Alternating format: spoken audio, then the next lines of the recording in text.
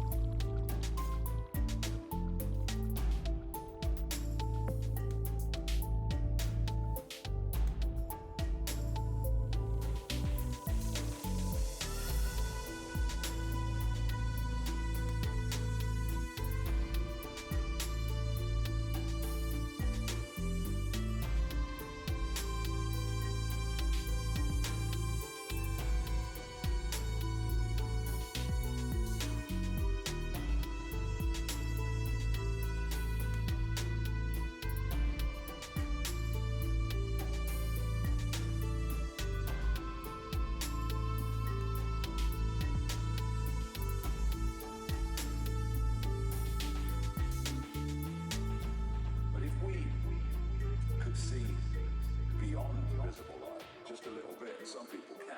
You would see overshadowing these people anything but a human entity. And it's these entities that pass through what we call history, and they have been the cement, the guiding force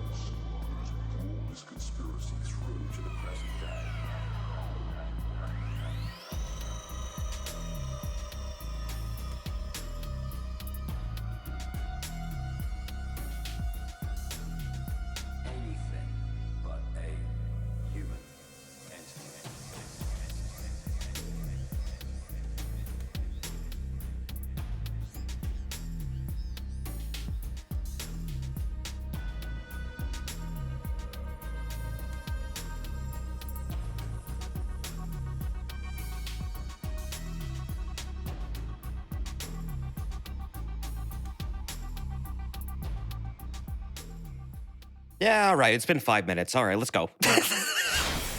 Yo! What's up with you? How are you? Welcome back to Dark Souls 2, Scholars of the First Sin, Electric Boogaloo. Let's go. We are not playing as IEPs tonight. We are playing as Dearest Pongo. So, last time we basically got the Ashen Mist Heart, and I kicked the crap out of Ancient Dragon. So I no longer have that over my head. That part of the game is done. Thank fucking God for that too, because that is one of the worst fucking fights I think in the entire series. Sadly, yes, that does exist in this game. The worst fucking fight in the entire series. It is Ancient Dragon, bar none. But it's out of the way, we're done. So now what we gotta do is... We got the Ashen Mist Heart last time, which is a very important item to basically let you go inside the memories of these, like, old, ancient, dried-up tree golems that are, like, you've seen them throughout the game up to this point. There are at least, like, 3 of them right now. They also are inaccessible until you have this. Until you have this, you really don't know what they're for. Hold on a second. So what this does is, it's a manifestation of Ashen Mist. I don't really know what Ashen Mist is, and they never really explain it to my knowledge. But the Ancient Dragon gives it to you. The magic of the Ancient Dragon allows one to delve into the memories of the Withered. Basically, this is a time travel device utilizing memories of the past. There's been a lot of debate whether or not this was actual true time travel, but the game's lore straight up dictates that, yeah, utilizing this item means you're going into someone's memory, and that's like a link to the past, and you can alter the memory and therefore alter the past. And there's even like a canonical event where an unknown hero like did something in the past that actually affected the present, and you're going to find out that person was you. It's a really cool part of the game. I like it. It kind of touches on how this game was going to have a lot of time travel in it to begin with. And there was going to be at least like 3 different versions of every major area that you could explore that was like the past, present, and future. And even like the Emerald Herald was going to have a past version as well, where you could interact with her as a child. These didn't make it into the game, but they were going to be part of the story's like major beat. This is still kind of cool at the same time. It's not quite the same, but it's about the same. It's the same general idea. Time and space in Lord Dran is convoluted, but this ain't Lord Dran, this is Drangolake. So the first one you want to go to is probably the Giant Lord, which is around the Fallen Giants, Last Giants Forest of Fallen Giants. So we gotta go to the Cardinal Tower, and wow, I don't have a lot of bonfires here. But how you guys doing? Hope you're all doing well. I'm doing all right myself. Just been resting a lot lately. I got like really fucking tired over the last couple days, so just, you know, taking it easy, making sure I don't burn myself out. Didn't even need to go over here, just felt like breaking those. Okay, so let's go to this first one. It's behind one of those doors that is locked until you present the Seal of the King, or the Symbol of the King, which is another item we got right before we fought Ancient Dragon from the, I guess, Crypt of Vendrick, where he's just like stumbling around at Hollow, which is an entire like thing in the plot where basically you removed his soul so that Nashandra couldn't get it, and then also separated his soul from his body. That way he couldn't be utilized to activate the Throne of One, which is something Nashandra wants to do. Oh man, am I fat rolling? Eh? Oh wow, I am. What the hell? What is so heavy on me? Wait, did I beat the Ancient Dragon while fat rolling? No way. No, no, no. I was naked for that. False alarm. Let me fix this first. Let's see. I probably just need to wear, like, some lighter armor. We could use... Let's use Lucatiel's vest. That's snazzy looking. That's kind of Ganonish. A little bit. Who the fuck is that? What the fuck? This dude wasn't here before. Whoa. He's a bro. This guy isn't here in the original game at all. That's... Huh. That's kind of funny. So they put a Drangolate Castle guard in front of the fucking gate? That's cool. Star. Shame he's gonna be a bit of a pushover. Star. Nope. Get him. There you go. All right, so you approach these doors and... Wait, does it not tell you to present the seal of the king? Oh, wow, these doors are really fucking different. Oh, no, it did. Oh, okay, I didn't catch it. You blinded it. Yep, I blinded it. My bad. I was too busy yapping. So what you do is it says that, and then you just basically equip this, and apparently in this version you only have to do this once? In the base game, the original version, you had to do this like every fucking time you approach this door. It got really tedious and old super fast, and oh my god, you guys have a lot of subs going on. Jesus! Hello! Hi! Whoa! Whoa! Blue Knight Gamer, thank you for the 7 months. Thank you very, very much. Elixirfield, thank you for the 31 months. Thank you. I'm stuck in a time vortex. Make it stop, please. It's okay. We'll use the Ashen Mist Hardens and get you out of there. Don't worry. Just hold on. I'm coming for you. I gotta hop inside of this ancient fucking withered up giant corpse. And then I'll be able to tap into the past and probably modify it. I hope you're in there, because if you're not in there, there's nothing I can do for you. But let's just pray. Let's just pray. Whoa, that is a ton. Oh my god, you guys are summing it up. What the hell? Double Taco, thank you for the 34 months. Thank you, Neri, thank you for the gift sub. Burnite, thank you for the 20 months. Jesus, fellas. Zatro, thank you for the 47 months. Hesher, thank you for the gift subs. That is a lot of them. Wire Wolfie, 15 months. Jesus. These are so many. Lavi Dragon, the 29 months. Thank you, Funny Lizard Man. You're welcome. I don't know what I did, but you're welcome. My God. Amethyst Stargazer, thank you for the bits as well. And Pollux, thank you for the 4 months. And Acrid Paladin, thank you for the 37. Jesus. You guys like me? That's very kind of you. Thank you very much. I really do appreciate that, though. The support really does help things out and, you know, keeps things going the way they have been. And stabilizes pretty much everything around here. So I really do appreciate that very, very much. You guys are great. Oh, God. Oh, Darson, thank you for the gift sub, man. How you doing, dude? You're only here for chat. That's okay, understandable. I'm an annoying asshole. You can mute the stream, it's fine. Desert, it's No Nut November. Everyone is extra subby. Neri, why are you like this? What is the opposite of No Nut November? Constant Nut November? Non-stop Nut November. Yeah, that was it. Non-stop November. Destroy Dick December. Well, wait, can you participate in both? Did you see the video? The video? Wait, there's a video of Non-Stop November? No, I don't want to see it, but I'm sure it's very interesting. Yeah, I'm glad you've made me aware of it. I'll be sure to avoid it from here on out. Yes, you do. No, I don't.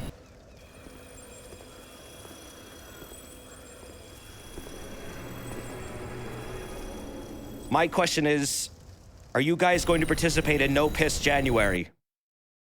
At the beginning of the year, you have to get out all your piss and then, you know, gotta hold it for the rest of the month. And if you fail, you will be executed point blank with a shotgun.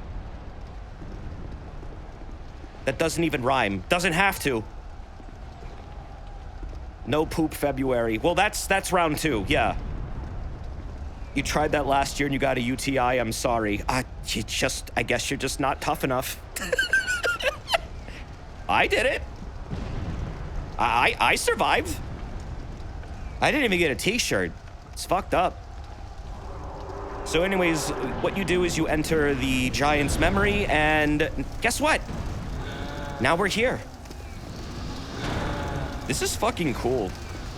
So what you're seeing right now is the War of the Giants when they first originally invaded Drangleic to get revenge on Vendrick. Because he stole a prize.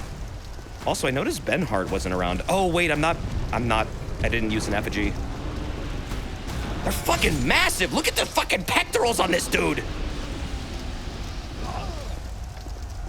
I might want to restart like this and get Benhart in here because I really want to do his quest. This is one of the few fights he can help with, but if I have a bonfire aesthetic, I could just do it that way. Whoa! Also, watch out, because this head rolls over here and it's a one shot. I can also kill them. Oh, okay. You know what? Let's get Benhart in here. Just to get the quest out of the way.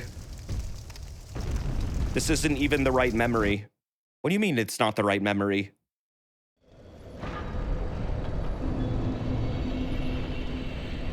No, he shows up here.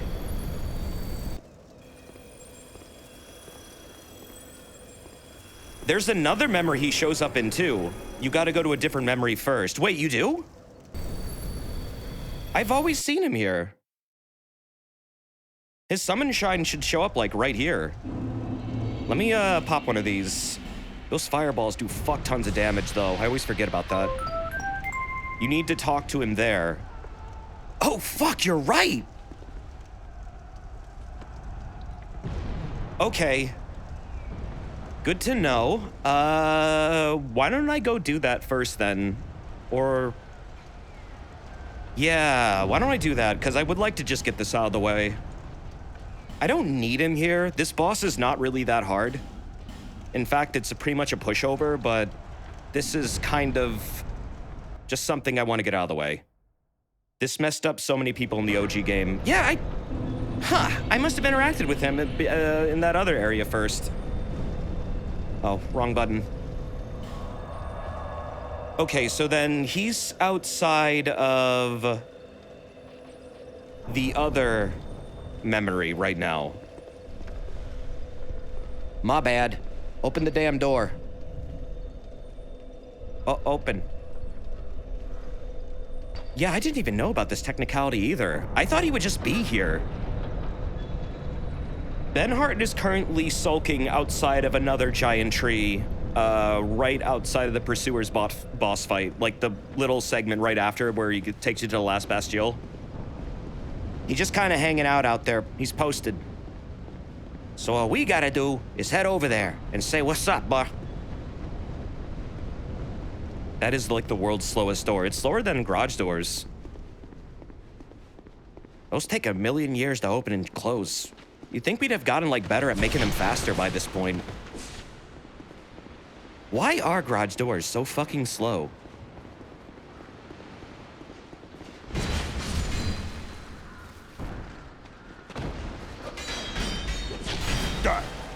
Oh shit, Forlorn's here. What is the up with this dude? I don't know the lore behind Forlorn. Why are they such an annoying asshole? Why do they constantly hunt you down? No, that's not a person. That's like an NPC. Jesus Christ! Wait, there's a fog gate up? What the hell? Did I bonfire aesthetic? Wait, what? What the fuck is happening? Hold on, this is actually insanely different. Oh, it's because of him. Never mind, I'm dummy. Right, I'm not used to this dude being here. He lacks the critical information. No, I just realized what's happening. It's just an invasion lockout. Or at least I hope it is. Watch it be like 3 pursuers. I'm gonna walk in there and get fucking jumped. Okay, there we go. Dissipate, asshole. Yes! That was concerning. Genuinely thought I would have to fight like a new upgraded pursuer. I don't know what happens in this version of the game. It could be anything. I haven't spoiled myself. I'm still trying to avoid change spoilers so I can still be like caught off guard by them and then, I don't know, complain loudly. Or say I like them. You never know what you're gonna get. It's like a box of chocolates. Could be chocolate, could be poop. I think that was the message Forrest Gump was trying to tell us. Make sure to, like, you know, judge the consistency of the chocolate before you put it in your mouth. Don't put things in your mouth that you don't know what it is. Don't take it for face value. You gotta feel the texture of it. Make sure there's no corn in there either. That's the dead giveaway. Desert. What? You rather it wouldn't be poop. Yeah, I know. Everyone does. And no one wants to eat poop unless you're into that sort of thing. Which, if you are, get help. But, I'm just saying, if you were to take... he was up there. I wanted to go down here really quick. See if I missed anything. You can...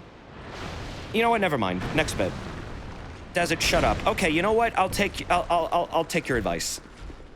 You love corn. Right, but do you like poop corn? I said I wasn't going to engage this topic anymore, and here I am, going right back into it. That isn't where that shield is. Yeah, I guess I already got everything there.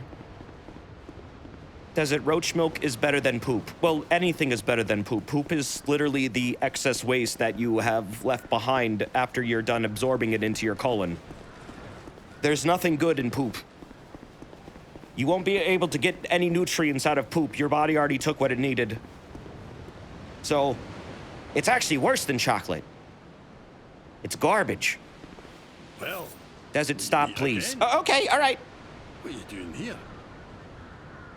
Who'd have thought we'd meet in a place like this? Fate just won't let us stay apart, will she? Desert, I just finished watching Jabroni Mike for 8 hours talking about his poop sandwiches, and now this. Can I ever truly escape?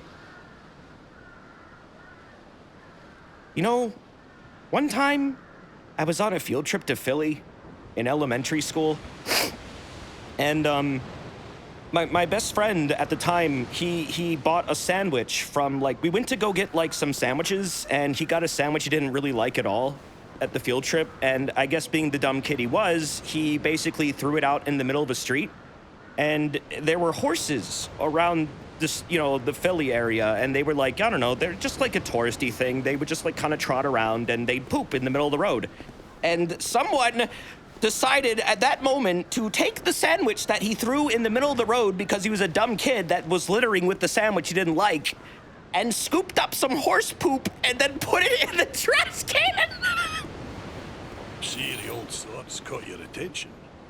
Now that's making use of trash to clean up the environment. It's been in my family for generations. That's resourceful. They say it is crafted with moonlight. And They utilized they made a poop scoop into a poop sandwich and then threw out the poop sandwich. For all the riches in the world. That story could have been worse, to be honest. Oh, I mean, yeah, he could have ate it, but he didn't.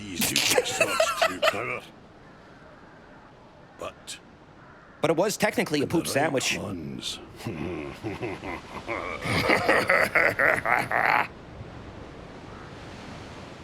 I love this guy. I see you've taken a liking to the sword. Well, I applaud you. So he doesn't have the real sword then. That's just a fake replica. Sword, pal. I wouldn't be giving up. If you still insist. Does the real one exist in this game at all? Then you will have to pry it from my... I don't want to kill you for this thing, man. Thankfully, you don't have to. You just have to do his quest and he'll give it to you. Nah, it's not. Oh, Freya has it. Wait, really? Freya? In New Game. New Game Plus, it exists. You have to fight Freya on Bonfire Level 2. Okay. Right, they have See the Soul. That's right. Yeah, that... Of course. Gotta go do the spider. Desert, he just challenged you. Beat his ass up. No!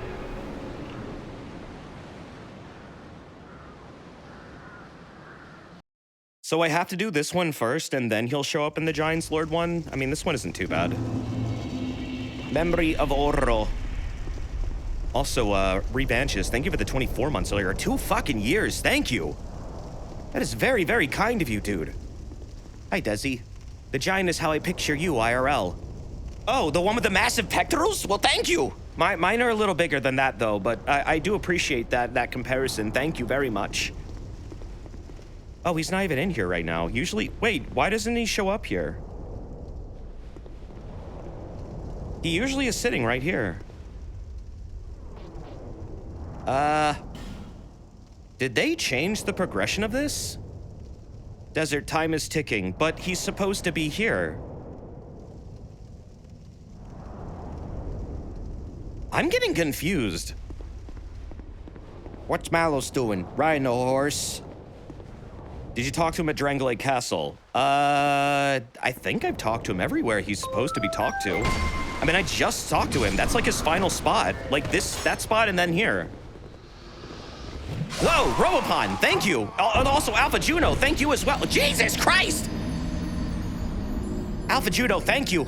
27 months, the dankest of souls too. I appreciate that. Thank you very much. And Robopon, that's a lot of gift subs, dude. Thank you. Plasma Walrus, thank you for the 4 months as well. Horse Mallows has the real Moonlight Great Sword. He does. He does have the real one.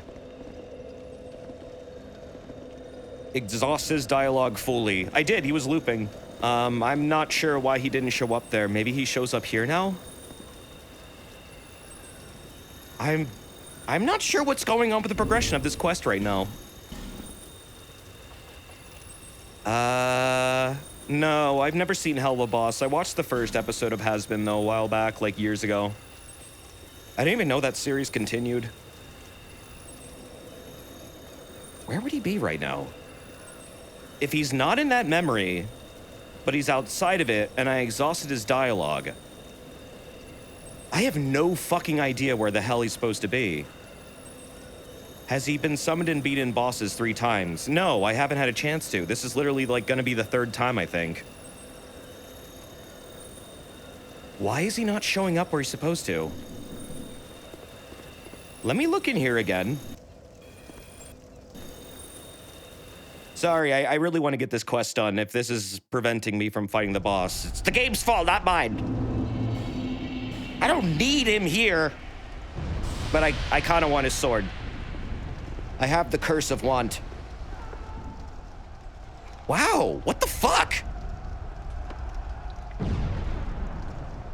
Huh. Apple or pumpkin pie, choose wisely. You can have apple pie like any time of the year.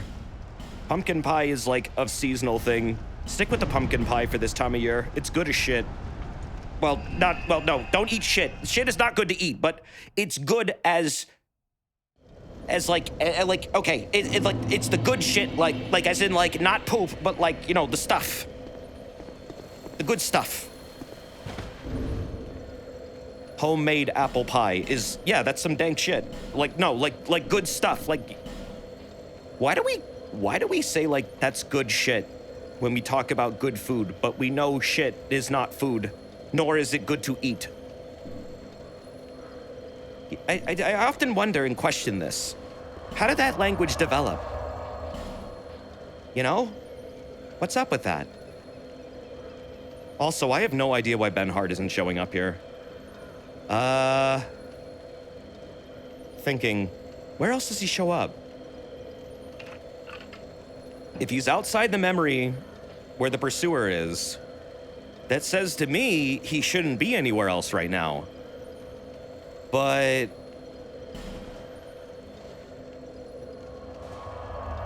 he's not in the memory after I exhausted his dialogue, which means that's not where he's supposed to be right now. But did something get fucked up? Am I glitched?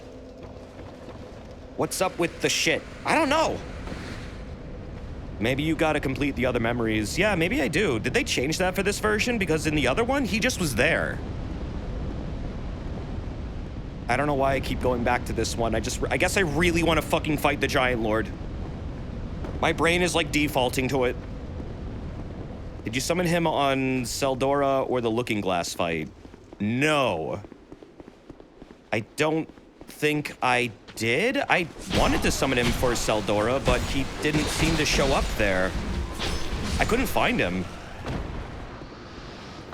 I kind of want to redo the Looking Glass Knight, though. Just because, like, I didn't get to fight the real version of it, and now the online's back, so I can. Assuming it's working. And there are people within my range. You have to use them in boss fights. That's really weird, because in the original game, you didn't have to, and he was just there.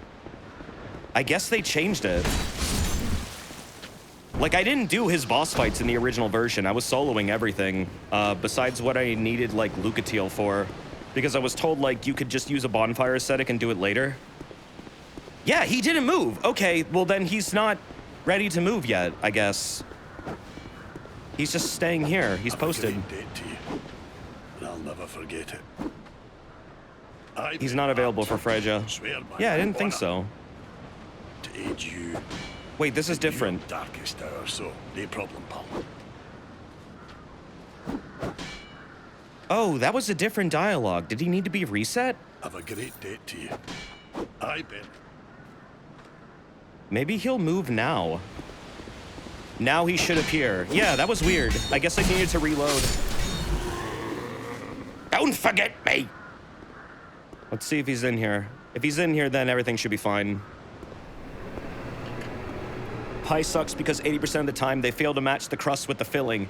Savory or buttery or sweet with the wrong taste, it's bad times. I've never really thought about that before. Yeah, I guess making pie has a lot of elements to it that you need to consider. There he is!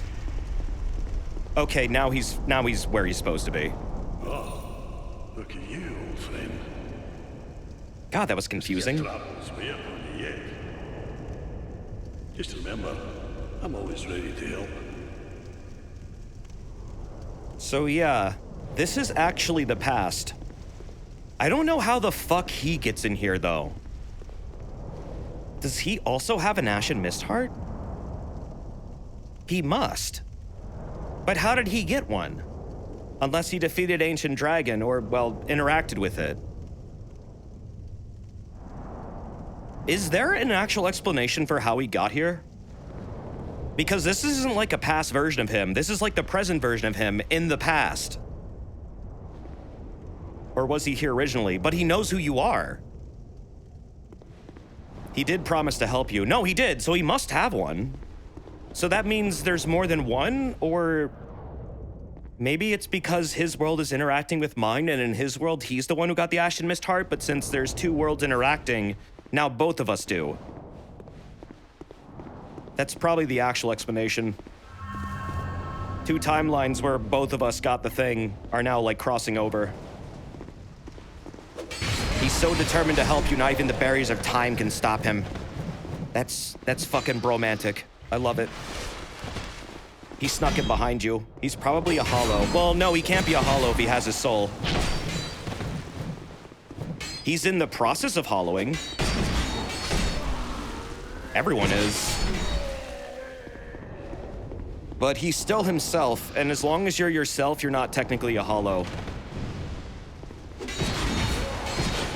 Hollowing is a gradual process where after you lose your soul, you'll start to basically become consumed with an all-desiring, like, want for just more and more and more souls to replace the hole that is left in its, you know, emptiness. You kind of basically devolve into a raving lunatic that just wants to kill. That's just aging. Yup.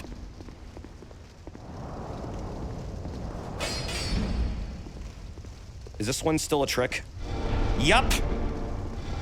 You don't have to fucking use this one. That's so goddamn scummy of them. Putting the Pharos lock here and then making this an actual just like, oh, just press A on it, idiot, door. Yes. Here we go. Some good shit in here. Steel armor. And then fire seed. That'll come in handy. There's only like 20 fire seeds in the game. One of them I think you have to kill the pyromancer for if you want to like fully upgrade everything.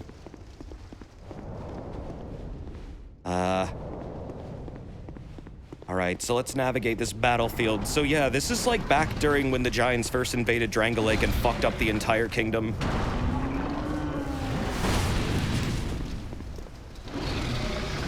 They're fucking powerful, man. That one's a pyromancer? This one's just a huge dude.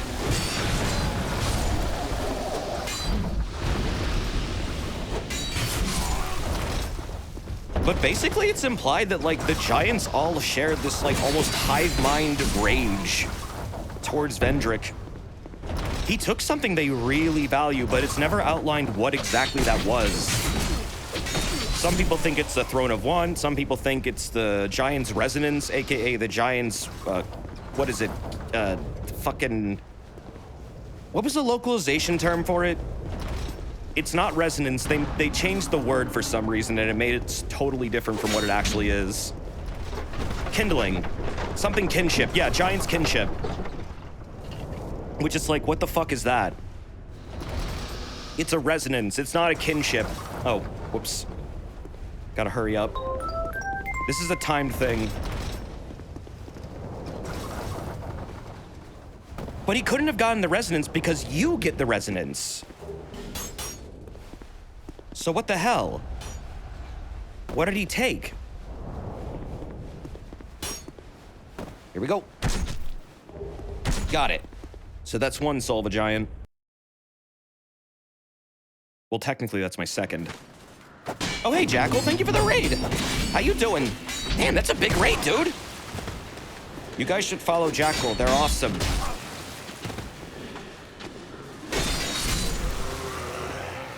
That's actually technically your third. Wait, is it? Oh, because of the lost giant or the last giant soul? That one doesn't count as an actual giant soul, though. Oh, no, it is my third. Wait, where did I get the other one?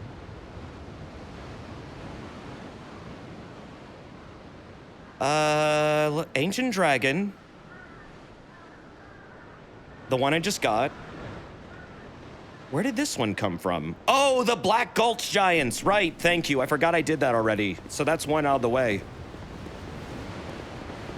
Cool, so that memory's done. I don't think I need to go back there for anything unless I'm trying to get specific items to, like, farm. Other than that, we don't technically need to go back. They're pretty easy, for the most part. So now you return. There's some other items in a room you missed. What all did I miss in there? I don't remember it being anything too pertinent for this build. I know there's some stuff in there still, but, like, this is not going to be 100% run.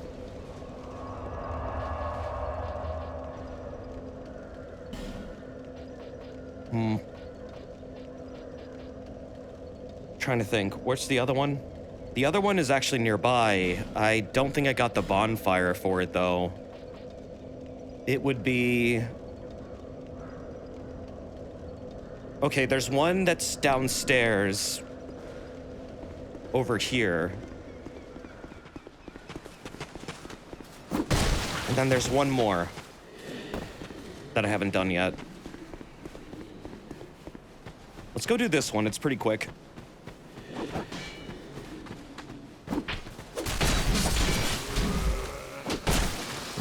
Whoa. So up to this point, these things have only been, like, basically dropping giant seeds. And they didn't really do anything else. And if you try to interact with them, they just said, like, nothing happens. But yeah, they're all, like, time travel points. It's interesting. I don't know really how exactly this works. Or why it works. Other than it just does. The Ashen Mist Heart is never truly explained. I don't feel like it ever was. I don't know why it connects to Giants' memories, and I don't know why it actually makes you go back in time.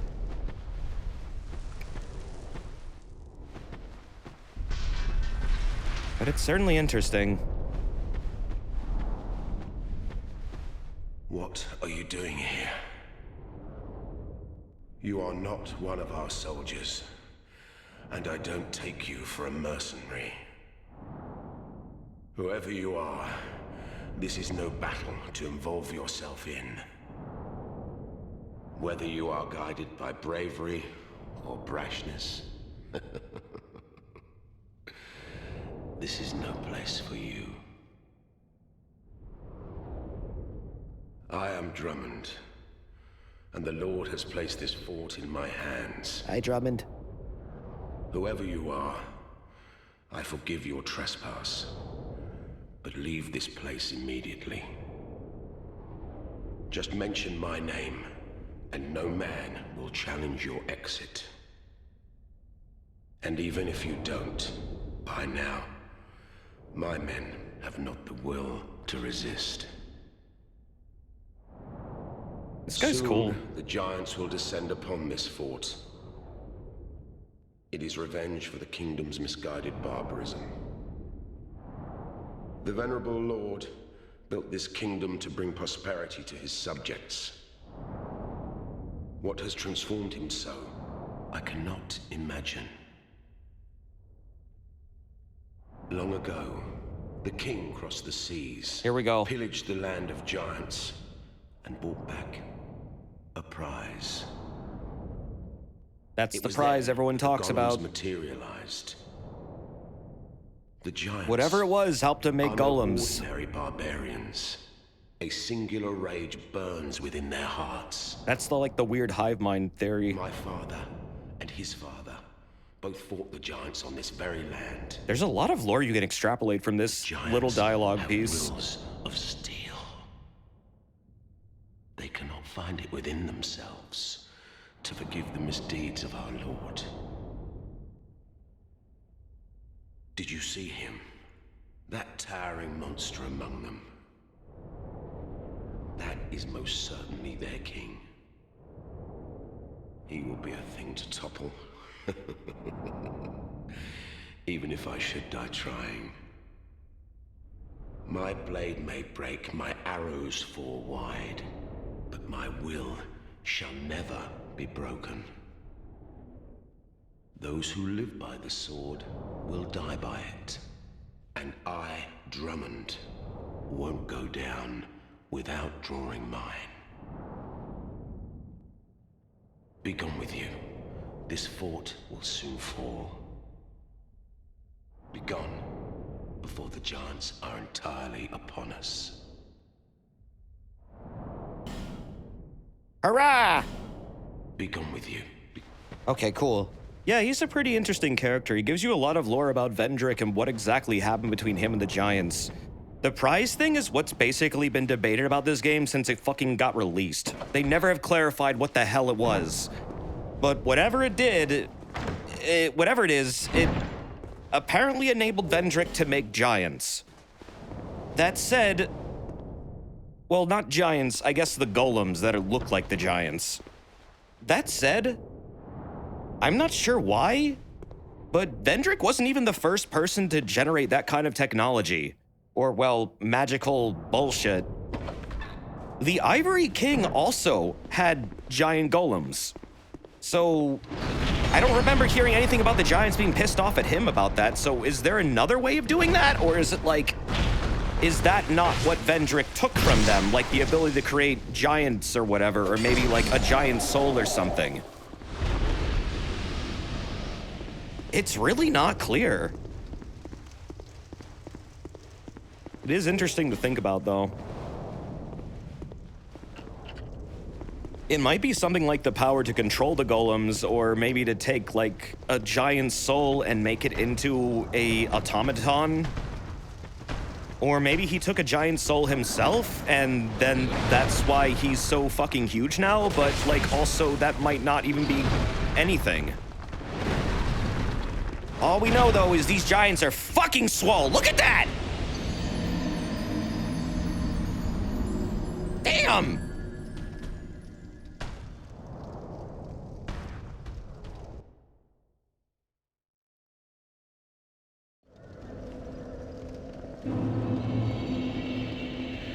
Jesus, dude.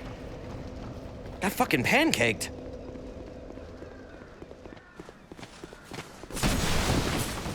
Sounds like Vendrick took something as an alternative because the old Ivory King's ways were lost to time, a weird facsimile. Yeah, I mean, I imagine a lot of whatever the Ivory King was doing is totally lost.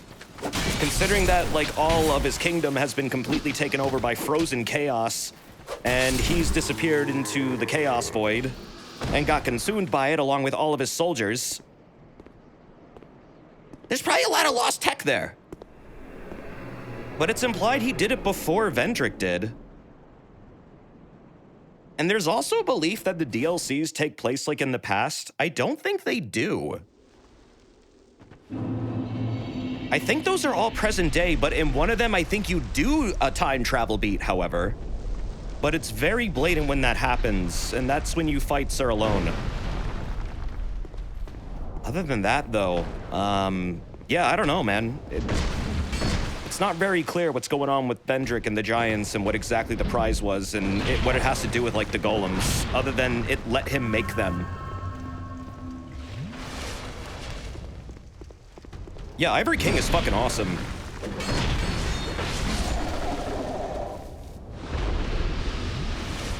Probably one of the most benevolent characters in the entire series that has just, like, tried to be the best person possible for their kingdom and the entire world and sacrificed everything in order to make sure that people were okay. And then has, like, a horrible fucking fate as a result, though. Basically, when you meet him, he's not even him anymore.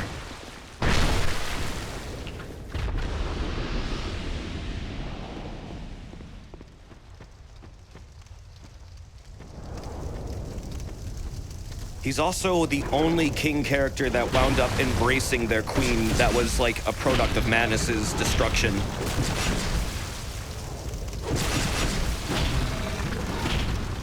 All the major kings of the Drango Lake region were basically approached by queens that were shards of Manus that wanted to basically corrupt their kings and bring about an age of dark utilizing their souls. However, although Shulva's king got fucked up, and the Ivory King never actually met their queen, the Ivory King did meet their queen and then actually fell in love with them and tried and realized what they were and then tried to help them not be like the way they are, which would kind of fuck up everything. An Age of Dark isn't a bad thing, but from what I understand, the Shards of Manus, like, queens basically wanted to bring about a totalitarian Age of Dark. Or just like, I guess they wanted to just have absolute rulership. But the cool thing is he actually winds up succeeding. He winds up making her a good person.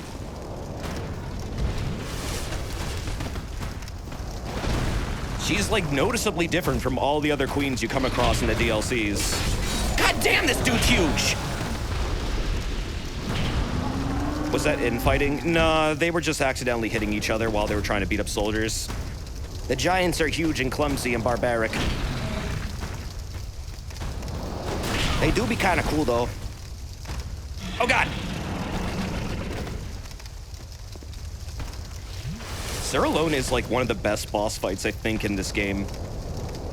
I really, really like how they basically made it so every time you basically are, like, you know, hurting him, it's the result of, like, this fucking real cool samurai clash. You're basically kind of charging into each other and faking each other out the entire time. It's a 1v1, it's awesome. It's really well done, the way they actually, like, make sure that the player is doing it right. Because I found no other effective way of, like, engaging him other than doing constant samurai clashes, which is really fitting for his theme. Definitely one of the cooler boss fights. Probably in the series. Alsana also has a gentle temperament compared to Nishandra, who is cold and calculative. Yeah, Nishandra's the most evil of them all. Nishandra is just greedy. That's kind of like the theme of the game, really. Nishandra just wants more and more and more and more and more power. To the point where, like, when you finally get her soul, every weapon she has is something that, like, just wants more power, more souls. All of her weapons operate that way. Nishandra is Manus's desire, and Alsana is Manus's fear. I guess that makes more sense. Yeah, Alsana's the one that, with Ivory King, right? Oh, shit. I don't have time. You don't get a lot of time to explore these if you wind up listening to lore and shit. Hello. Let's get this over with.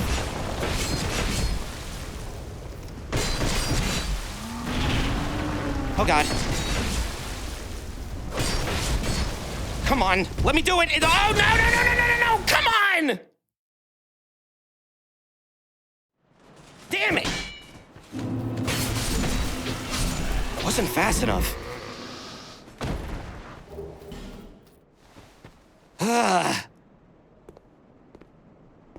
Alsana represents Manus' fear. I think she explained it to you after delivering Lois souls to her. Right, you have to give her fucking 50 Lois souls. And it's like... Holy fucking farming, man! Oh no, oh, that giant doesn't drop the soul? I thought you couldn't interact with the golem until you killed him, but that's why I was targeting him down. If you don't need to kill him, then I'll just touch the thing and go. Why aren't you spawning at a bonfire even? Oh, because that's not a death. When you get kicked out of the memories, that's not you dying. That's just you getting ejected from the memory and you just appear where you entered the memory from, I guess. Ooh. Just go, go, go! Lois souls drop more frequently if you're summoned as a white phantom to help with the Ivory King boss fight. Yeah, I know. That was actually annoying the shit out of me when I was playing this offline. It's like they want you to grind like 50 of the damn things. I'm helping! They never really drop either. Even with like you playing online, that's gotta take a while. What's fucked up is you can get the actual reward that most people just want from it by just killing Alsana, but that makes you an asshole. They did account for that, but can you pay the moral price? That's the real question. Remember getting them pretty quickly. I probably tried farming offline for several hours, and I only got about 5. Wow!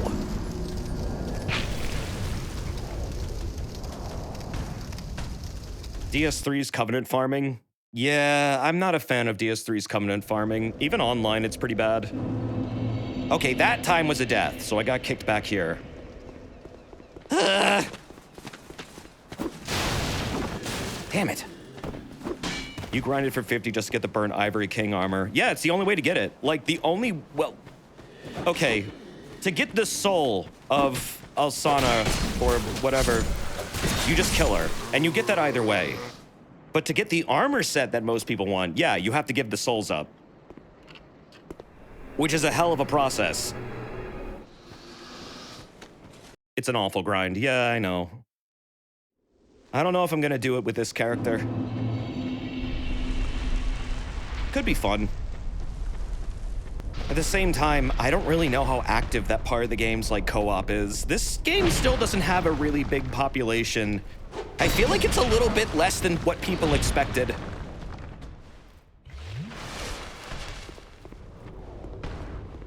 Like when I look at Dark Souls 3, it still has like double the player count of this game.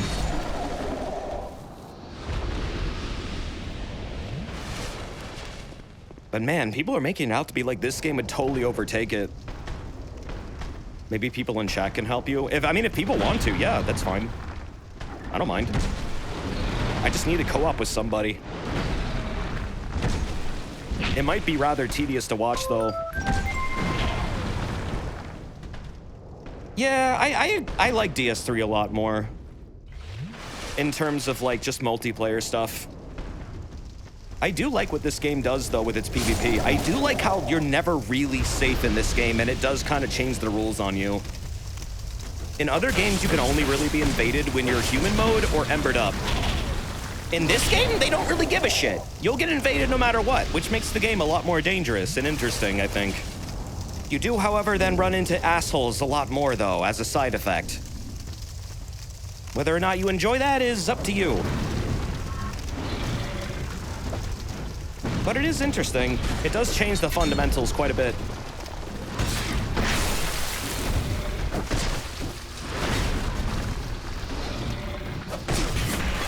However, I do really like how the lobbies in DS3 are pretty big. And from what I understand, this game has pretty large lobbies too. Elden Ring kind of brought the lobby sizes down significantly. I'm not really sure what the idea behind that decision was.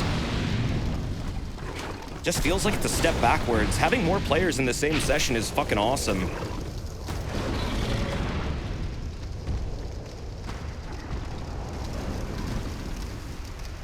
They do look like Toguro from Yu Yu Hakusho. That's a good observation. Yeah, they actually do look like him. Yeah, this dude especially. Look at that man. Massive lad.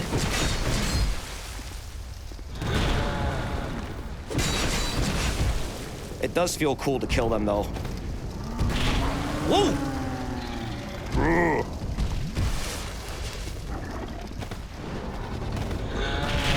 Oh, God. Why do they got no faces? That's just how giants are. That's like their soul hole. You put delicious souls in there and it makes them happy.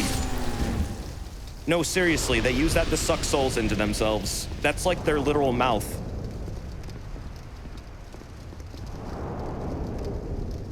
There we go. Yeah, you're right. You didn't have to kill him for it. But it's implied like that's where they devour souls into, because that's also where the golems, when they eat souls, that's where they go into. And their want is a lot stronger than yours, apparently, because their souls will prioritize going to a giant or a golem over you. I don't know really what that says about the nature of giants and their relationships with souls, but it is an interesting observation that they actually have a stronger desire and therefore can, I guess, magnetically attract souls to them more than a human ever could. And maybe that has something to do with, like, the curse of want and whatever the fuck Vendrick is doing with giant souls. But it is fascinating. I need to level up. I have a lot of souls now.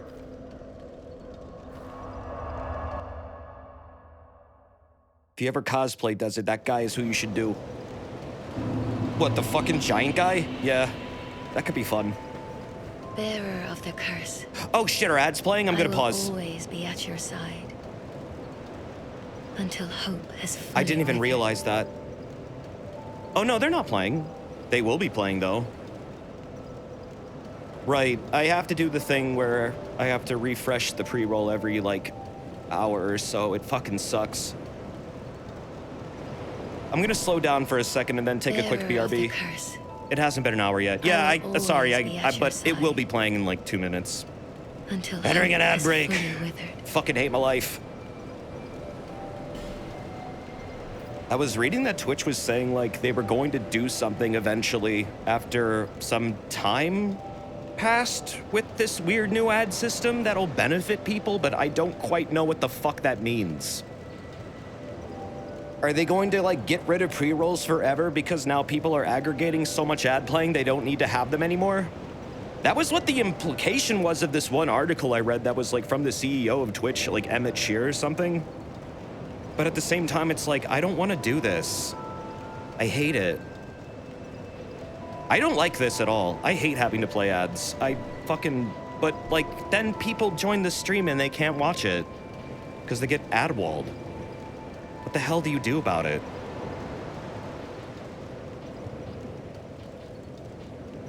Yeah, I know. They have a ton of ad inventory to move. I don't think there's a high chance of that either, honestly. But that was one thing I read about it.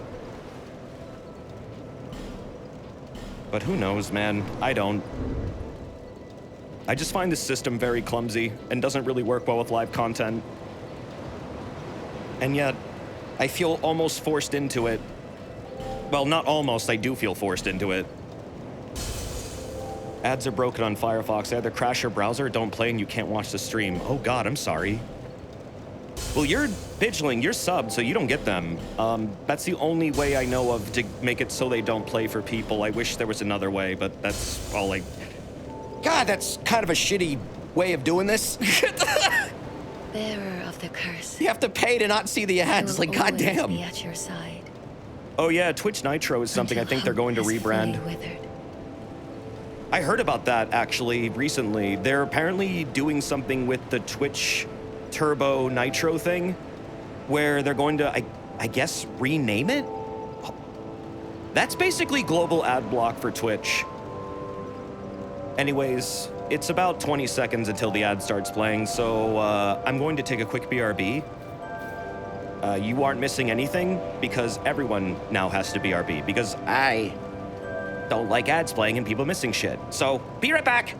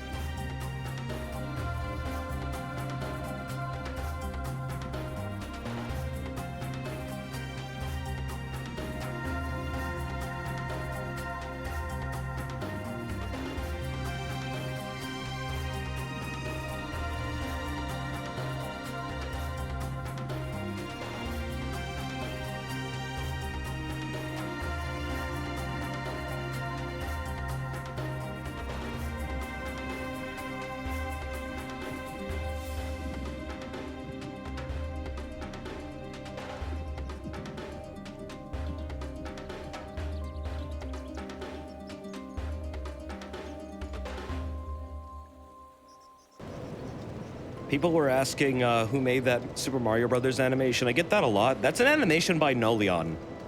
That's their handle.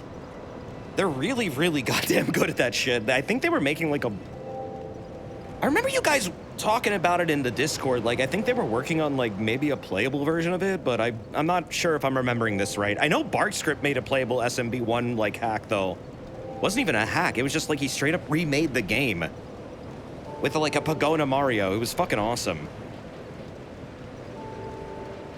So that exists. I could upload it for people. I still have it.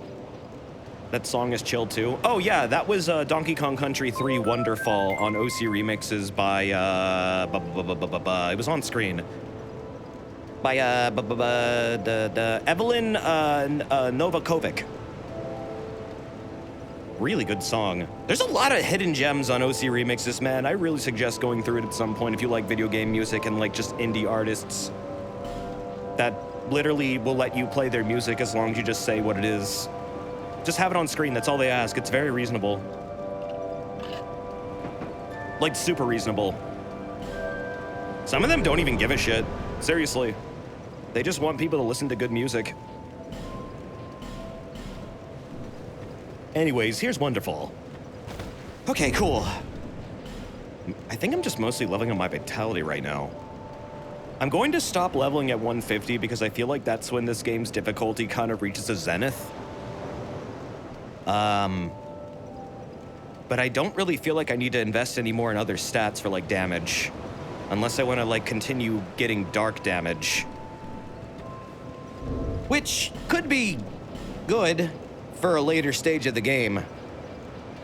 When I need to probably start infusing things to get elemental damage in as, like, a bonus modifier. But for now, it seems fine. How goes it? It goes well! We're clearing out these memories of the Giant Lords. And then, I guess we'll start doing the DLCs. So we just did... We did 2 of them. There's another one over here. Well, not over here, but I'll get over there in a second. You got the Sainture Spear? That must have been fun to watch. Oh, what? Breaking it? It took like a minute. You just hit the bird nest a bunch of times and it immediately breaks because it does truckloads of damage to it really fast. That exploit still exists, and thank God. Otherwise, getting this would be a goddamn hassle. Wait. Is this the right way?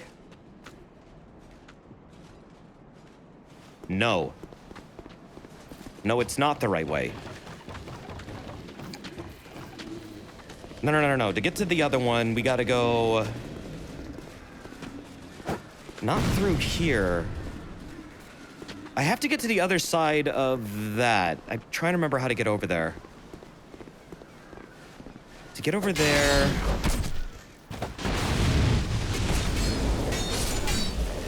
Oh, I remember now. It's a little door. I believe...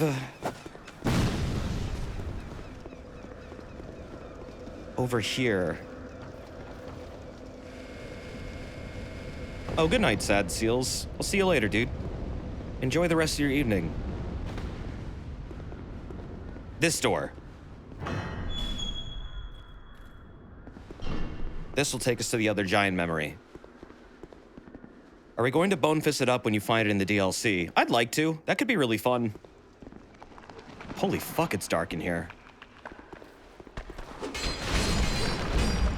Yeah, I mean, once we get the bone fist from Elium Boyce, or Lois, I'm going to try and see if I can get 2 of them. From what I'm aware of, you can farm them off the horses or the reindeer, but I've never seen one drop. I don't know how rare that is, but I know you can get at least 1 in that one, like, room. That's, like, the main one to get. Yeah, let me light some fucking torches. This is too dark. That's not lighting a torch.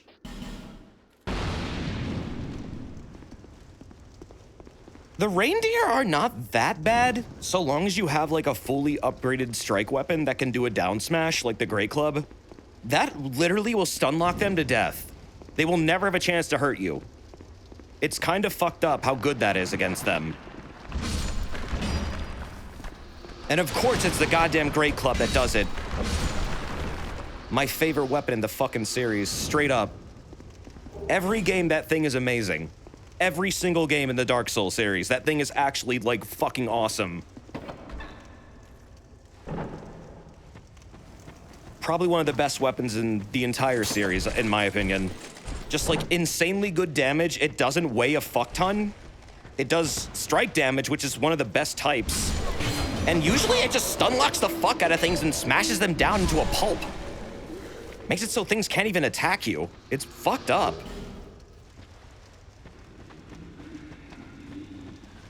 It's kind of funny, though. In Elden Ring, it still exists, but it's nowhere near as good. It gets outclassed really easily by other weapons. I feel like they made it too short in Elden Ring. That's probably why it's not as good. It's one of the shorter large hammers, which in Elden Ring, the meta is actually longer weapons, and the shorter your weapon is, the less likely it'll do well against other players. When you have a bunch of other much more powerful weapons that are literally outranging it, that becomes a bit of an issue. Desert, would you smash me down to a pulp? I do not believe in violence. Excuse me as I stab every character in this game. The answer is no. Unless you have a lot of souls for me to collect. Otherwise, no. Armorer Dennis. Uh-oh. I think that's an actual player. Yup.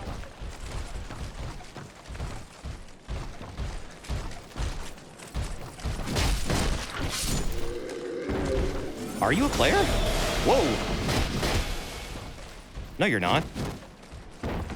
Or maybe they are. They're kind of fighting a little weird. No, that's an NPC. Okay. Yeah, that's an NPC. They're fighting too stupid. They were just moving a little weird. No, the servers are no longer down. The online's back for this version of the game. That's why there's bloodstains and ghosts and messages. Wow, that dude was pathetic. They turned the AI off for that guy. Yeah, DS2 Online is back, but only for Skulls of the First Sin for right now.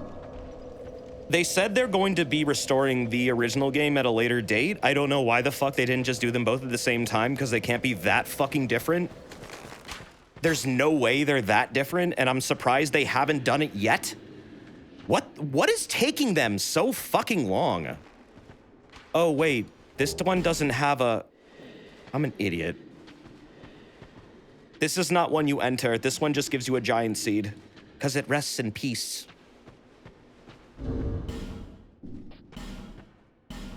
Which means there's only actually one memory left. Yep. All we have to do now is a giant lord. I'm an idiot. Well, I got the bonfire. It gave you its seed. Someone was asking earlier if the giant seeds work the same in this game as they do in DS3. They do. They're basically a giant fuck you to invaders, where will make invaders get attacked by enemies. Normally, they ignore your invaders. It's a way of, like, basically tricking them into getting into, like, a fucking gank. Overconfidence or whatever, you know. It's a insidious killer. Anyway, he's gonna kill the Ninja Turtles now. Bow! That's what Moog's rune should do in ER. I don't think Elden Ring had a method of doing that, from what I remember. I've never really noticed one. If there is a way of doing like a giant seed effect in Elden Ring, I have no idea what it is. No. Yeah, that's really fucking weird that that game doesn't have that. I was actually co-oping with Neri last night, and we were getting invaded a lot. It's still really bad when it comes to the invasion timer. And it's just like... One, I wish this game would chill the fuck out, because there's no reason why they made it that low of a timer for invasions to be that frequent.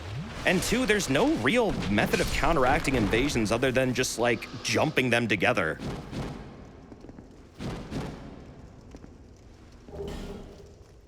I was trying to hit them because I thought they were going to get back up. Don't know why I thought that. You can trick enemies into attacking invaders. I guess you can. I guess it's because you don't need it. Well, you do have a number advantage. At the same time, Elden Ring is constantly getting populated by just people getting, like, gear that they shouldn't have at the certain level they have it. However, they basically either muled for it or traded for it. So I guess they could have gotten it or gone out to, like, and explored and got it. However, it is kind of weird when I come across somebody who is using the goddamn Frost Dragon Breath in, like, the first area of the game. That's pretty weird. I don't know how you even do that. I'm pretty sure you... Can you even get that normally? I don't know if you can even get that normally at the beginning of the game. Or even trade for it. What level was the invasion? 40. Well, actually, no, 30. Cheat engine is a thing. Yeah, sadly it is, and I feel like Elden Ring isn't very good about detecting it. Scarlet Rot Breath, yeah, that's something you can normally get, I think. But, yeah, the Frost Breath was weird. 30 is very doable for Frost Breath. Okay, so you can get that then. I guess you could get it at level 1, technically. That's true. Frost Breath is the higher tier one. Honestly, I couldn't tell. It was over so fast. They were doing a really weird thing, though, where they were using it, like, while jumping. That's something I've never seen before. That's what made me feel like that was weird.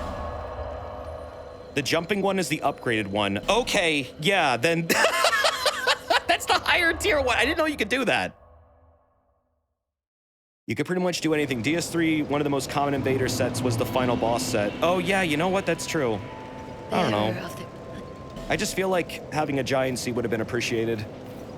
Oh, I'm nowhere close. All right, let's go back and kick this giant lord's ass. Let's go!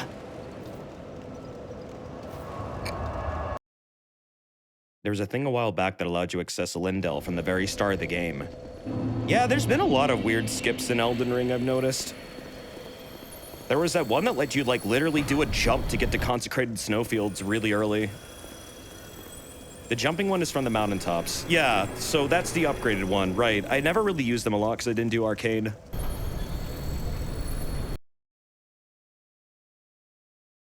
But that helps clear that up. I don't know how the hell they would have had it, but I guess they just did, or maybe they... I don't know. Either way, I'm just saying the invasions in Elden Ring are fucking insane compared to, like, this game, where you are constantly in danger of being invaded in this game, no matter what state you're in. But they definitely don't happen so frequently that it becomes super annoying and prevents progression. That was happening in Elden Ring a lot, and it's just like, dude, calm the fuck down. Yeah, like... I really feel like some weapons absolutely fuck over newer players that aren't, like, familiar with them. And, I mean... I have a lot of hours in Elden Ring, and I'm like, that's a big struggle to deal with. Why the fuck is Ben Hart not here?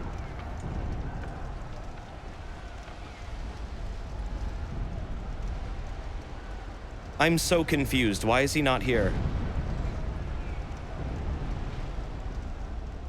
What? No, that's Drummond's sign. You need to talk to him and finish the memory. Wait. Huh? What? What is going on? This used to be so much more straightforward. What the fuck? Can someone confirm if he's even here anymore? Because this is getting dumb. He doesn't unless you summoned him 3 times before, but this is part of the things where you summon him 3 times. Did you exhaust all his dialogue back in the other memory? I swore I did. He's still there. What the fuck? This is getting dumb.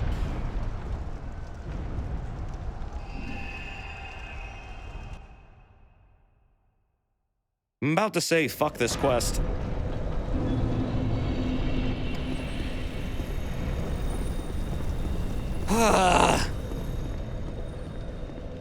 It's like I exhausted all his dialogue and... Oh, cool. And then it turned out he had more dialogue after I respawned, which made him move again. But then I went into the memory and I exhausted his dialogue again, and I don't remember him having additional dialogue after the initial exhaustion. What the fuck is going on with this quest? Why is it so unclear how it progresses now? I definitely didn't have these issues before. You need to finish that memory. I didn't I not? I swore I did. I even, like, did all the Pharaoh Stone stuff and got the Giant Soul. And I have 4 souls. This is the last one I need. So, yeah, I'm fucking confused. This is weird. I just want to fight the boss with him! This is like the fight to use him with, because it's cool! Yeah, I don't know, man. Seriously, I don't know. It's getting weird. Time and space in Drango Lake is convoluted, and Ben Hart of Jugo won't show the fuck up where he's supposed to because, I don't know, timelines. Stop! I don't think he said his second dialogue in the memory. Oh, did I not get it? Fuck. No, don't use that.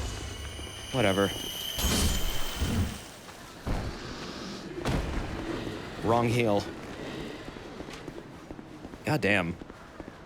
No, he kept repeating his first one. Why the fuck is he repeating his lines when he's not fully exhausted? No, I know you gotta exhaust everything, but he's like starting to repeat shit, and it's like, okay, you're done then, but he's not done. He's just not saying everything for some reason, and I don't remember him being this annoying.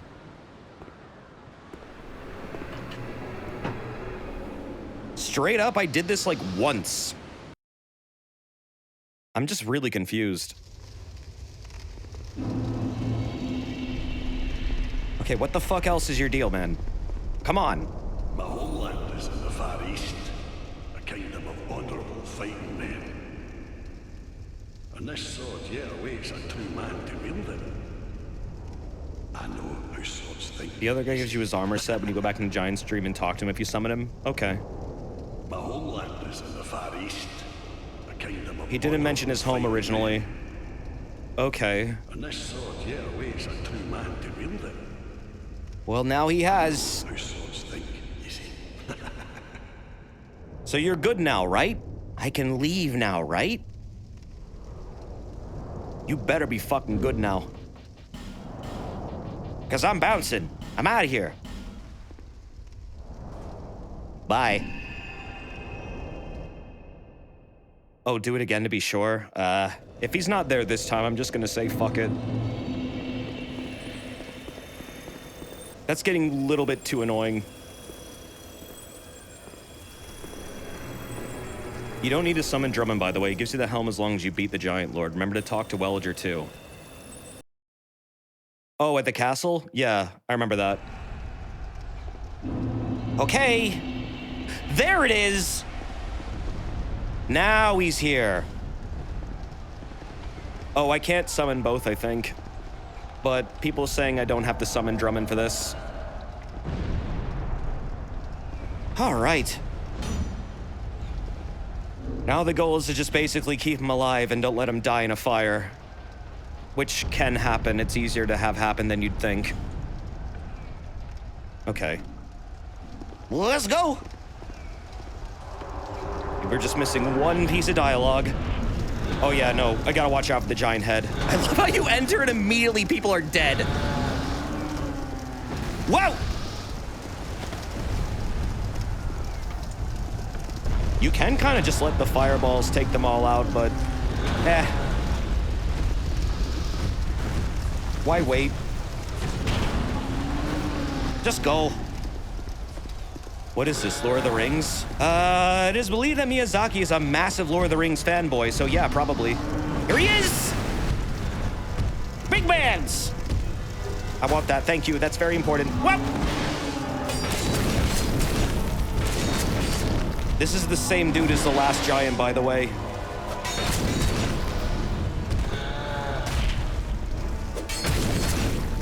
In the initial cutscene where you interact with that boss, The reason why they got so uppity was because they fucking recognized you from the past when you kicked their ass.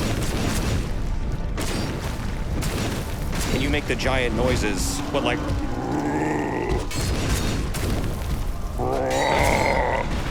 What, like that? A little bit. Ow! Why isn't he swole? He doesn't need to be swole. He's very tall. He's impressive in other means. I mean, technically, he still has a lot of weight on the other giants being this big.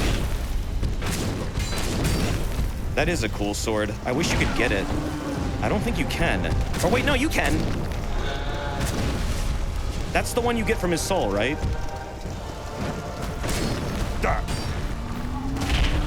Ow. No, you don't. Wait, what do you get for his soul again? I guess I'll find out in a second. Giant Lord doesn't make a weapon. Right. It doesn't. It makes a hex. Yeah, you're right. It's a hex. Cool. Wow, that's a ton of souls. They're such a piss-easy boss. Do you think someone who's enjoyed Elden Ring would enjoy DS2? I think you can enjoy it. I think it's a very drastically different game that has a lot of different rules that Elden Ring doesn't have in it. That might confuse you at first and make you frustrated. But at the same time, it's still a really good game once you're used to its speed. You have to kind of relearn how a Souls game plays and understand that this one has a lot of fundamental differences compared to the rest of the series, as well as Elden Ring. However, this is the closest game to Elden Ring I can think of in terms of aesthetics and gameplay. If you like power stancing in Elden Ring, you'll like this game because this is where it came from, and it's not in the other Soulsborns. The answer is, yeah, I think you can, but you gotta be open-minded about it. You gotta want to acknowledge this is an older game, and it did a lot of experimental stuff that wasn't well received at large. However, they were good fundamental ideas for later ones that actually wound up being really good for the series. You'll probably start recognizing a lot of elements in this game that were like, oh, so that's where that came from, if you were to play it after playing Elden Ring. Where's Giant's Kinship? What am I doing? What am I doing?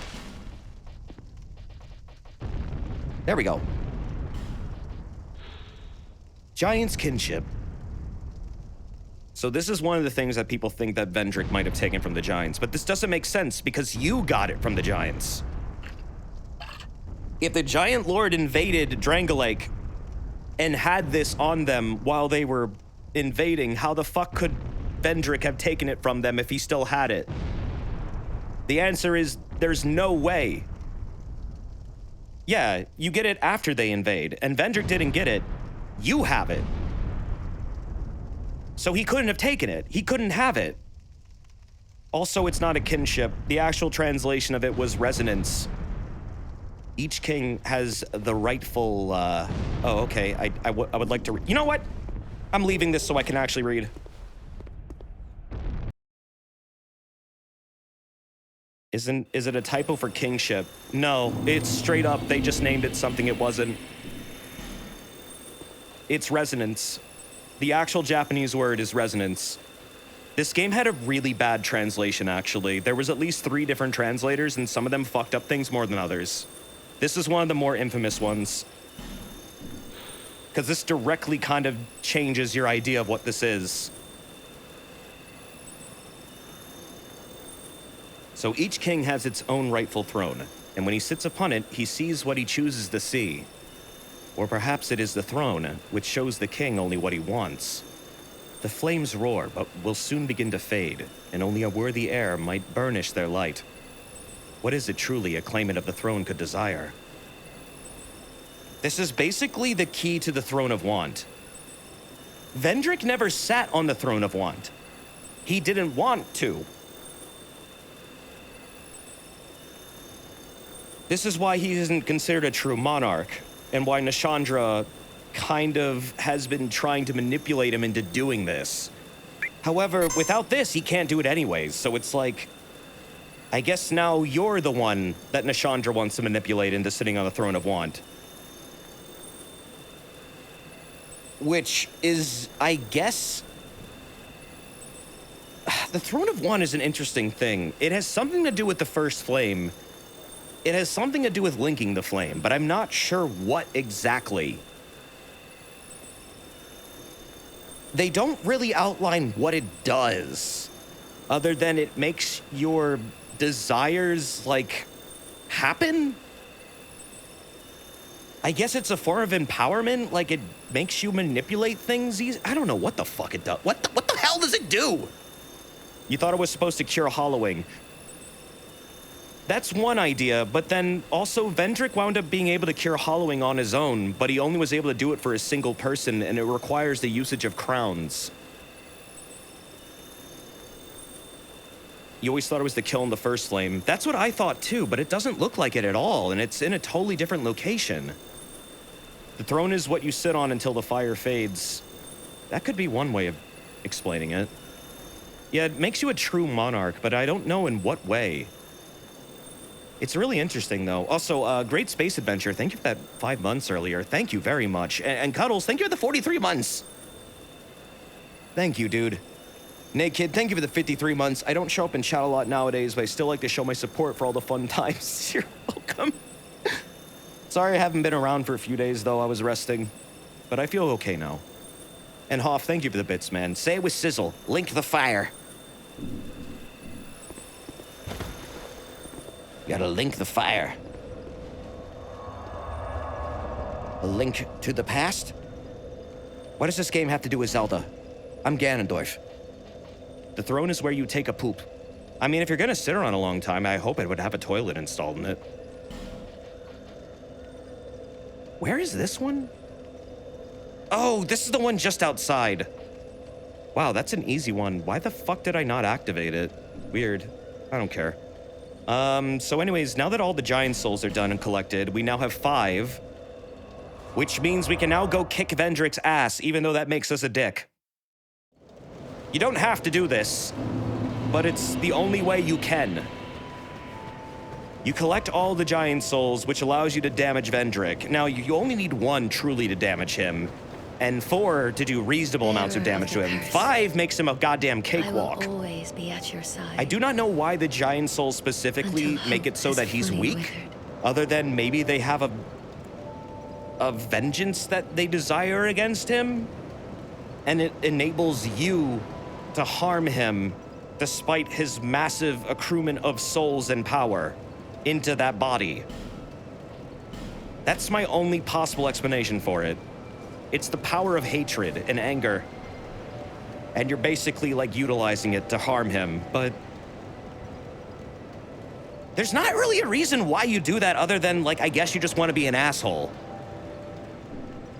Because technically he's doing a good thing by literally voluntarily hollowing himself and then sealing his soul off to somewhere else to prevent Nashandra from getting it. He also feels super bad about what he did to the giants once he realized what he did. So it's kind of like doing this makes you a bit of a dick. Yeah, I guess they're giving you their energy.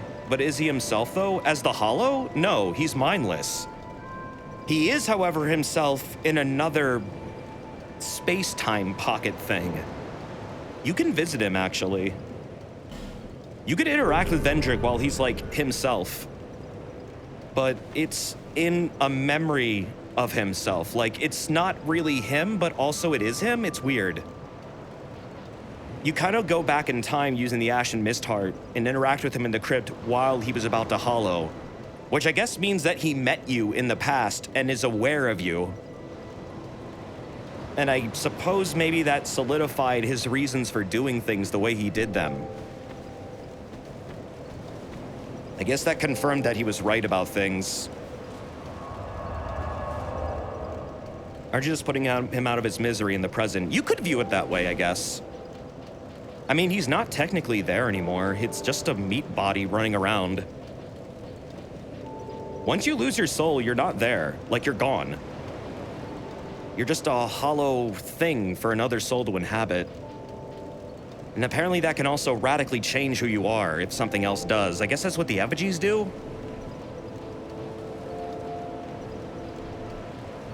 Because at the start of the game, you're implied to be someone totally different from who you wind up making your character into after you receive the effigy.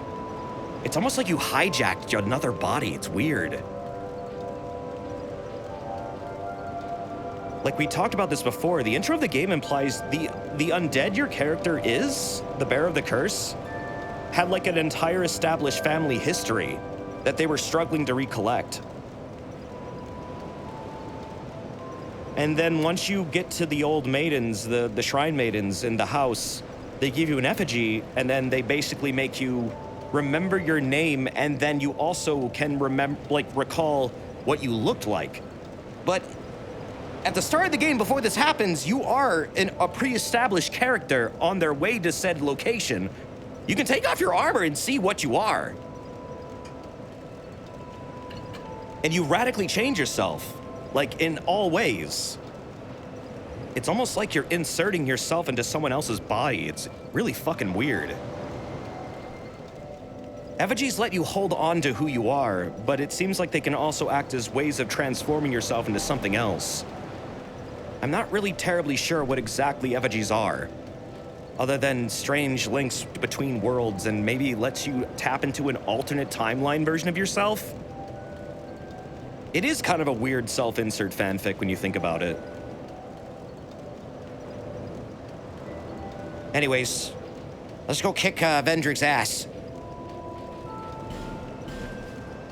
That was the wrong one. Whatever.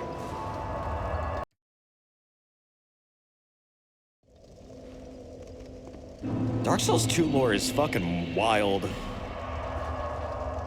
It really does get, like, to meta levels of just, I don't know, world deconstruction, world building even. The ways your characters interact with the world is very, very surreal and strange. Also, the implied, like, time travel everywhere is really cool, too. Oops! Are you going to fist Vendrick? Yeah, sure, why not? That could be fun. My fists aren't fully leveled up, but it wouldn't be a problem. He's not that hard. At least for me, I didn't find him very hard at all. Yeah, I mean, FromSoft did radically change this game before it came out, including abandoning a lot of plot threads. Like I said at the start of the stream, there used to be a whole time travel plot where every major area, especially Bajula, is known to have at least 3 different points of time, past, present, and future, where, like, you could interact with characters at different stages of their life, even. It was weird. Apparently, some remnants of it still exist in the code. Here he is. So, when you first locate him, after you beat, what's his name? Velstadt? He's just kind of stumbling around and you can't really do anything. You can even try attacking him, but it won't hurt him. Unless you have a giant soul already, which, I guess you could have, maybe. Or, well, no, there's no way you could have a giant soul. Unless you're in New Game... No, not even New Game Plus, I guess. But what you did was you basically went over here, you got the King's Ring, and... Oh, this is glowing now. You got the King's Ring from here, and that sent you kind of on your journey to get the Ashen Mist Heart. Because you had to go to Aldia's Keep, which was the next logical place to go. So you got his body stumbling around here as a hollow, and he's fucking massive. And that might be because he is technically the chosen undead of his world, and soul power can make it so that you can be really huge, apparently. That's like a common theory in the Dark Souls universe. You can represent yourself as being powerful if you have a lot of souls by being huge, and add it to your, like, mass or your body. Compared to other characters, you are literally a titan in terms of strength. And I guess that's just one form of representing it.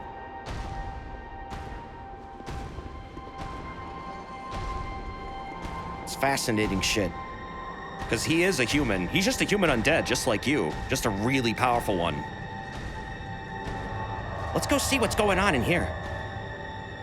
Have you thought about what might happen if you use a thing on the king's glowing stuff? Use a thing? What do you mean, a thing? And this is him apparently in the past. So he utilized the Ashen Mist Heart to basically access a memory before he took off his armor and started stumbling around Hollow. He resigned himself to this tomb to hide from Nishandra. And I guess Veldstadt technically would be out there, guarding him forever. Seeker of fire, coveter of the throne. I am Vendrick, ruler of Drang Lake. Yeah, this is DLC stuff now. They didn't have this in the base game. As flame rises, so does it fade. Such is the way of things. Do you intend to link the fire? Then you must first take the throne. Okay, the throne is part of linking the fire. The ancient crowns. Seek adversity, and they will be yours. And your wishes granted. Oh, you can see Veldstadt out there in this version? And your Really? wishes granted. Seek list. And your... So basically what you do now is every time you get a crown from one of the DLCs, that's where you get them. You come back here and he'll give you some lore. After you get all the crowns, he'll basically, I guess... Oh yeah, there he is. Huh. He'll basically imbue them with whatever anti-hollowing magic that he figured out how to utilize. Wow, there's a lot of blood here. To make it so whenever you wear those crowns, you can no longer get cursed. So he figured out how to get rid of the hollowing curse. That's something he wanted to do, but he only was able to do it for one person who wore a crown. His goal was to basically liberate the world from the hollowing curse, but he never wound up doing it. And he's also not the first person to attempt this. Is this the final DS2 stream? Oh, hell no. Oh no, son, we're just beginning the DLC now. This is not a final boss. This is an optional, technically a super boss. Just one massive, big fucking hollow. But now, since I have 5 giant souls, I can actually hurt him, and he will fight back.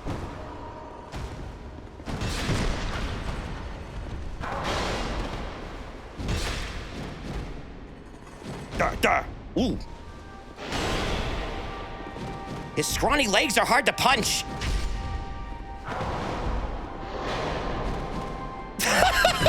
This is annoying as shit.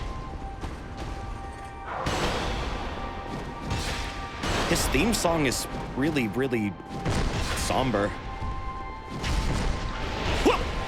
Shit!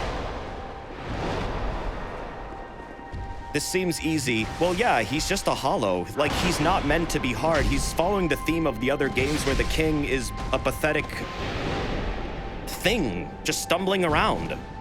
He's not Vendrick anymore. He's not even a person. He's just a weird meat doll that is basically reacting to you instinctively.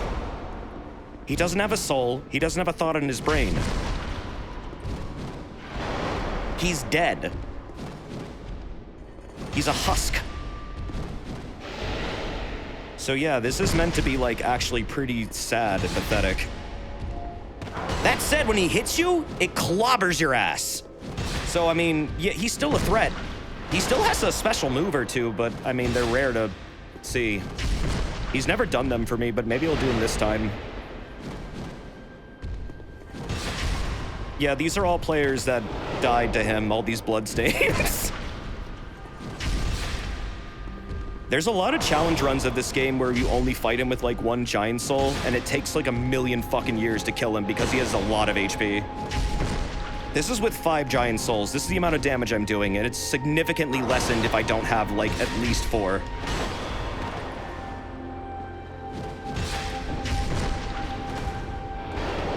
But yeah, I mean, he's just a super-powered hollow. I think it's kind of cool, though, that they made him, like, actually wield a sword. Because all the other kings that have been in the series like this, they were just, like, weird flesh piles or just pathetic things you could just parry. Like Gwyn. Gwyn probably had the most of himself still left in him, though, because he actually puts up a fight if you care to actually engage him without parrying. But even the devs acknowledge they made him too easy. Did you know that Gwyn's, like, parry ability was actually an accident and he wasn't meant to be that easy? And he was supposed to be a big fucking wall to players? They didn't realize that he was, like, literally the easiest boss in the game when they shipped the game out. I find that really fucking funny. Remember how many times Gwyn kicked your ass on stream? Yeah, I know, because I stopped trying to parry him. I didn't feel like getting the timing down.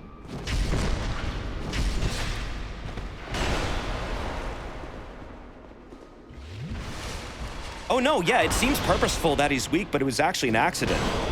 That it lines up with, like, how it actually should be.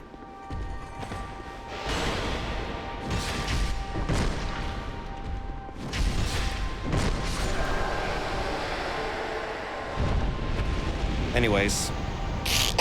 Bye, Vendrick. I'd say long live the king, but you're already dead. Damn, that's a lot. So yeah, it's meant to be kind of sad and anticlimactic. Climactic. Poor Vendrick. I wonder if he has anything to say about that.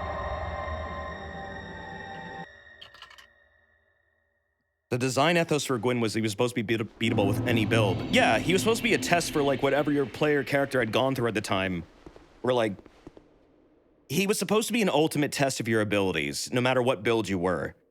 But what they wound up doing was they made too many of his attacks parryable and also gave them fucking massive tells. And once you figured out the timing for it, it trivialized his fight massively. And your wishes. Which is kind of why I don't like doing the parrying thing with him, because it feels boring. Also, I don't feel like learning parrying in Dark Souls 1. Granted. Okay, he just wants to talk about granting my wishes. So he doesn't give a shit about that. Now, since we've taken out his body, there's another thing we can do. He is, in fact, King Big Sad Guy, who did the flame thing. So now, we go to Shrine of Amana. So we want to go to Crumbled Ruins. Except, yeah, he didn't do the flame thing, I guess. He refused to do the flame thing.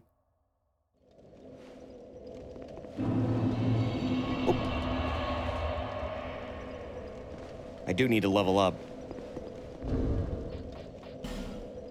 Hold on a sec.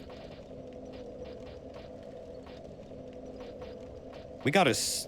Oh, wait, that's right. You did not get his soul from that fight, however. That's one of the more interesting parts. That's kind of your tip that it's not there when you don't receive it after beating him. That's the kind of, like, big tell that, oh, wait, yeah, he's hollow, dude. So then you're thinking, why is he hollow? Where is his soul? I forget what the context clues were to figure out this location, but it's over here. His soul is over here. Let's go find it now. While we get destroyed by every... God damn it, I hate this place.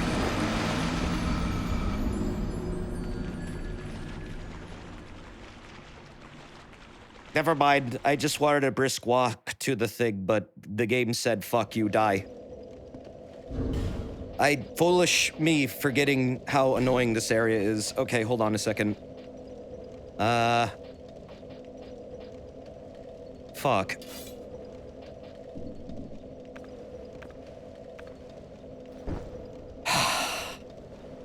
God, why?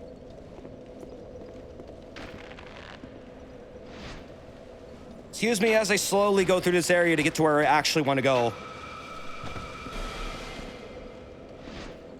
But yeah, his soul is over here. I forget what the context clue for it was. Like, how are players supposed to know about this other than, I guess in this version, they kind of make it visually distinctive that it exists because they placed a guard outside of it. But in the original version of the game, there really was no indicator that this was here. It's easy to reach from the second bonfire. Well, yeah, that's what... This is the second bonfire. That's where I am. The location of his soul is really random, let's be honest. I mean, it makes sense when you know the story, but at the same time, I don't know how the hell we were supposed to know where it was.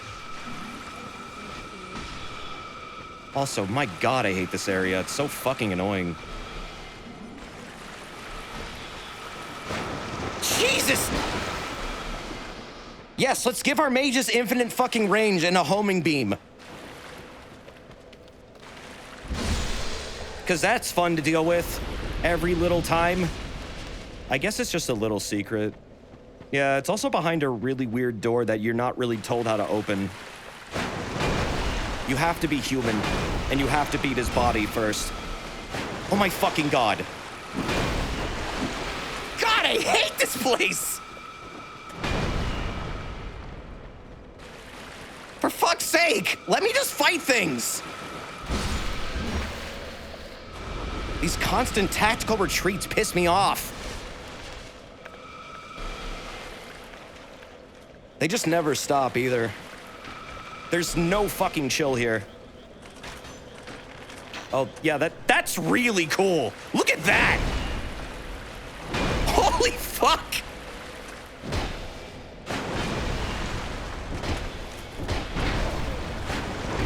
God damn it. Power stance it. Thank you.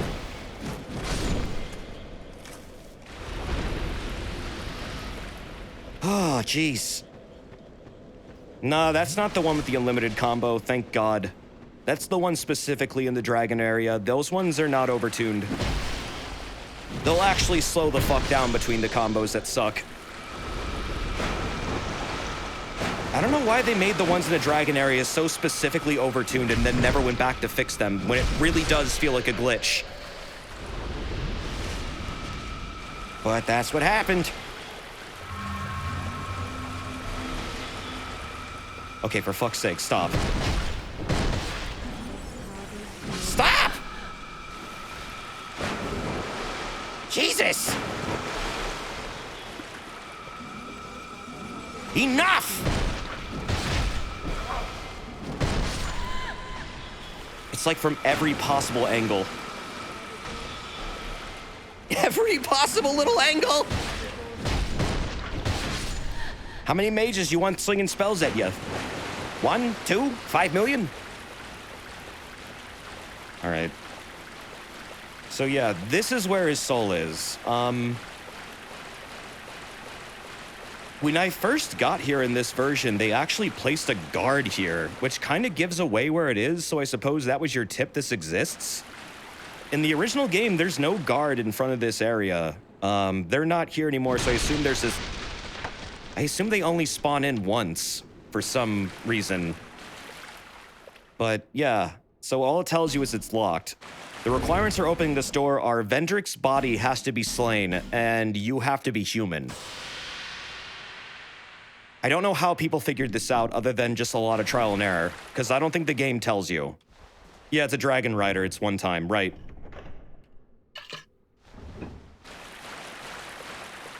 So you open the door and... Hurrah for boss. Oh. Where even is the message? Oh, there it is. It's under the ground. Then you get the soul of the king. So he placed it in here behind a door only a human could open. I guess to safeguard it against Nashandra. Soul of Vendrick, king of Drangleic. This great soul beckoned the dark, overwhelming the king. Perhaps this king who once ruled the world of men was a lacking vessel for the one true throne. Use the soul of he who would link the flame to acquire numerous souls or to create something of great worth. You can make his weapons actually with that thing and they're pretty good. Also, I do believe his crown is here.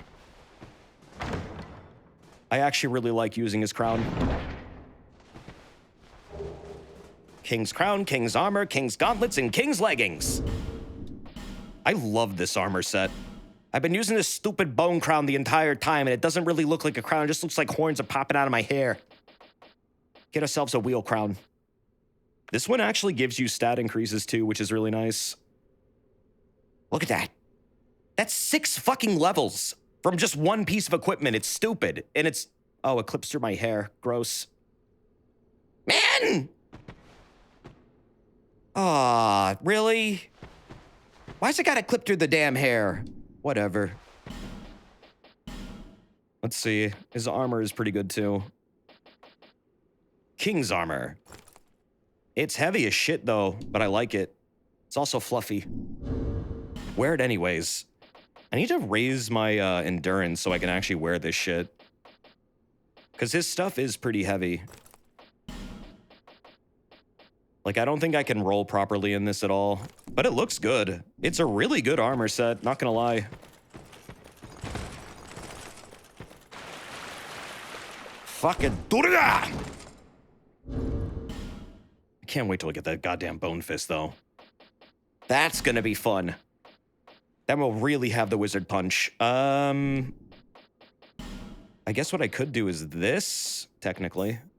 Yeah, the Royal Soldier's Ring, that'll work. Yeah, that works great, actually. And then probably don't need that, so let's just put the Ring of Steel Protection on there, and now I go back and level up. So that's pretty much all there is to do here.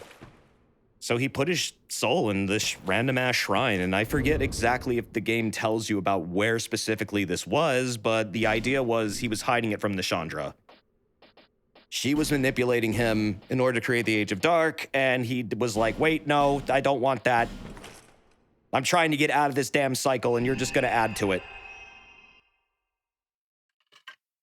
Remember to talk to the ghosts in Drenglake Castle since you killed the Giant Lord. Right, yeah, I gotta go do that too. Welliger has something to tell you. You can go to Welliger and then head to Seldora. What are we doing in Seldora? Other than probably talking to Ornifex? Bearer of the curse, I will always be at Yeah, your what's side in Brightstone Cove right now? I forget. until Remember to hope talk is to fully Benhart. with Right, you. I need to do that too. There's a bunch of things I gotta do before I start up, like, DLC shit. There's a memory there. Oh! Right, there is a memory there. Yeah, I know what you're talking about now. Yeah. Let me level up endurance. I can't, well, not endurance, vitality. Oh yeah, that'll help. Oh, that'll do great. Yes, thank you very much. So I can actually wear shit. How do I only have 10 endurance? It's fucking impressive, actually, that I'm actually making it through this game with that little endurance. God damn. So wait, do I not need this on anymore? I do not. Fuck yes. That leaves room for other things. What else could I put on now? Something that would benefit me in general, not just for one specific weapon. Like this.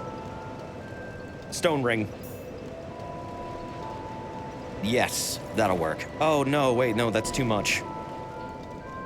Damn it. Might need a number... I might need to add more to my vitality. Just like one more level or so. Yeah, 70.4, damn. You need that dragon ring. Yeah, I don't have any. I should go get those, you're right. There's 3 of them, and somehow I've avoided all of them. Also, oh my god, Kaltire, thank you very much for the 29 months, dude. Thank you, that's really nice of you. Origami Vivian, thank you very much for the 18 months. Oregon Vivian. Origami. Oh, are you sleepy? Yeah, it's pretty late. Hope you get some good rest, though. Thank you, though, for that 18 months. It's very nice of you. And Noah Ralph, thank you for the 14. Oh, right after your birth anniversary. Oh, was it your birthday, dude? Well, thank you, man. I appreciate the sub. Happy birthday, dude. 3rd dragon ring is at the shrine, pretty easy to get. At the dragon shrine, you mean?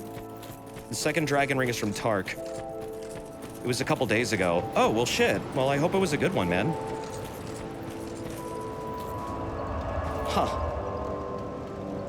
Imagine changing the ring you're wearing and it changing weight so much you can't roll anymore. It's magic. It's magical weight because there's so much magic and it actually weighs 1,000,000 pounds. You never got the petrified dragon egg. Oh, I know. I'm thinking about that now. I'm gonna go get that. About as good as you hope for your 38th birthday. Oh, well. That doesn't mean they have to be bad. Sounds like it was good. Honestly, as you get older, birthdays kind of like are less and less special, really. It's just like, yep, I am older now. And life goes on, whether I'm here or not. I guess they don't give a shit that I killed their leader. Well, that's good to know. I was afraid this was gonna be painful. Yeah, they don't give a fuck. Oh, do I have to do this still every fucking time? God damn it. Duh. This is the one that sucks.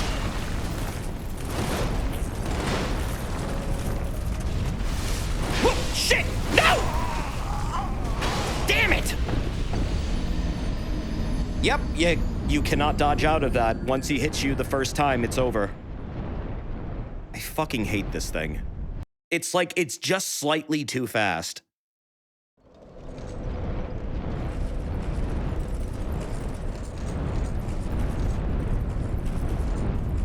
I don't even know if you can do it with, like, light rolling at all.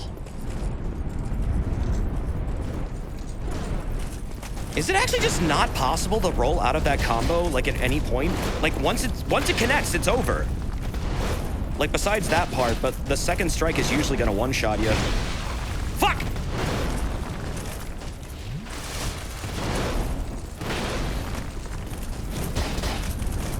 Jesus Christ. No! Fuck! Get out! No! Ah! Bro, I hate this guy!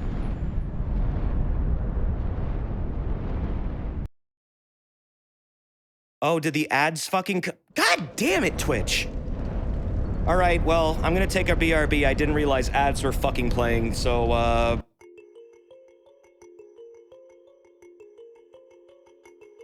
This definitely isn't abrasive or awkward at all, Twitch.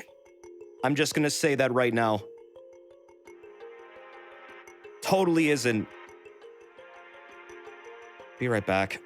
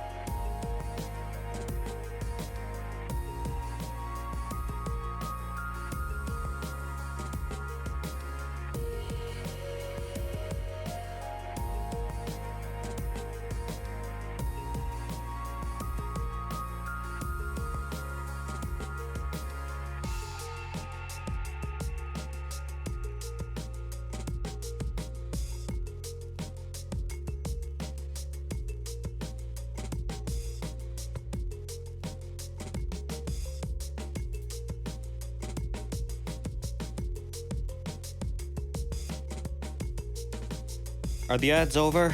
Are we back yet? Are we good? Sorry about that. At least the music's nice. Get up and hydrate a little bit. But my god, that's fucking abrasive. I think what's annoying me the most about this new ad system is, like, their methods of notifying you whether an ad is about to play are non-fucking existent, basically. Like, okay, a little message in your dash turns yellow. But while I'm focused on the game, that's not gonna get my fucking attention. And also, you'd probably need another screen to have that work. I've seen other things that exist and third-party things that don't utilize their weird ad system, like their weird timer that makes it so, like, you have to play a certain amount of ads every fucking hour, that have, like, sound notifications you can play locally that the stream doesn't hear. that really help with figuring out when the fucking ad is about to play. I have no idea why Twitch hasn't embraced this kind of technology, but it's very simple. It's called exposing your API to let other people be able to, I don't know, make tools to better your stupid service. Which they don't do. God damn. If you want, I'll ping you slightly before, but you can't see the timer, can you? Wait, Kurai, can you actually tell? Right, the Pogona bot notification thing, it doesn't work with this system. I'm trying to use Twitch's system because they encourage using it because it actually winds up giving you better yield for the ads and the pre-roll that it removes. The issue is it, one, only lets me do it every fucking hour instead of 2 hours, which is super annoying. And then second, it doesn't have a notification system for the chat or for me locally. So it's actually worse than what I was doing, and I don't know why the first party option is significantly worse than actually the alternatives. It almost is like this system was poorly thought out and no one actually cares about what streamers think about it. Because if they did, it wouldn't exist this way. Fun!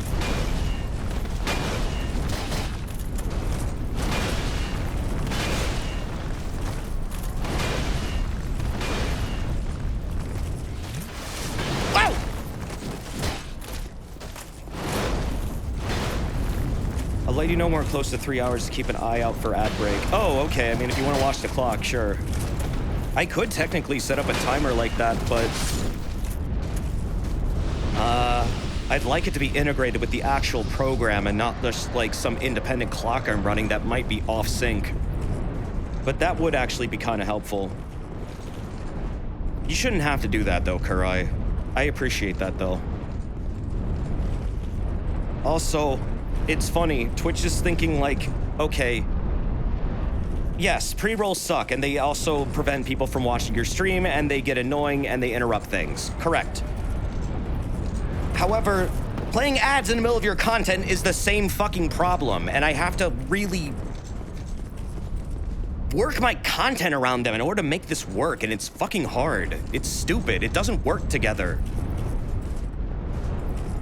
They were saying they wanted to do more of those banner ads that are less like intrusive and actually let people still watch the stream while the ads are going on. But like, when the fuck is that going to become the normal? If that was the normal, this wouldn't be an issue, and I could actually just stream and not have to do these dumb BRBs which interrupt everything and actually just throw me off. You can't use your credentials to open an HTTP request to detect the status of the notifier? As far as I'm aware, no. And I've asked about it too, and it's like they don't expose that part of the API to let something else like just look at the timer and then maybe send a message to you based on, okay, you have 10 minutes until an ad plays. Here's a duck sound. Like, there's nothing like that that exists. The only way that I can ever have that happen is if I use a third-party method of playing ads, which doesn't have the same yield and is actually worse in some ways. I don't know why the fuck no one's figured this shit out right now, but it's pissing me off. I feel like there's all these engineers they're hiring and they're dumb as bricks. The only one that's smart is Mouseman. He actually listens and gives like, he actually like forwards feedback. So thank you, Mouseman, for being a fucking awesome dude. Mouseman's awesome. But he's first my friend and not so much a Twitch staff to me. But he does help me out a lot, which is very, very kind of him. But yeah, he's like the only staff I know that will actually like take my feedback and give it to the actual people that matter. Not that they listen to it, but he's willing to do that, which is nice.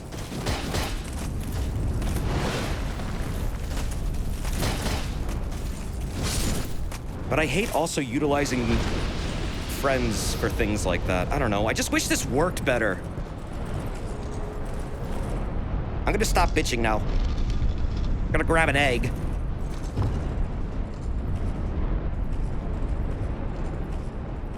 Oh, gosh. He's there to help you. No, I know. He's a helpful friend. Again, I don't like... I feel like if I'm constantly nagging a friend who is just trying to help, it feels weird. It feels bad.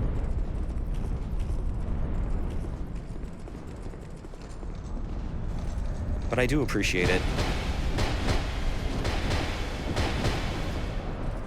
Villard. That's because you're a nice person. I try to be, man. I want to be.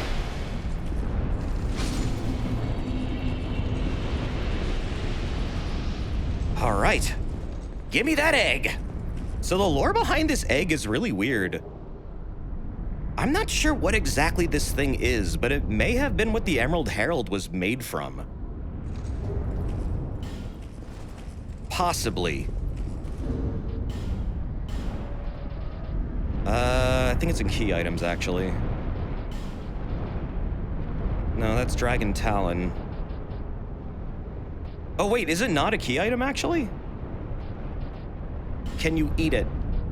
No, but you can give it to somebody. Huh, it's not here. There was a third dragon ring below the stairs. Oh, okay, hold on. Yeah, I guess it doesn't show up in your key items. Oh, it's in normal items? Oh, yeah, it is, that's right. A large petrified egg. Surely bears no life. Eggs in vessels that harbor life itself and symbolize the deepest secrets of existence. But what does a petrified egg harbor? How did people come to the conclusion that this is, like, linked to the Emerald Herald? Or the Ancient Dragon? It's like one of the two, but I'm not sure where people got that info. No, it's a Covenant item, I know that. I know how it works, I know what you do with it. At the same time, it's like, people have lore theories about it, and I'm not sure where they come from.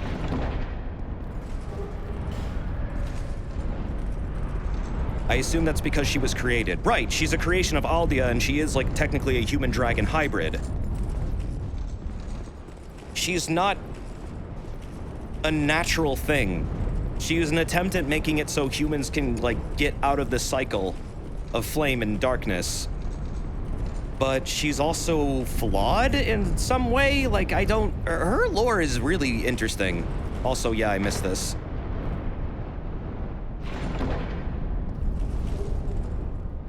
Because the Ancient Dragon is the Emerald Herald's parent, it raised her. Well, then that would make her half giant then, not half dragon. Or, well, half dragon, half giant, half human, but all Emerdude. Her lore is very interesting. Cool. That's the best dragon ring. Thank you for reminding me to get that, by the way. That means... now I can equip all kinds of bullshit, actually. This will be great.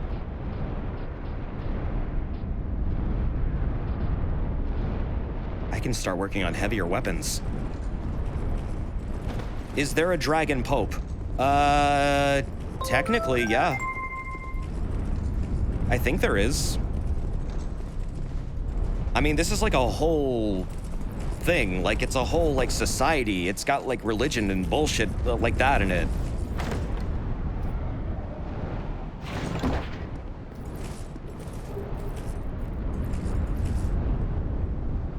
Like, dragons are a very powerful force in the world and one of the original, like, beings. They existed before time began, and they still exist when time ends, I suppose.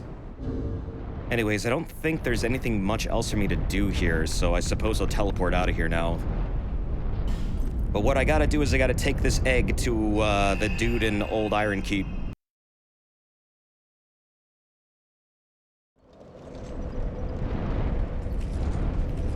Fair warning for all of Dark Souls. You cannot fuck any of the dragons. Okay, but in Elden Ring, Vike probably, you know, they may have, you know... They may have gotten a little bit too friendly with a dragon at one point. That is part of his story. Does it what? Explain. Remember that one dragon that was infatuated with him, that she took upon a human form to, like, hang out with him more? No, you don't? That's Lancia, dude. No, you do not. That's Fortisax's, sister. You don't remember this? This is a big part of his story.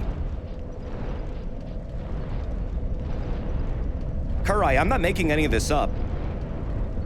There may have been like a thing, yeah, between Lancia and Vike. Lancia is a literal ancient dragon. It's kind of interesting. Kind of weird. But whatever. Love is love, I guess. Desert. What?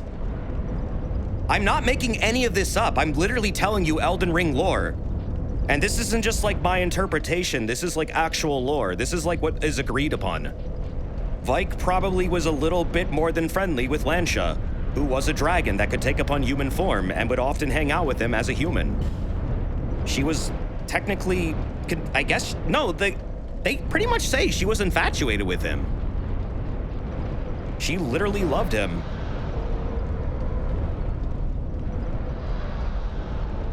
Anyways, let's go to the old Iron Keep. Gotta go this one.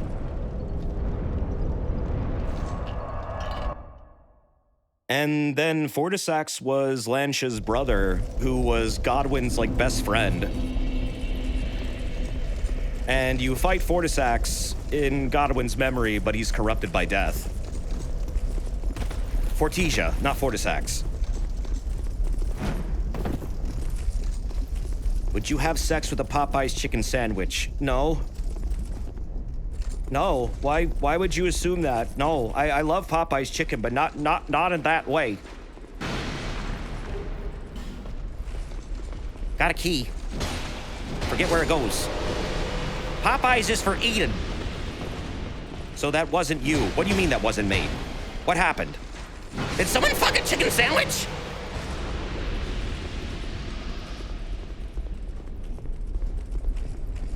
Why would a dragon love a human? We're so stinky in mind and body. Oh, that's because Vike was a huge dragon fanboy.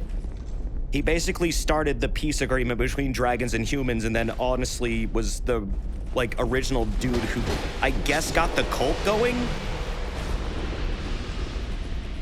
He was instrumental in a lot of things involving humans and dragons. What is that? A petrified egg? From the shrine? Fantastic. Might you give it to me? This guy loves dragons too. Fascinated by it. I'm begging you. There you go. Very kind of you. This thing is amazing. You should make Desi talk videos about this. I've considered it. Oh, you feel I don't... invigorated just by holding it. I'm really bad at writing, like, video scripts. That's my problem. I'd have to write this out, and normally when I'm doing this, it's like off the top of my head. And I'm mostly responding to inquiries about it. I'm not good at structuring, like, informative videos, I've found. I'm really bad at teaching. You could just go off the top of your head, I guess, but that's not really something I feel like people would want to seek out and watch. I don't know. I'm self-conscious about the idea of it, but it's been something I've considered before. I was considering making like a deep dive into Moon's lore or something, but I mean, Dark Souls could be fun. But however, also, that's a really saturated, like, thing. I just feel like everything I would possibly have to say about it has already been said to death by other people that are way better presenting the info. Like, my takes are probably not terribly unique, even though I try to make them my own. I probably come to the same conclusions that others have, and have probably fleshed out way better. Yes, but you have a better personality. I mean, that... Oh, okay. Huh. Well, that's very nice you to say, thank you. Your approach is better suited for, like, a podcast and video essays. Yeah, I mean, but that's another thing. I need to have, like, someone I think to, like, go have a back and forth with. But that would be an idea. So anyways, you enter the Covenant, and now you give him dragon scales, and you get the dragon form. Get Neri too. Neri is the first to say he knows fucking nothing about this series and it's too much for him to comprehend. Meanwhile, he knows every fucking facet of Undertale you could ever possibly think of and knows it in depth. To the point where he even is like, he's able to like reference fan theories and like fan game stuff that relates to it. It's a total fucking contradiction. Too complex, my ass. He's like the perfect person to ask these questions. He's just gonna be a dick about it and give me questions that are nonsense. He's a little gremlin. Here, have some more dragon scales. Oh, never mind. But it's an idea. That's true. Oh, you have a fragrant branch of Lior? I forgot he had all these carvings. These don't really do anything, but they're funny. Should probably buy one of these, though. Well, do I need this? I don't know how present these are in the DLC. Desert vs. Neri podcast sounds amazing. You guys just want us to beat the shit out of each other. Wow. Very well. No pressure. You can never have enough branches. Yeah, fuck it, whatever, I'll buy it. You never know, might come in handy. Like, Rev and Mike work well with their own streamcasts. Yeah, but they're like, they don't fight a lot. Neri and I will be constantly fighting. The energy will be so fucking negative, it'll like, I don't know. It'll be weird, it won't work. Maybe it'll work. It's a good idea. But yeah, I'm just not good at writing things. I get really, really uptight about, like, every fucking sentence. Like, it has to be perfectly conveyed. And it just takes me a million years to write anything that is like a presentation. And I guess that comes from college thesis bullshit. Having to understand those and navigate that hellhole. You're just gonna be reviewed by your peers constantly and they just want to do nothing but undermine you. Haha, college has done nothing but make my life worse. Okay, so now that I'm done all that, I guess I can start the DLCs now? So this comes down to what DLC should we start with? Actually, no. We could go after Dark Lurker before I start DLCs. I haven't started that yet.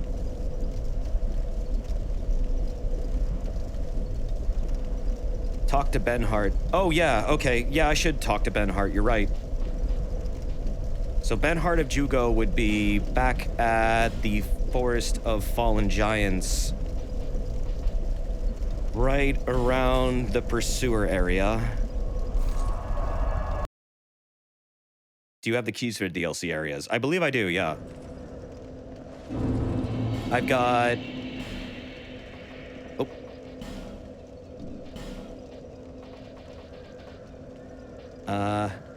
Where's the tab? I have 2 of them. I have Dragon Talon and Frozen Flower. I don't have the one for the Iron King. I have Shulva and Frozen Ilium Lois. You're in the right place. Oh, here? Benhard, Drummond, and Welger and the Dragon Memory are things we could do right now. Right, I keep forgetting to do Welger, too. There's always, like, one more thing in this game. There's a lot to do in Dark Souls 2. Like, a ton. Why am I going down here? This isn't where he is. I'm all turned around! You hate salvia? Did I say that? No. I don't know, I never had it.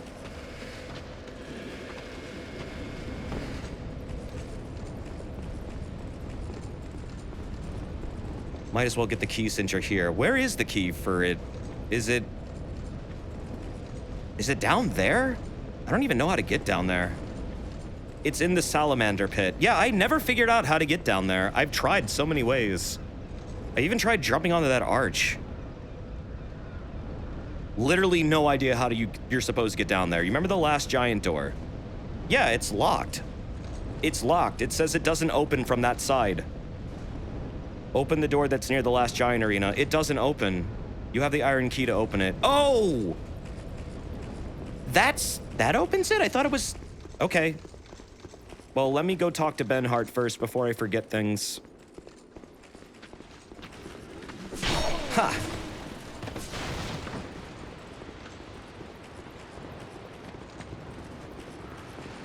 It's kind of obtuse. Yeah, I didn't ever put that together, that there was a...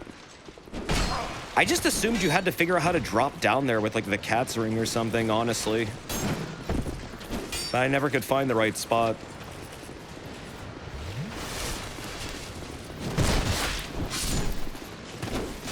Is that how most people get down there, with the cat's ring?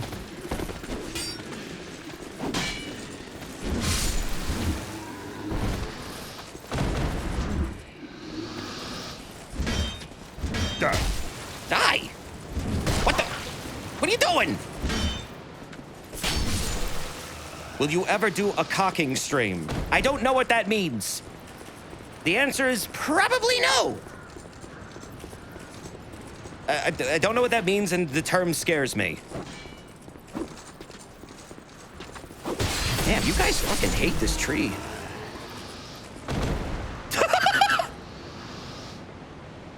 That was a cool little flip.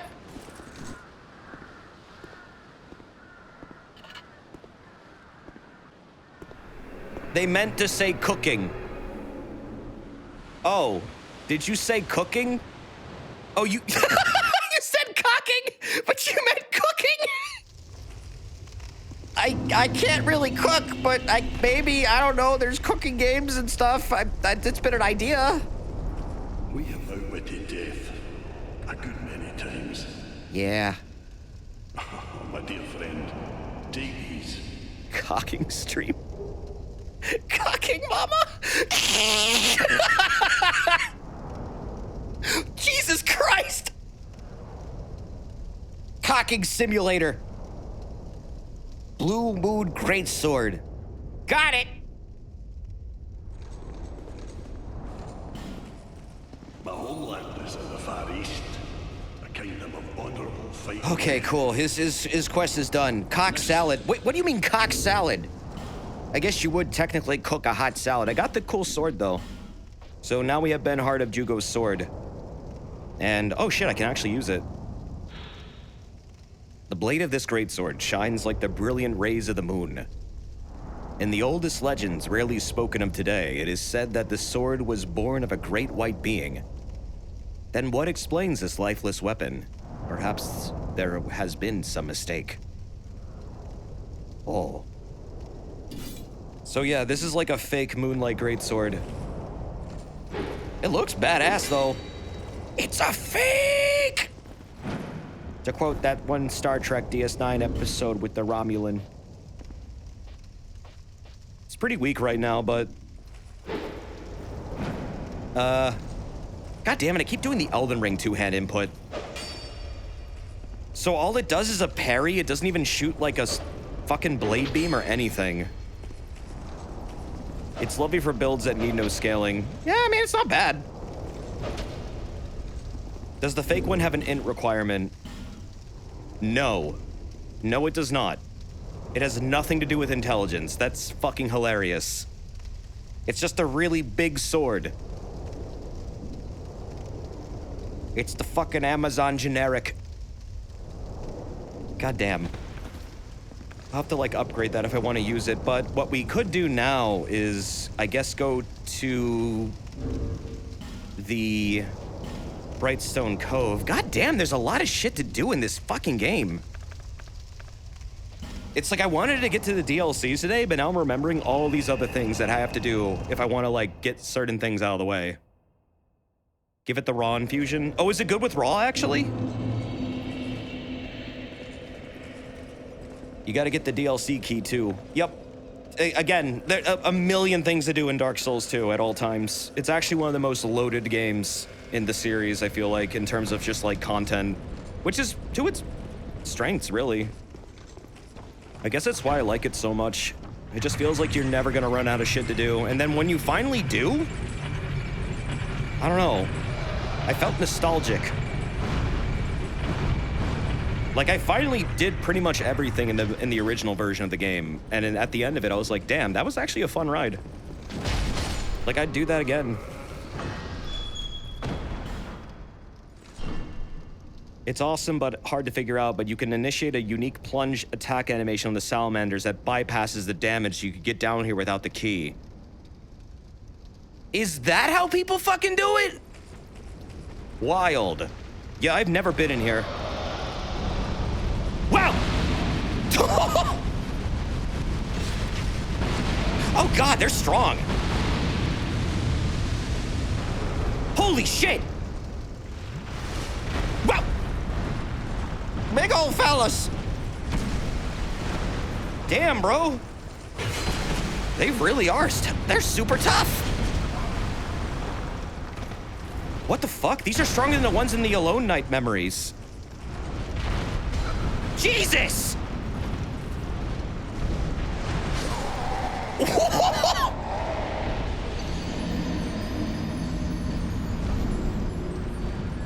Holy fuck!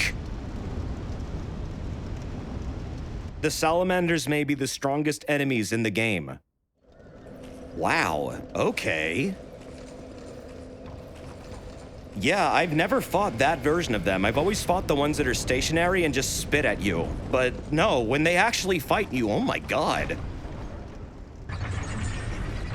That short charge they do is unblockable, by the way. Good.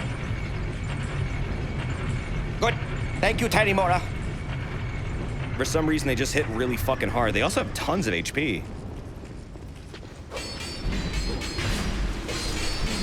That's like boss HP. I guess I better get the fisting.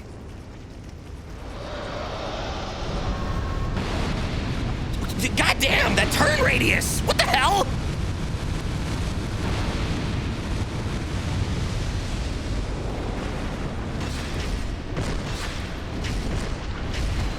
Ah! Whoa! Oh god, is the other one gonna get aggroed now? Oh, it did get aggroed. God damn it. Jesus.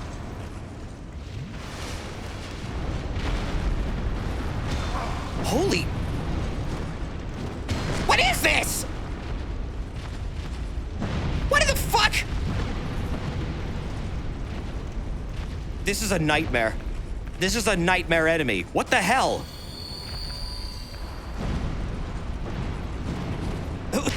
For what reason are they this powerful? Also, how the hell did none of those hit? What the fuck? They turn on a damn dime! I thought you liked giant lizards. These are salamanders, they're not lizards. These are amphibians. Not related whatsoever. Total opposite. Okay. Whoa. They are Neurons, or well, not Neurons. They're salamandroids. Fuck. Caudata.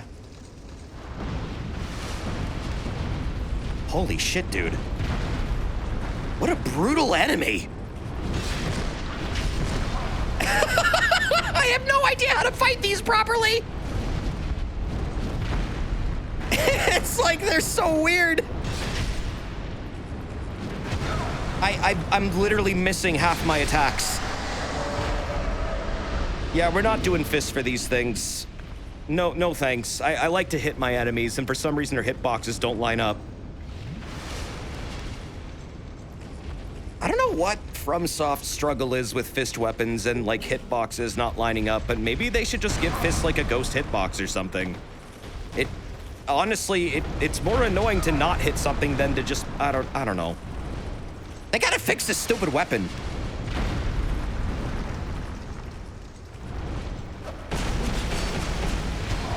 Whoa! Fists in this are insane. No, I know, when they work.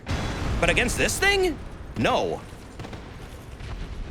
Oh, believe me, I'm well aware how good fists are in this game, but for some reason this enemy doesn't give a fuck about them, and also you can't hit them properly. Immediately ruining the weapon. Elden Ring also has this issue, but like with every major fight in the game. To the point where doing a fist run is actually considered one of the most like brutal runs you can probably do in the game. For how unfair it is. Oh, okay, they're weak to that type of damage. Good to know. A ghost hitbox would make them even more OP in PvP. Make it PvE only then. They've learned how to differentiate PvE versus PvP in terms of how the weapons work. Just make it in PvE, I don't know, give them a ghost hitbox. Make it so they actually hit their fucking target. Or here's an idea, how about if the fist weapon collides with the enemy, it actually registers a damage proc?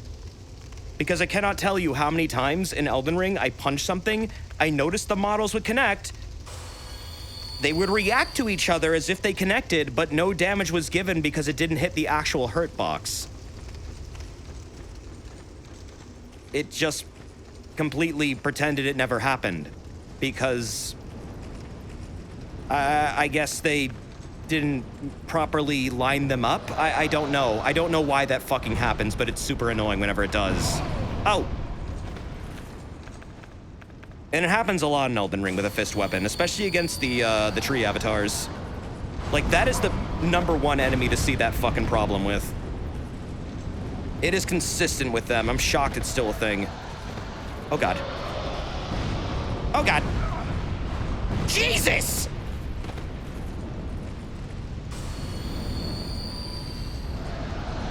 What a fucking awful place to live.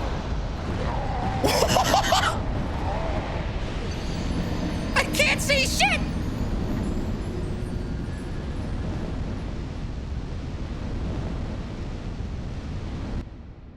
Ugh.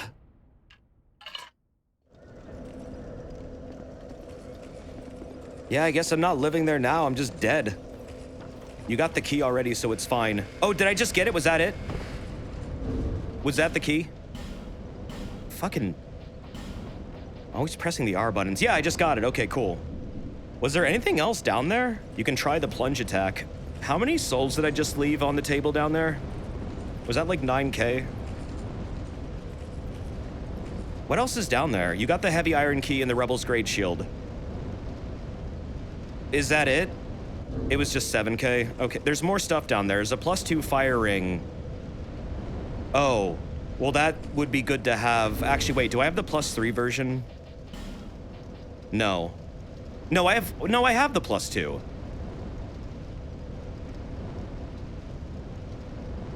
The Rebel Great Shield has interesting lore.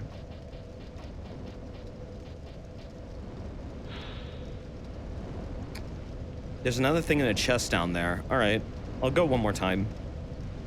Shield of the Rebel Raimi.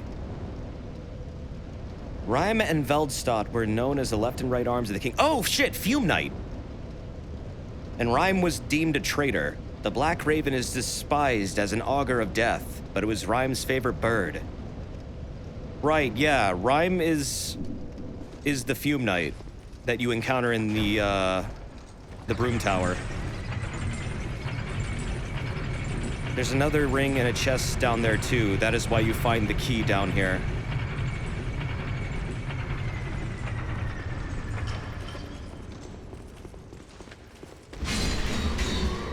Yeah, his fight was pretty cool too.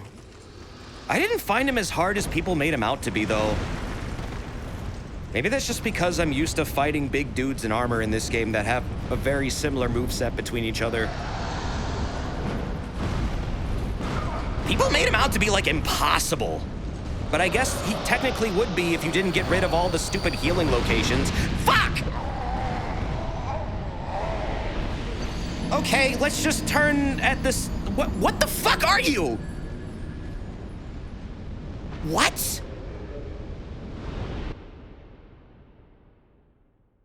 What is this enemy? He's a god. He's bullshit. Why can they turn that fast and sling out AoEs like they're going out of style? A unique plunge attack. Someone said you can do to get down there quickly. It's a regular flame ring. It's not even worth it. In the chest? Why would they just put a regular ring down there? This is clearly a area well beyond it.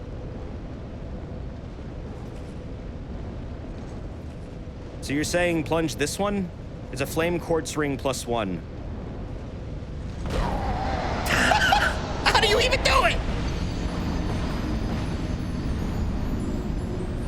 God damn!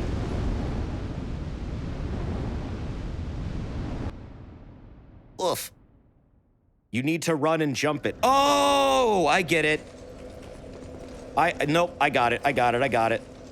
They're cute, but they're also bullshit, Kurai. This might be one of the most aggressive enemies I've ever seen in the game. Man, I thought the Drake Knights were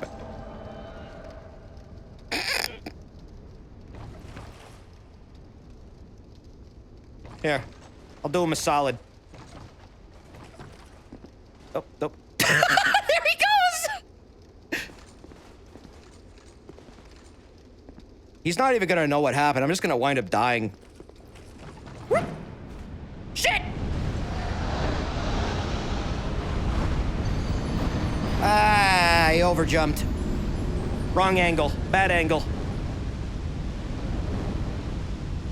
Into the flames I go. Into the fires about doom. I pulled a golem. The guy's probably just like, oh, okay. You never trust names like that. I don't either. Honestly, that's part of why I did that. When names like that pop up, I get really sketched out. I'm also running my VPN right now, as well as the backup generator, in case I do come across some asshole who wants to brick my fucking save and do other bullshit to my network.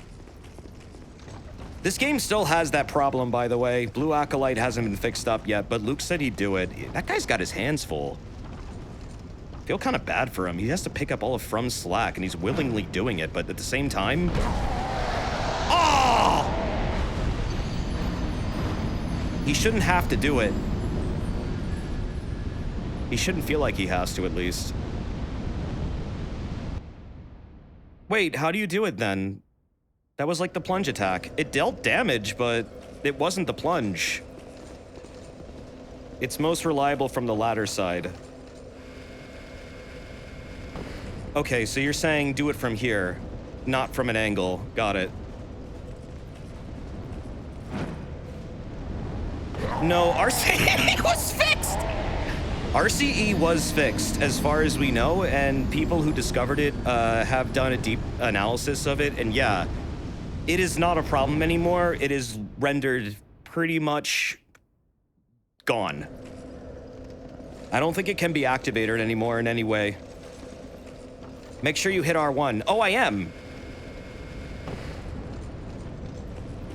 It's just I'm really bad at this. The issue is they didn't fix any of the other glaring exploits of the game. They just fixed one thing, even though Luke gave him shit tons of documentation about how to fix other things. And he wasn't the only one who did this either. They like forwarded them so many fucking community fixes. And then From only fixed like a portion of them and then left all the other really annoying ones intact. And it's like, dude, why can't you maintain your fucking games? No one should have to do this for you. Oh, what? I think that was part of it, but it didn't register half of it.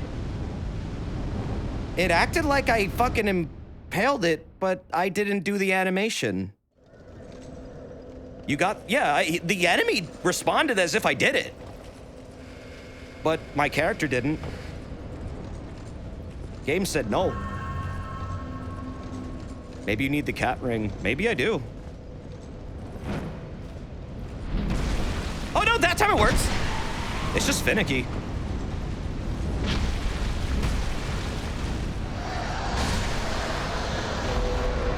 Huh. No, it works. It's just, it can glitch out, I guess. Good tip. I would have figured that one out. I don't know if... Oh, what? That's a totally different ring, chat. No one mentioned the fucking hawk ring.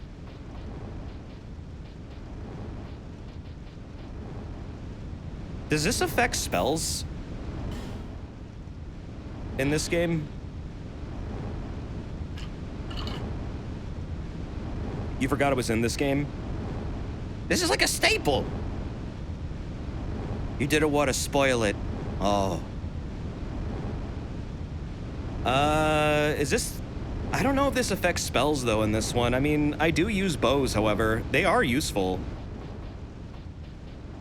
In this game especially, bows are really useful, I found. You completely thought it was in the DLC, forgot it was actually there. Yeah, no, it makes sense. There's a lot of changes in this game, too. It's hard to keep track of where everything is. I don't blame anyone for getting confused. Okay, but that was there. Okay, so you were half right, but you forgot the other one. It's kind of ass, but it's in here, yeah. I like how in Elden Ring, that talisman that basically mimics that ring also affects certain spells. It's really random which ones, though. It's not every spell.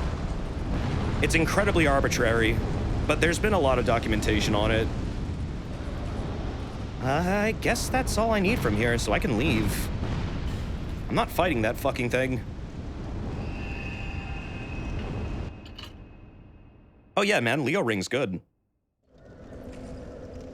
Again, it depends on your build. Depends what you're trying to do. Like, if you're running an archery build, that thing's amazing.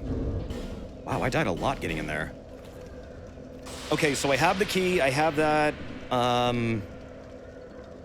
have all the other shit from down there. I could go try and start the Dark Lurker shit up. I forgot all about that, and I kind of do want to do it. Just... if I do the DLC now, Dark Lurker's gonna be piss easy by the time I get to it. Go find Drummond. Oh god, I wish you had told me to do that when I was talking to Benhart. Yeah, let me go find him too. One more thing! Dark Souls 2 more things, always. That they should rename this game to that. There's always 2 more things to do. But hey, at least it's good. It's good stuff. Dark Souls 1 Great Sword Leo Ring is a fun time. Yes, it is. Do you also use a base cannon when you use that ring? Welliger and Seldora next on the list. Yep, gotta do them too. God, lots of stuff at this point in the game you can just do.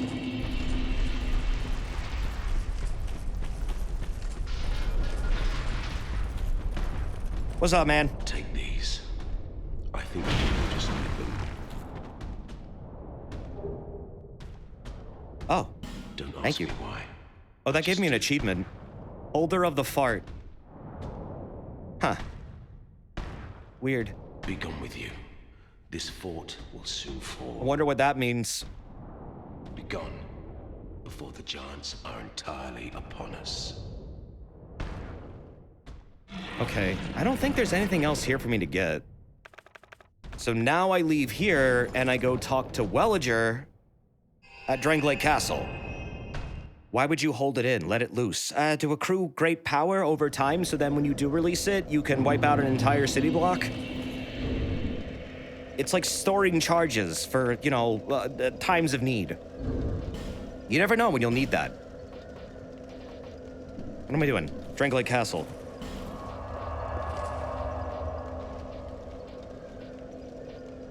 Which is this one. And then here. Beep. I am glad you finally were able to pee. Congrats on your pee. Also, Fango, thank you very much for the tier 2 sub earlier. Oh my god, I'm sorry, that was like 30 minutes ago. It's 47 months and ultra many long time. Also, I love trash emotes.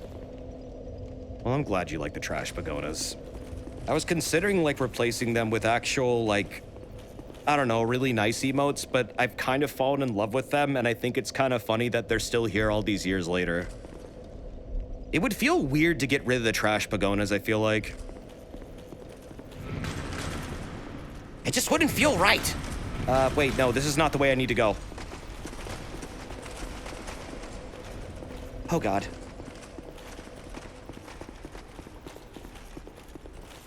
Cumlord passed away? Wait, really?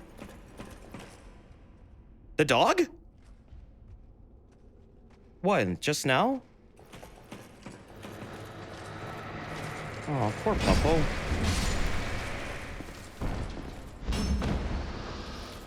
Well, they seemed like they were really well taken care of. I mean, Mimi name aside, it seemed like their owners really did give him a really good life, so... Yeah. That happens, man. It's fucked up how short dogs live.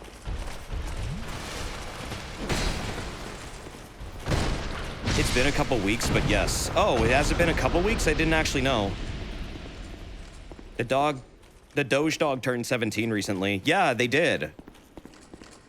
Doge dog did turn 17. She's really old. But again, like, her owner seems like she's really nice too, honestly.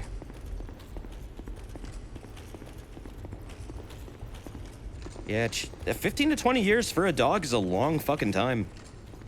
Like, for a dog, that's like forever. That means they were given a really, really good life. Welcome, visitor. Our guests are treated with honor. Who the fuck is Cumlord? Cumlord is a little puppy. I believe they're an Alaskan... If you should require anything. What are those little tiny fluff ball, like, white fluffy dogs? They look like Pomeranians, but they're not. I always forget the breed. I think it's like an Alaskan something. Yeah, Gabe the dog was one too. They were the same breed. I've never heard of Thurston Waffles. Alaskan bullworm. No. Toby Fox. No. You thought they were a Pomeranian. No. They are... Hold on. Small, white, fluffy dog. I'm getting all these different breeds that they are not. Samoyed? No, they're not a Samoyed. Those are huge. Samoyed. White fluffy dog. It looks like a Pomeranian, but it's not a Pomeranian.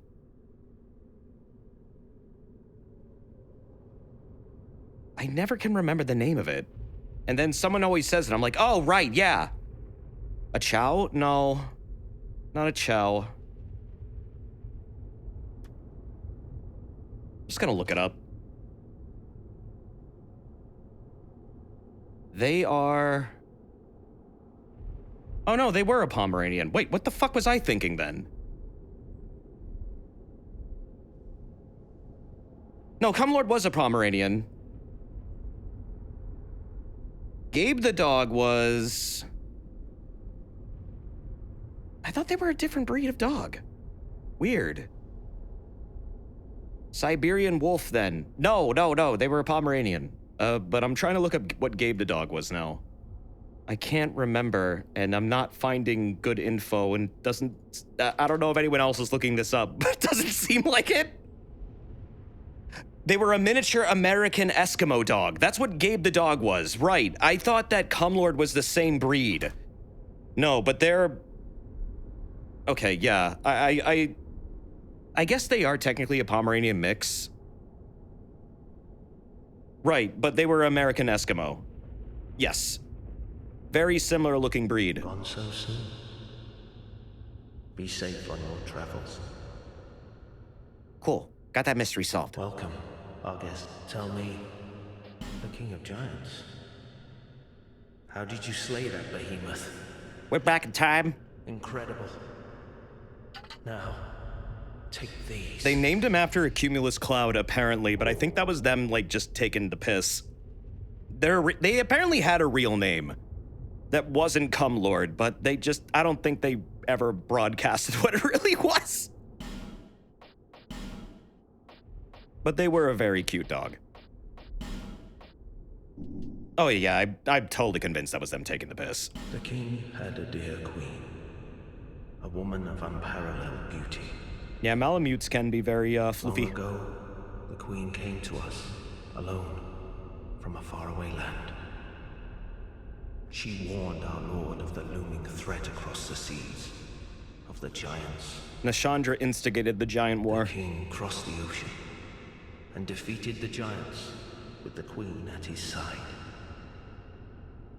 She just shows up one day and is like, yo, those giants are fucked up. We should go kill them. The king commandeered And Vendrick's like, damn, and created girl, the you gods. fucking beautiful. I'll do it. And then he does it. The king created this castle. And then later he's like, wait a minute, I may have fucked up. And to show his love, his gratitude to his queen. Gone so soon. Yas, Safe Queen, on your slay. travels. Wait a minute. May have gone too far in a few places. I'm glad you gave Nellie a kiss, Allie. She's a very good dog. Splatven, he does it. Vendrick had post not clarity, pretty much. Yeah, a little bit. Okay, so we talked to them. Now we gotta go to Brightstone Cove to get into the memory down there. If I want to completely... do you need the sword? Do you need Benhart's sword in order to get, like, the actual Moonlight Greatsword? Or is this independent of that? Like, do you have to combine them with, like, the soul or something? No. Okay. Sometimes they make you do that. With other weapons in the series. I don't know if this was going to be one of them. Just kill Frigga at Bonfire Intensity 2. Well, yeah, that's to get Seed's soul. Right. I mean, I could do that. I believe you do it here, right? It could be fun. I think I can do it. Did you ever get the sunset staff from the dude who sits in the chair in the Huntsman's Copse? The sunset staff? No, I don't think I ever got the sunset staff. I'm not really running... Oh, I have that too I need to get into that one dude's face. I'm not really running a magic build this time. I was gonna do dark damage, but I feel like I've been totally ignoring that damage type completely, and I kind of regret leveling those stats. I might honestly respec and get away from dark damage for the moment. You can get the sunset staff from a chest at Aldi's, if I remember correctly. Okay, we'll have to go to Aldi's to get the sunset staff. They've got everything there.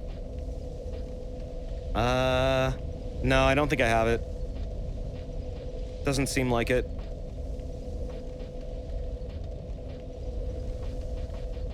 Oh no, I do have it. This is the dark damage staff though, right? I think. Catalyst for sorceries and hexes, particularly powerful for casting hexes. I guess I could start using this. I mean, it would be a good idea. I have the stats for it. Oh wait, no I don't. I only have 20. I only have 20 int.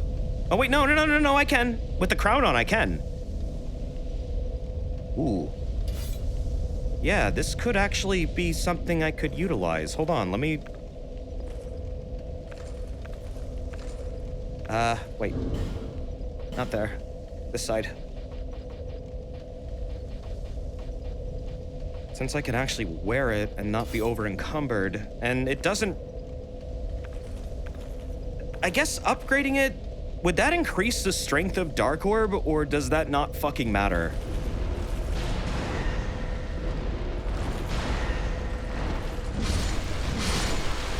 $1 billion spiders, here we go!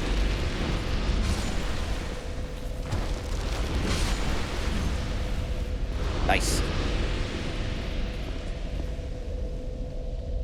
That is a cool looking staff, though. I love that. I love how it animated. Like, look at that. Spinning. It's like a gyroscope. You can infuse a staff with dark to make it even stronger. That's a good point. You know what? Fuck it. Let's go do that really quick. We want to go here to visit McDuff. You miss Moonlight being a faith weapon, but that was only like one time. It was fun, though. I ought to fetch a new ember. Oh, there's a BRB soon. Oh, fuck, it's in 20 seconds. God damn! All right. Well, there's nothing really happening. I'm just gonna infuse this and take a BRB again. Thank you for being understanding. I'm sorry. I'm not even gonna infuse it. BRB. Here we go again.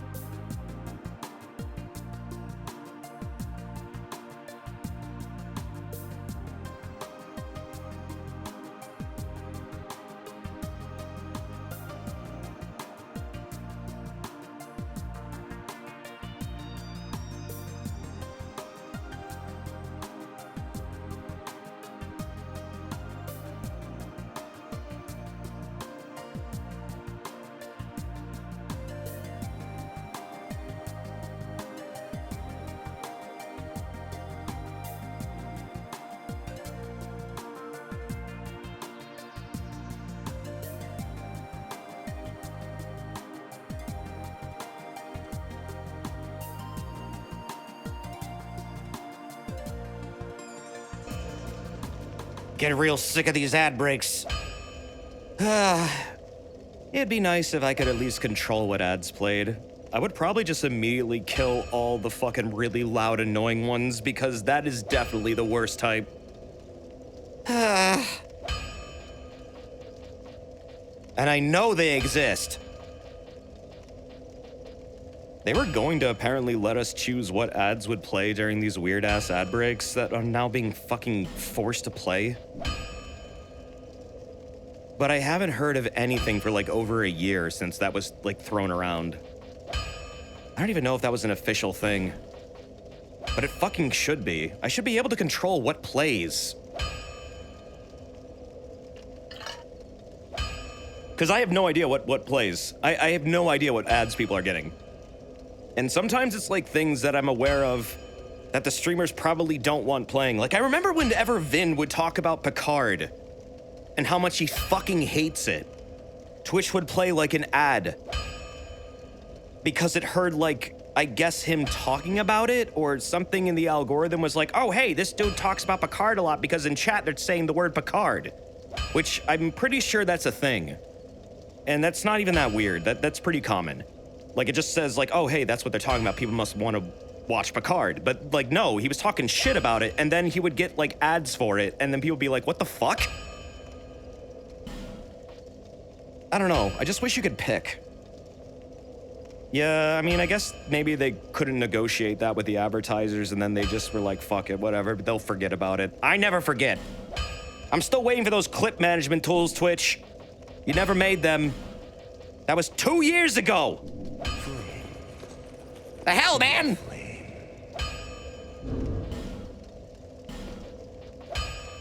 They said they'd do it, and they never did it. Whack. I ought to fetch a new ember. Flame, dear flame. I'd love to see what all ads my channel gets based on the conversations we have in here. It's probably really weird. I mean, I'm seeing like Genshin a lot. I don't even play Genshin. I don't even know anything about it. But I'm sure maybe the topic has come up a few times that I don't know anything about it, and then it sees the word Genshin in chat and goes, oh, hey, maybe I should play Genshin, or condoms. Right, yeah, there's condom ads too, that makes sense because this is a mature stream, and it probably is aggregated towards those streams, but also we talk about sex and stuff a lot. We make dirty jokes a ton, so that makes sense. Still, it'd be nice to control what the hell plays. Let's upgrade this bitch. Okay, no, that does make it stronger. Significantly! What the fuck? Whoa! Look at that! That's like double!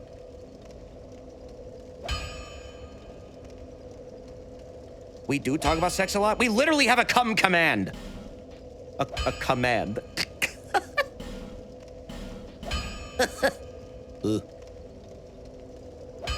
Wow, this thing gets fucking strong.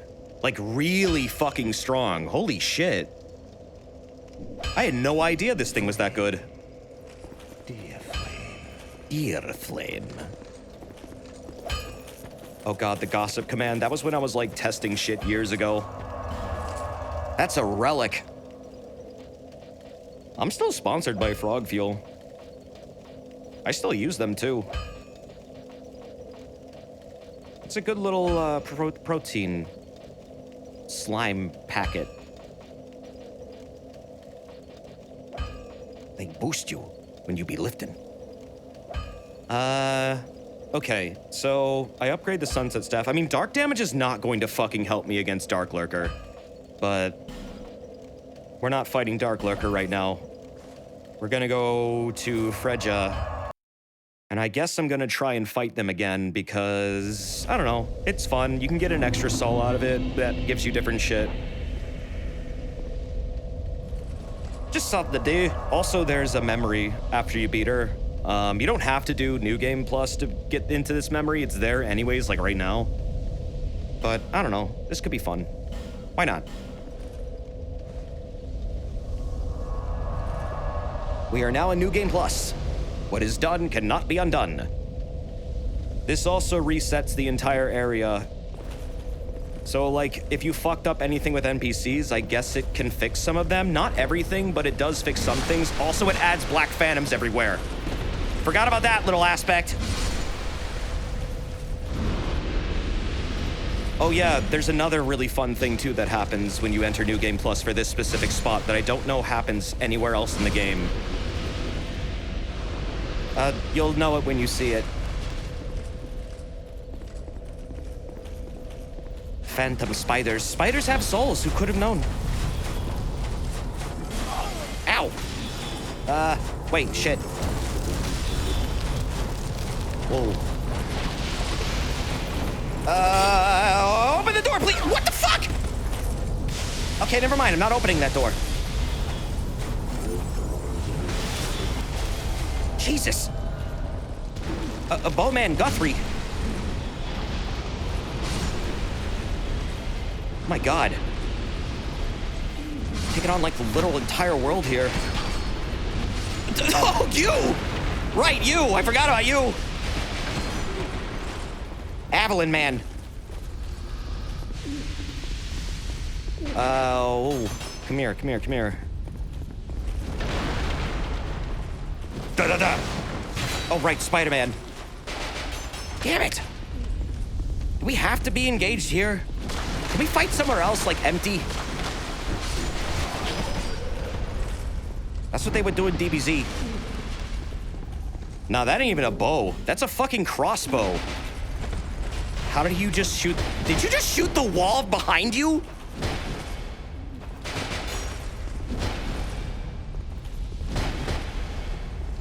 He did. That was really strange. He's just that good. He did a trick shot. He was trying to ricochet like a revolver ocelot. Come here. What? Where are you aiming? What? What is this? Why is so much of the DBZ world conveniently empty? Real life has a lot of empty areas too. But, I imagine it's because it's a cartoon. Hello. Oh, there's Bashful Ray. This dude's everywhere. Yeah, I mean, when there's mass extinction events probably like every other year that completely annihilates entire cities and turns them into like smoldering craters, which literally happens several times throughout the series, there's probably going to be a lot of really, really empty areas that just have no life in them whatsoever.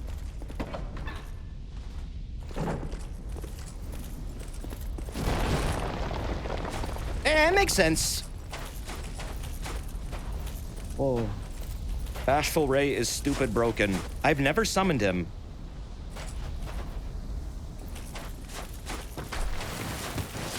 Hello.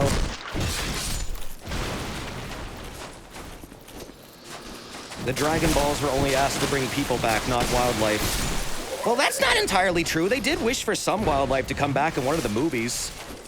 That was in Tree of Might. Oh, God. That was like the beginning of the movie, when there was like a giant forest fire, and they're like, we should use the Dragon Balls to restore the forest, save all the wildlife. The movies aren't canon. Okay, yeah, that's true, they're not. Well, some of them aren't. Some of them are, actually, but those are the later ones, and they actually got... I guess they got repurposed into... I don't know, like... fucking the Frieza movie, for example. Like, that was a canon movie, technically, but then they also made it into an anime arc, which changed some aspects, so it's, like, loosely canon? It's, like, canon, but also not canon. Like, not exactly. Only Battle of Gods is a canon movie. Well, no, Broly's a canon movie, too, apparently. It's a Super, but Super is a direct continuation of Z, so, I mean... A movie explains where Trunk got his sword. Right, yeah, that's the Android movie. That's the original Trunks movie. Future Gohan, and it shows, like, how he died and stuff, and why Trunks went back in time. That's a canon movie. Does it read the message properly? It's hard! Reading is hard! That is an OVA. You're an OVA.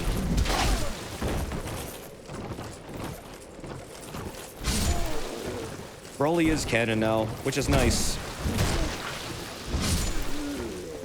He's gonna be like the Hulk that they call in when things go to shit.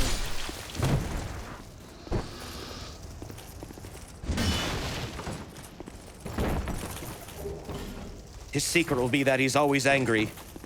They're just gonna quote the Marvel movies the entire time. No, he's a giant crybaby. Well, not anymore. He was originally. Now he's just a dude who's constantly raging.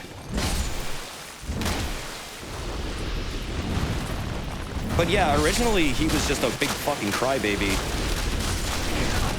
who was so upset that his nap time got disturbed. Yeah, he's basically Tarzan now, but like roided out Tarzan that is just constantly pissed off.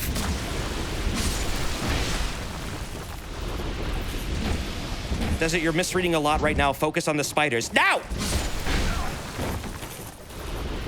What is your piss monkey tier list? I don't know. I like chimpanzees. They're funny. I also like orangutans. They're pretty cool. Oh God.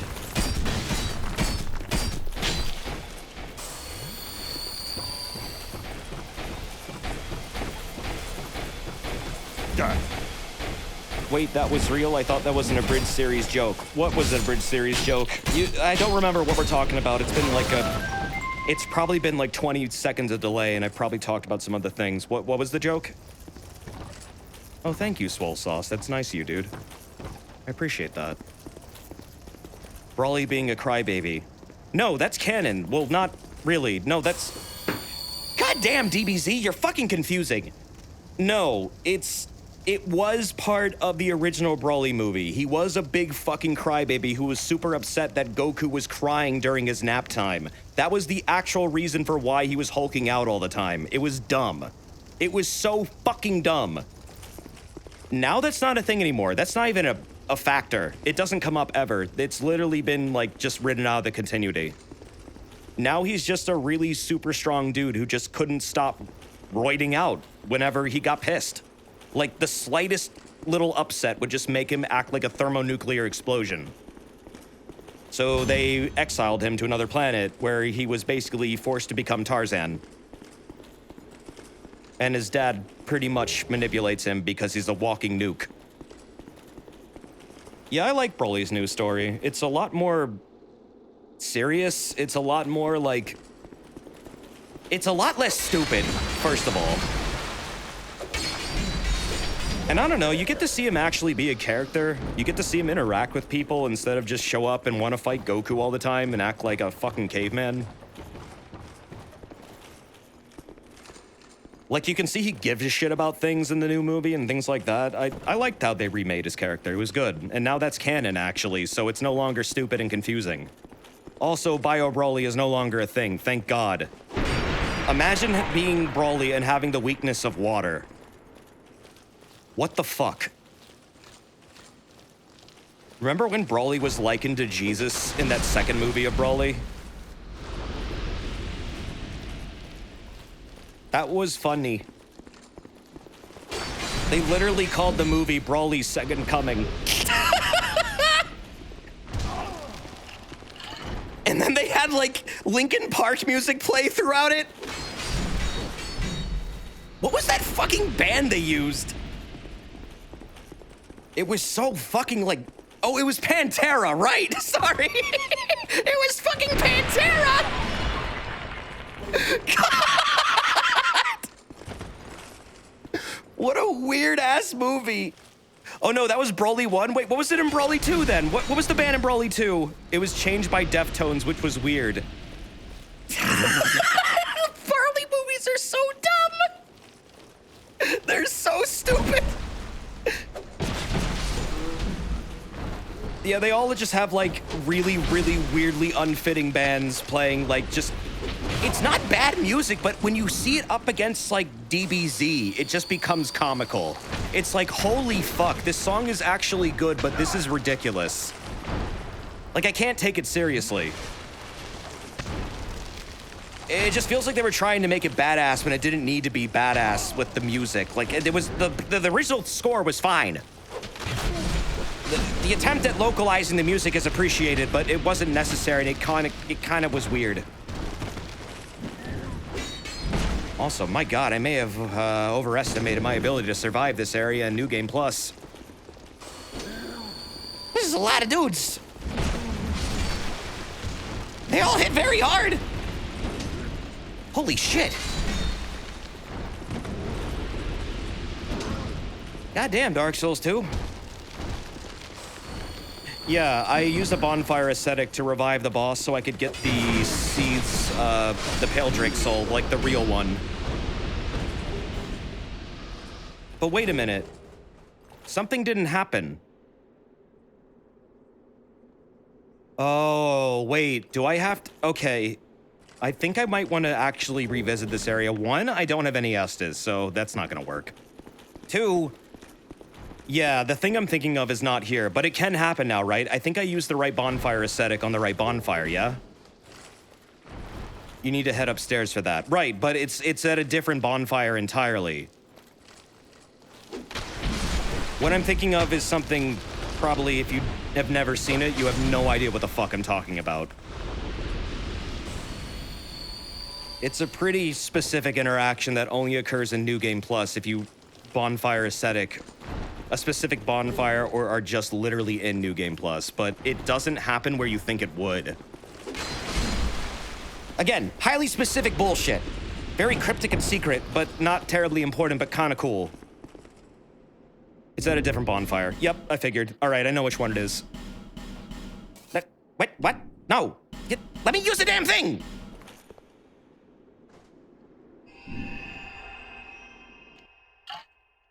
I don't think you set it at the right bonfire for that event to happen. I must have, because it only works if they're alive, right? They have to be alive for this. If they're not, then this wouldn't happen. Where is Dark Lurker? In the abyss. Try the boss. I will. You have to bonfire aesthetic both. Really?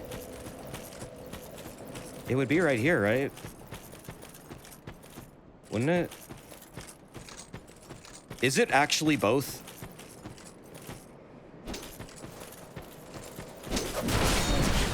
Whoa!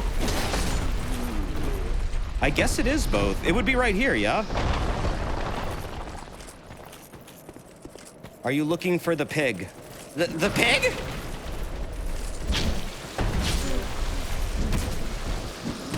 Both bonfires have to be at least at New Game Plus. Okay. New Game Plus 2, are you sure about that one? It's not here, it's further in. Well, let's see if it works. Desert doesn't know about the pig. I guess not. Oh, it would be right here, wouldn't it? Jesus! It's here. Okay. Well, then, yeah, I guess you do need to have both of them up. The spider? Yeah. Spider pig, spider pig. Does whatever a spider pig does. The Magus has to be alive. Got it. Let's do it. It's just cool. I don't know. You don't really get anything for this, but it's pretty neat. There's a secret that has to do with pigs around here. It's not the pig evolution thing, is it? I thought that was in Majula.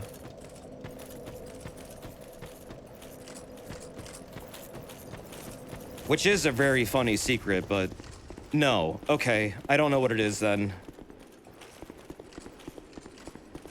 In Majula, if you keep killing the pigs that are like besides the mansion, if you do it a ton, eventually they'll start becoming larger and stronger until they eventually just turn into one giant pig.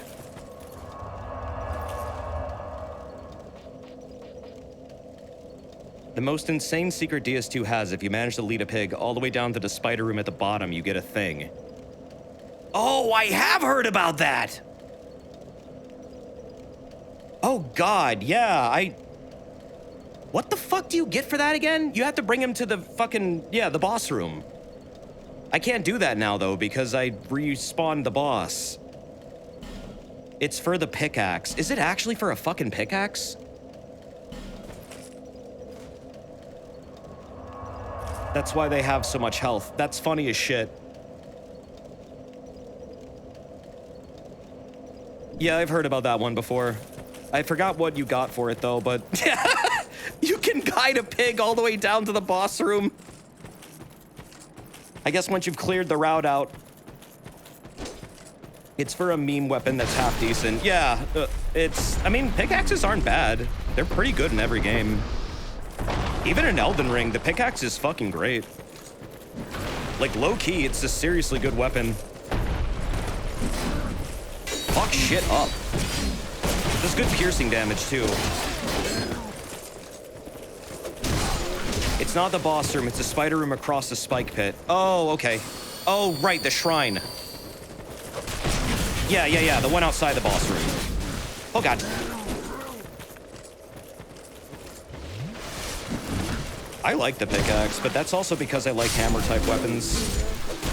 And it pretty much is the same moveset, but with, like, piercing damage, which is useful, actually.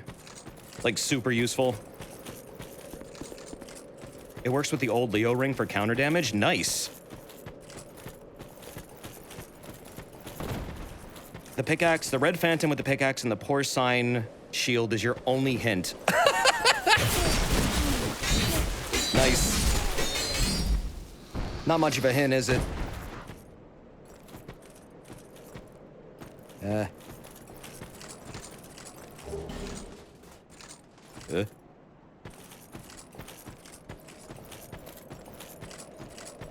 Hello? Where are they? Why aren't they here?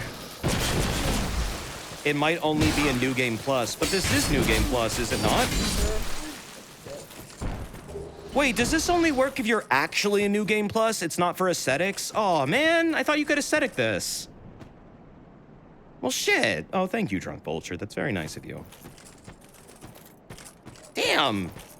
Be wary of boss. Okay, so here's what happens. If you're in New Game Plus, technically I'm not a New Game Plus. I raised the area to New Game Plus, and sometimes this works for certain events, but I guess it doesn't now for this specific one. Freyja will appear out of this pit and start, like, attacking you with their boss HP bar at the bottom of the screen. It's meant to just jump scare you and be a difference between the New Game Plus cycles and the original cycle. Just meant to kind of be a cool thing to reward you for wanting to continue playing the game. Give you some new, unique interactions, which there are several. But I guess that's not one you can normally access with just an aesthetic. Yeah, that one's only in real New Game Plus. Okay. Yeah, aesthetic is like fake New Game Plus, but it also persists into your New Game Plus. So if you aestheticed an area, it's technically a New Game Plus area. It is scaled to New Game Plus.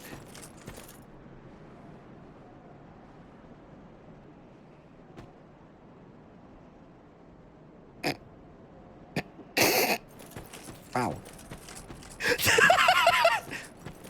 But once you enter New Game Plus... God, I love the stupid-ass ragdolls. Once you enter New Game Plus, if you raise an area to New Game Plus 1, it will now have an additional New Game Plus attached to it, so everything else will be New Game Plus 1, but then that area will be New Game Plus 2. Basically, the game saves how far you've leveled up something compared to other areas and applies it no matter what new game you're in. So forever, this area will be +1 over the current cycle, no matter what cycle it is. God. Let me spend these souls really quick. Fucking that stupid spin. Stupid ass corpses. He was goddamn cooking. Oh, thank you for the resub, dude. Don't give up, Skeleton. I will not, Drunk Vulture. Thank you, man. Hope you're doing well. This is a very serious game. Definitely not a silly-ass game. I will always be at your side. Until hope. The damage you deal to her when she shows up is also persisted into the boss room the first time you fight. Yeah. I read all about this. That's a fucking cool little interaction. I wish I could have gotten that to work. Oh, well. Oh, well. Keep leveling that up. And then... I think I'll just get that to like 25 or something. That should let me use most things. Can also definitely get some upgrades going here. And after that, I'll make my way to Freyja. And we'll do the memory. And it turns out I didn't get to any DLC tonight. God damn!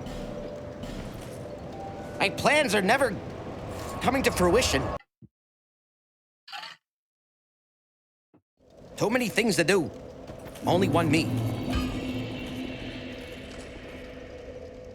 Slight tedious thing is that you need to warp out after killing Freyja to get the dragon memory. Oh, yeah, you're right. But yeah, then you can just run to her then. It's not a big deal. Well, you can try to run to her. I don't know if the game will let me. This game's pretty bad about letting you do that. I don't see anything in that area that would actually impede me from doing so. It's not that big of a run. Where is my sunset staff? That's not it. That's Staff of Wisdom. There we go. Do that. And then let's upgrade my other stuff too. Let's see. Freya is weak to piercing damage. Can I upgrade my pierce? Oh wait, no, my spear is already fully upgraded. So that leaves what? I should start working on this. Because I do want to use this, actually. This isn't really a Fashion Souls run, and this thing is fucking useful. It's my favorite. She's weak to strike, actually. Yeah, I guess that's true. She is one of the, like, heavily armored enemy types. Oh yeah, that'll really work well. Usually if something's considered heavily armored, strike damage is the way to go. That or, it's either strike or thrust or pierce. Like, those are usually the go-tos. Can I just have this on and not worry about it? Switch, retweet, everything. What is my fucking organization right now? This is nonsense.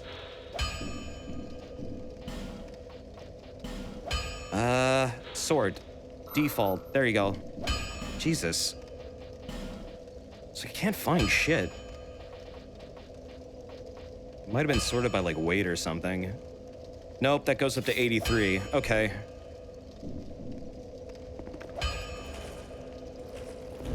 So... 483 damage, and then I can probably infuse this.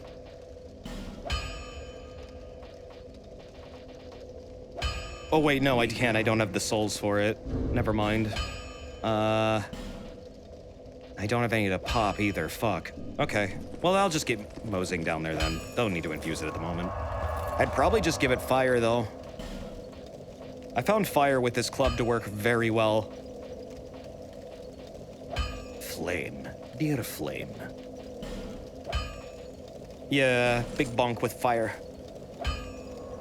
The only aesthetic thing you missed with in DS2 a lot was getting the +2 Chloranthy ring at the first chariot boss. Oh, is that where you get it? The chariot boss give you that? Okay, that's good to know. Chloranthy ring is a big fucking, like, necessary thing, I feel like, in this game. Because it just gives you stamina that you need. Like, to handle enemy hordes like this? Uninfused is best. You don't want to dilute it with the strike damage. Yeah, uninfused has its properties that work for its favor. I don't know. It just... Sometimes it does feel a little bit better to bolster it with an element because some enemies might be really weak to it and it could help stun lock them easier. It seems a bit situational. Like in Frozen Ilium Voice, I found it does way more damages with the fire element and really fucks up the reindeer. Like, absolutely destroys their ass. Executioner's Chariot does the +2 ring in New Game Plus. Can I aesthetic for that one? You can aesthetic for that, right? I think you can. Oh, god damn it.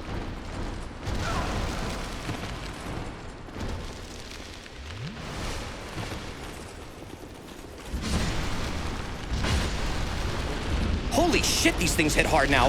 Whoa!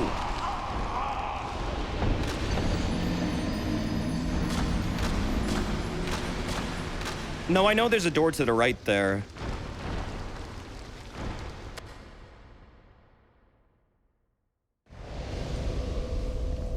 Goddamn! New Game Plus Chariot in the run-up to it are no joke, though. Oh, I know. Even in, like, regular game, that run fucking sucks. Holy shit!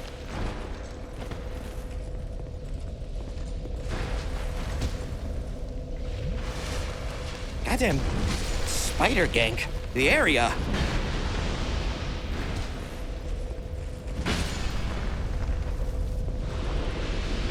Man, the swing of this is a little bit different in this game. I forgot about that.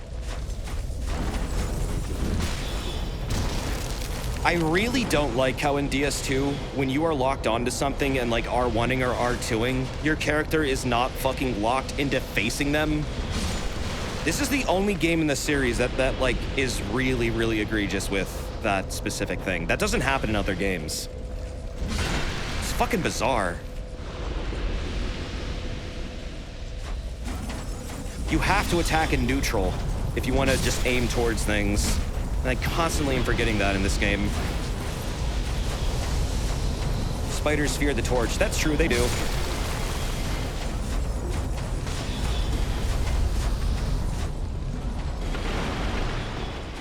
Yeah, you need to aim with the great weapons. It's really weird in this game. I don't really like it. They're really good still, but it's just a learning curve that I'm not sure why they went with, but I guess it's because they're heavy and meant to be clumsy. To make you, like, I guess a little bit more deliberate about it. See how I can, like, face the wrong way? Despite being locked on? That's what I'm talking about. That doesn't happen really in other games. That basilisk is rubbing its ass on a tree. Just don't lock on with it. Yeah, I guess that's the better way of playing with this. I shouldn't be locking on with this thing. What's the point? I have more movement options without locking on anyways. What's your toothpaste tier list? Things that don't burn my mouth. I have sensitive gums. I guess Crest is okay. Why is toothpaste always minty? I don't know. Maybe to hide the taste of fluoride.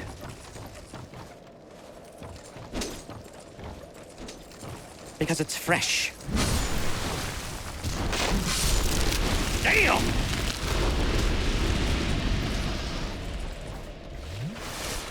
Oh yeah, cinnamon toothpaste is good.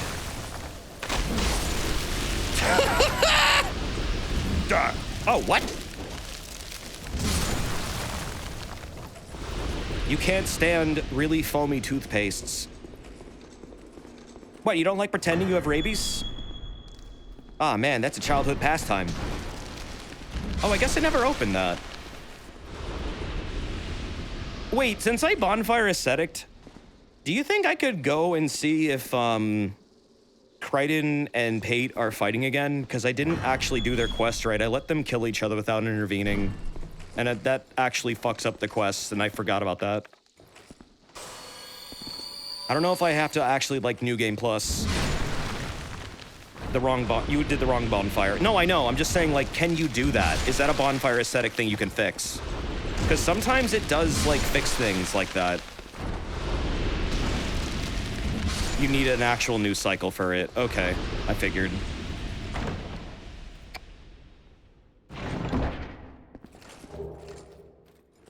Nice. Great Fireball, Black Knight Ultra Great Sword, and Fire Seed. It's a good fucking weapon. Big ass sword.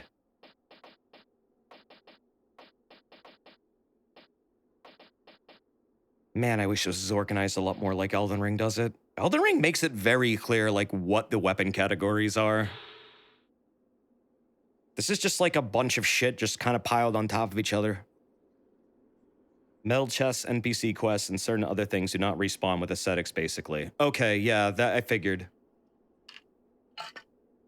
However, it can fix some things. I remember at one point, the map dude wasn't spawning anymore.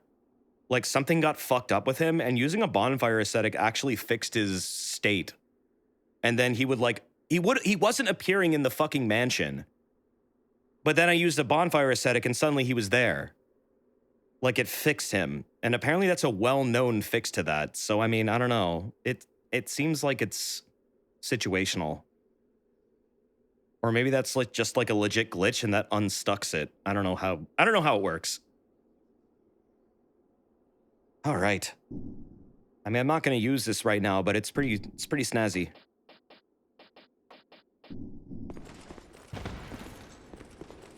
Yeah, inventory management in Elden Ring is very nice. I don't realize how nice it is until I play like some of the earlier games where inventories are kind of a mess. Not sure what's going on there. That's a bug. Yeah, it's a bug. Just a bug.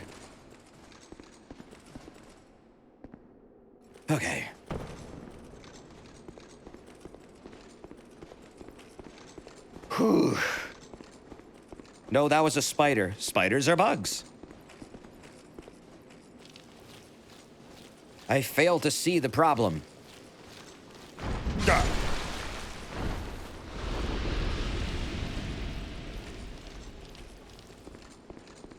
And now you.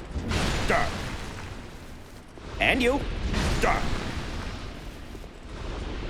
What was your degree in again? Something. I don't remember.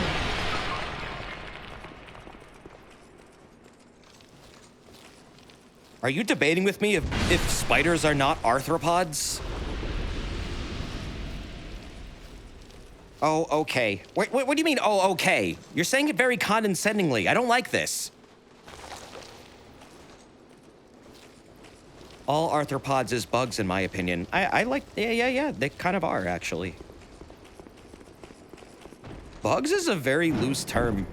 It doesn't really describe anything other than literally arthropods. Insects is the more specific one.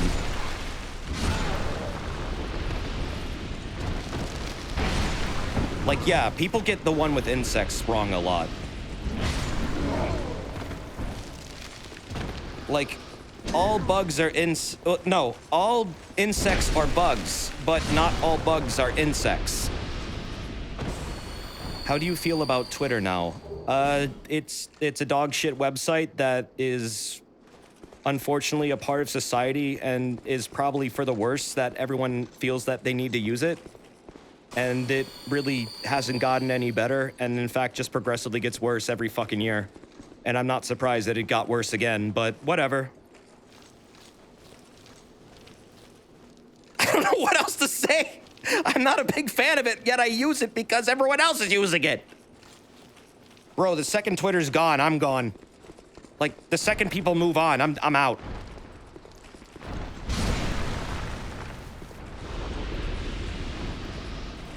It wasn't good before, and it's not good now. No idea how this site became, like, the go-to social media platform, but it kind of fucking has always sucked. I don't know why people are pretending it hasn't sucked before. But if this is, like, the final straw to make it so that people want to make a new thing, sure, whatever. I don't fucking care. I'll just go wherever the hell people are. I'm not loyal to any platform. Like, at all. Just whatever. Whatever helps me communicate with people. Whatever, man. I'm not really well known. I don't really have a big presence on Twitter. Quite literally, going to any other service will probably be just the same to me. I'm not really invested in it in any specific way. So, I mean, yeah, it sucks what's happening. I'm sure there are people that are very invested in it that are like, oh my God, what am I gonna do? And it's like, yeah, that sucks. That really sucks. I'm not really in that boat. I just kind of exist on there. And mostly I just use it to talk to you guys. But I honestly feel like Discord is better for that anyway, so I don't even know why the fuck I use Twitter anymore. Did you locate Steve? That's literally the name of your Elden Ring character. Yes, we played together last night. Gotta fight a boss now. Everyone should start using the comments section on Stofers.com. I agree. You know what? That'll be the new big social media platform. Let's go. Stofers.com. Macaroni and cheese. Everyone loves that shit. Ugh. This is what happens every night. To you. Specifically you. This too. This also happens every night. Tons of spiders enter your mouth, then the big spider comes to defend you. Well, from people that would get in the way. Don't get in their way. You'll die. Okay, let's go. Ow!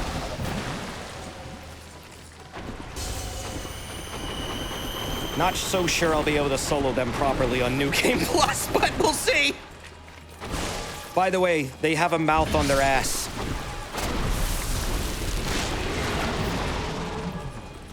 Isn't that neat? What the hell is this thing's biology? Oh god, I forgot about that attack. Of course. The Xenojiva laser. How could I forget?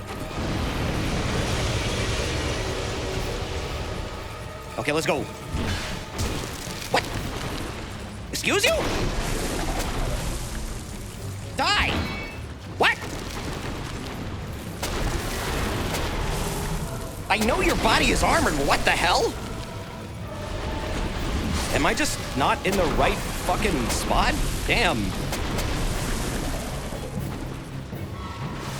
Okay, let's go this time. Let's do it. Whoa! Damn it!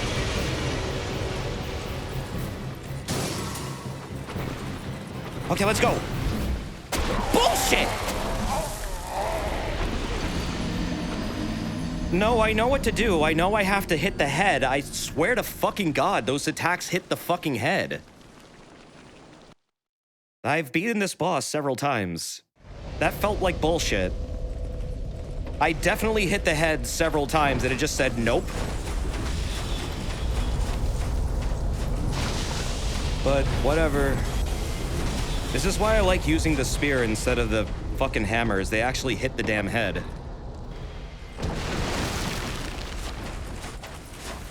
That looked fucking weird.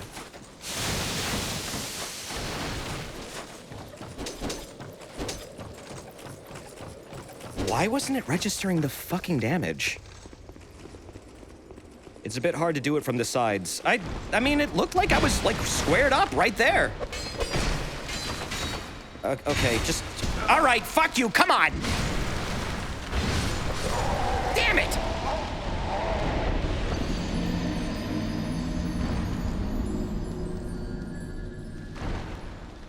I've made a little trap for myself. It's awful. What have I fucking done here?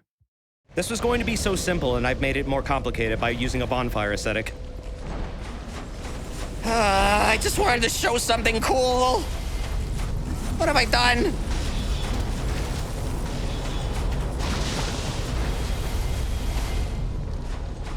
My guess is it's registering the hit on the non-hit box first so it doesn't register the damage. No, that is what it's doing. I just don't get why... I feel like if my hitbox extends into the damage part of the boss, even if part of it was blocked, still my hitbox should be crossing over into that damage zone. And therefore it should proc. I don't know why it's being so fucking stupid. That's my gripe. That is where I'm getting angry. It just feels weird. It doesn't feel correct. Like, yeah, I get part of my club didn't hit it, but then part of it definitely fucking did. I'm just gonna use this thing. It actually works for this. Like, consistently. Use the torch to get past him. Yeah, I guess I could just bust out the torch. I'm getting sick of it. Where is it? I have the torch, right? Oh, wait, no, that's right. The torch is... The torch isn't an equipable weapon in this game. It's this fucking thing. Dark Souls 2 moment. Yeah, the flame butterfly. Right.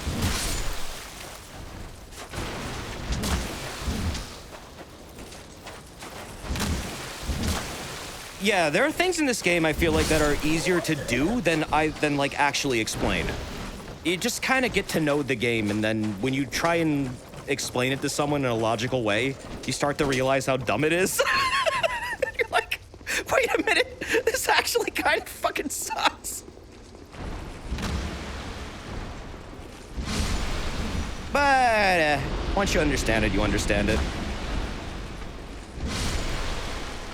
Yeah, the spiders really don't like fire. This also is a thing in Elden Ring with beasts and the beast torch. A lot of people don't know about that one either. They brought back this mechanic for that game.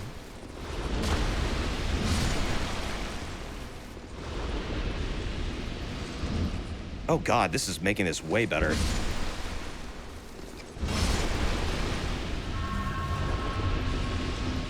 Oh fuck, but that puts it away, doesn't it? Yes, it does.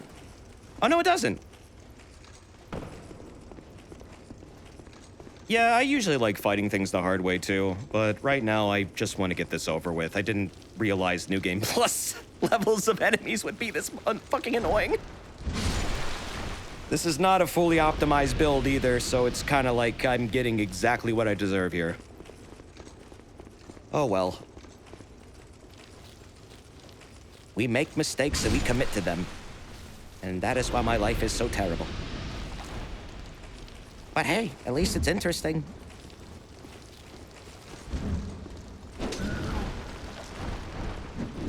These guys really don't give a shit, though. They are not like spiders. They are smarter than spiders. Well, maybe actually they're dumber because they're not getting away from me. Aw, that's a cool name.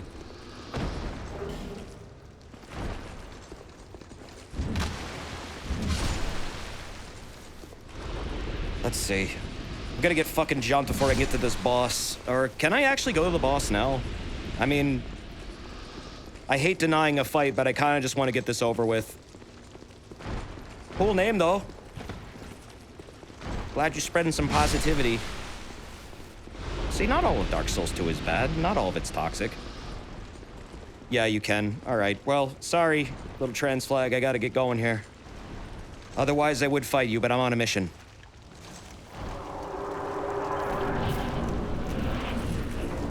Oh, they'll get away from me, too, in this area? That's awesome!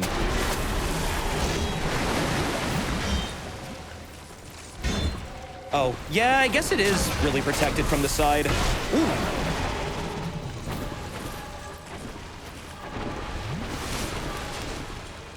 Sorry, little trans flag, but it's spider time! Meet me on the battlefield again someday. I'll gladly fight you. Yeah, I got invaded, but I went for the boss. I got things to do. Yeah, I guess you do have to be, like, right fucking in front of them. Otherwise, it just doesn't register. That's really, really narrow. But it's working.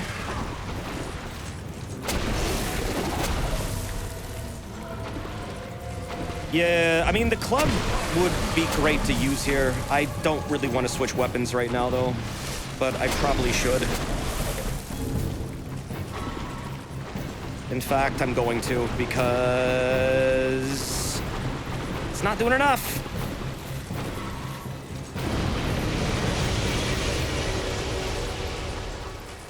Okay. Come here. See, but then that happens.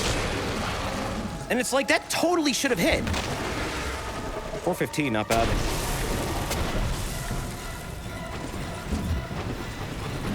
Okay, I'm unlocking. That's getting too weird. Oh, fuck! Ow!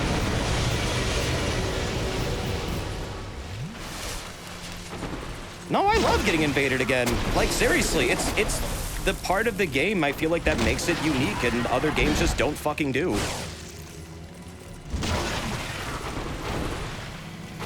It's part of why I like this series. It really doesn't hold back about things it wants to do, even if they're not terribly popular. It does give it character.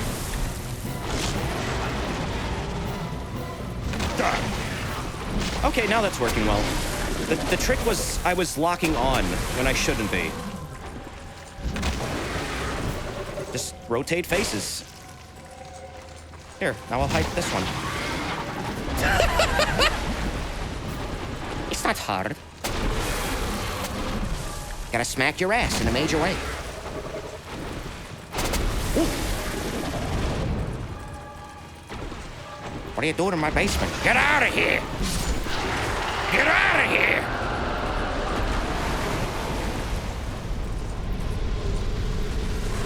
Cool. All right, I got Seethed Soul actually this time. You don't get that originally. Originally, Freya does not drop that. Neat. They only drop, like, just the spider soul, actually, and then you pick up another thing on the ground, but it's not really a key item or a soul. It just kind of lets you get into the Drangley Castle.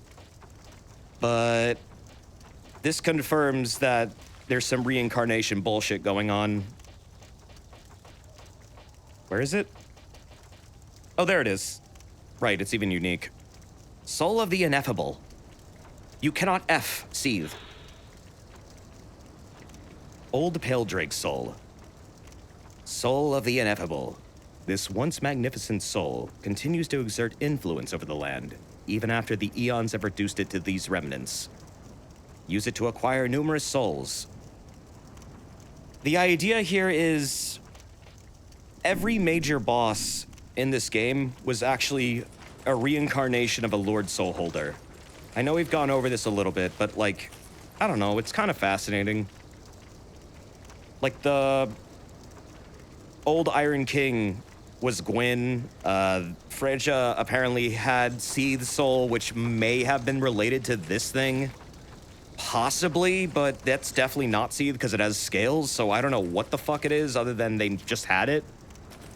Because Freja was not the reincarnation as far as I'm aware. But the Duke may have been, who was hanging out in there. Who was hollow when we found them. Actually, are they still there? I think you can do the memory. No, I can. Hold on. I want to see if this guy's here, though. Yeah. This is like the actual reincarnation of Seethe, as far as I'm aware. Which is weird. Because it's like a dude. That's the Duke. That's the real Duke. He doesn't have scales either. No, he don't. I guess since he's hollow, Freja just picked it up because shiny. He dropped his soul. Isn't Aldia the Duke?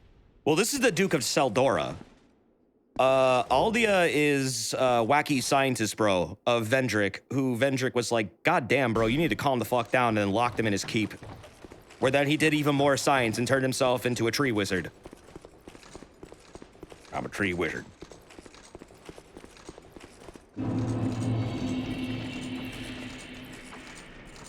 But let's go see what's going on with this crystal.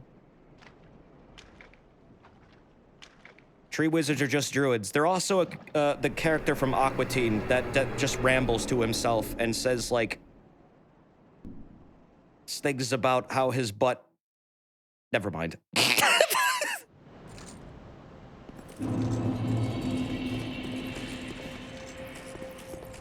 What about the wizard? Well, that's a totally different character. Anyways, this is a really cool part of the game. It's not really anything terribly significant in terms of storytelling, but this is before, like, everything. Yeah, this is Gwyn's Dragon War. This is, like, the farthest back in the timeline I feel like they've ever let us see. So this is during the Age of Grey, and these are the stone dragons. This is one of them.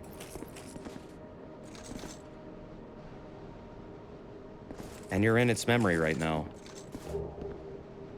Ancient Dragon Soul.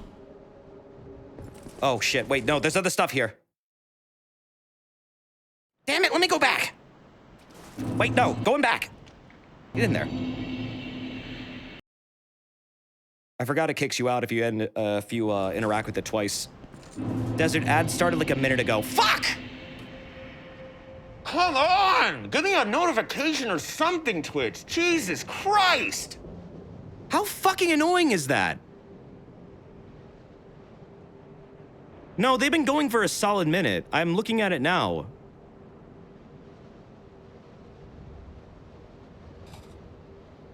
I'll wait. That's so aggravating. I don't know what I'm gonna do about this. I'm getting fucking frustrated and, like, discouraged. Twitch, if you really value your streamers, you'll stop this bullshit. Because this is insane. The fact they won't even give me, like, a proper notification. Like, I can't even integrate, like, audio alerts. I have mad ADHD, bro. I can't fucking keep track of another window that is, like, a really tiny little timer. That has, like, no way of really notifying you otherwise. Like, goddamn, this system sucks ass. I mean, I'm sure other streamers have their ways of dealing with it. I fucking hate this. I don't want to bother Limes about it. No, Limes isn't staff anymore on Twitch. She left. She just streams now. Oh, boy. Oh, no, wait. Ads are starting now. No, never mind. Ads dip. Cool, so I got confused. Ads weren't playing. Now they are. So I'm gonna BRB and hate this system more in silence. Listen to some music while I chill out. Where am I? Goddamn old dude just tells me to go places to find a sword. This place is lame. I mean, I guess I feel kind of cool, you know, doing the hero thing. All right. Let's see what happens.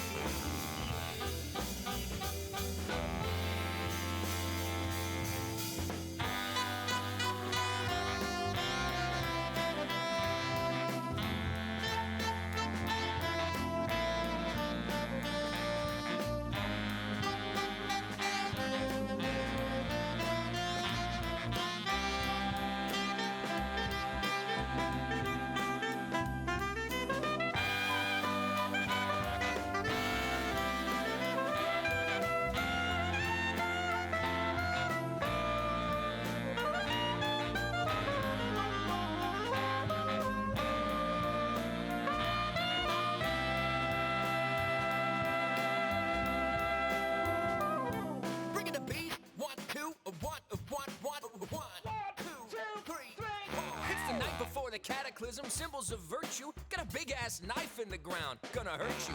Keeping my line true like fine crews. And when I get through with you, ain't no tattoo gonna cover that bruise. I got this voice in my head, and he's stroking my ego, saying the master sword is all I'll ever need wherever we go. It's a steel that makes evil retreat, beat feet, go skeet. Well, damn, that sounds sweet. Let's go drop him a beat.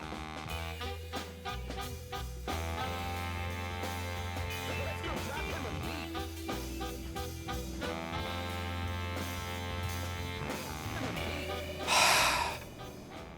Okay, they're done playing. Yeah, this is getting fucking stupid. Cool, let's go back. I forgot what I was doing, though. I don't know what I'm gonna do. I'm really upset that this is constantly now an interruption. Oh, Kite Star, Jeff Bezos has nothing to do with Twitch anymore. You want to be mad at Emmett Shear. It's Emmett Shear. That's who you want to be pissed off at. That's the CEO. Nah, Jeff Bezos is now just the name. He stepped down like a year ago.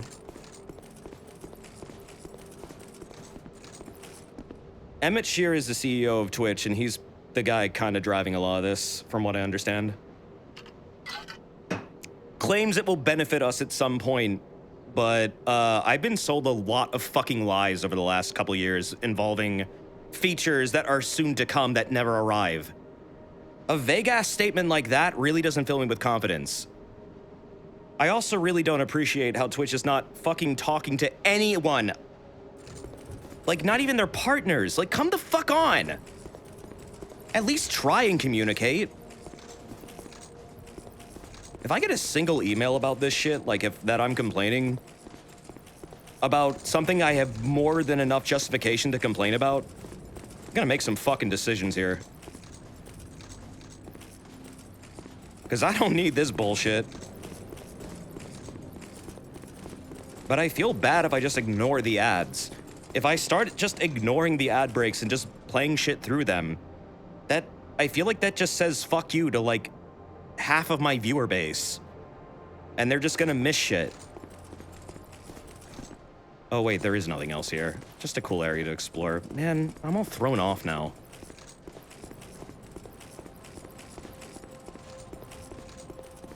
I don't know when this is gonna get better, but I'm really starting to get worried about Twitch. This is like now a level of which I'm not comfortable with.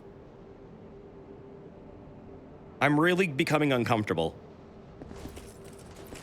I hate bringing up serious shit in the middle of a stream, but this is insane. This is not a format that works for live streaming. Having to constantly interrupt my fucking stream for a several minute long ad break just to kill fucking pre-rolls that go up to like double digits is ridiculous. That's stupid. I'm sorry, that's stupid. We interrupt this Dark Souls 2 broadcast to tell you that's fucking dumb. Come on.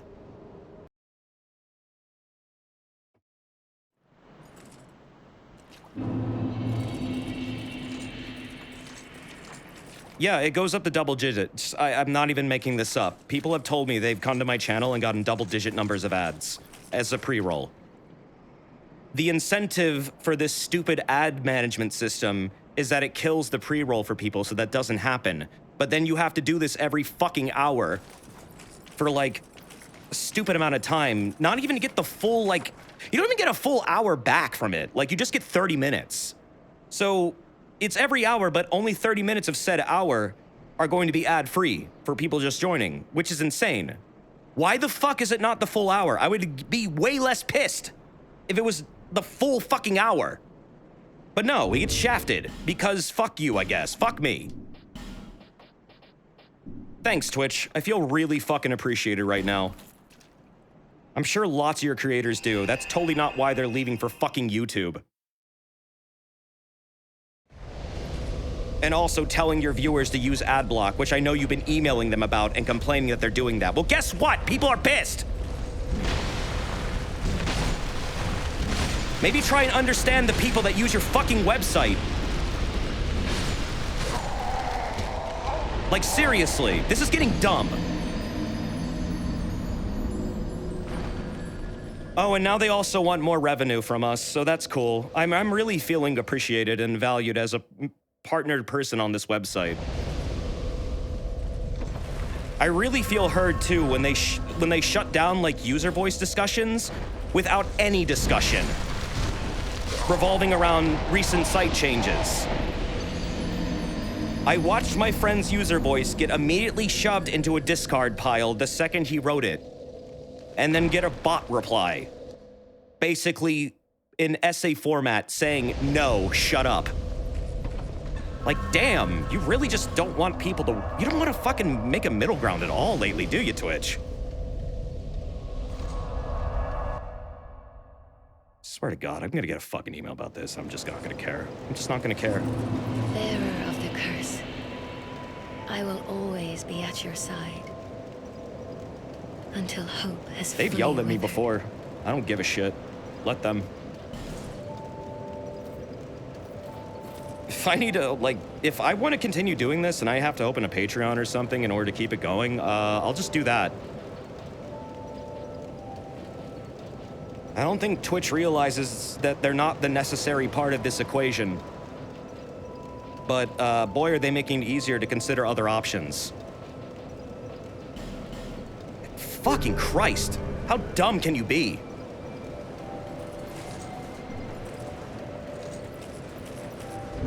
Yeah, I know, but I also don't want to... Part of the reason why I don't open a Patreon is because, I mean, if you support the channel directly, it does bolster it. It does help things out directly. Yes, Twitch does take a cut of it. I know. I'm not a fan of it, but it also gets us closer to emotes, things like that. It's kind of a balance, but I mean, honestly, this is getting so dumb. I may just go for it, man. I don't know. I've been thinking a lot about this crap, and it's honestly had me depressed. Like, this site bullshit is fucking with my business. And I mean, yeah, it pretty much is one. It's just, it's so ridiculous. How can they just do this shit with a straight face and not expect people to get fucking livid?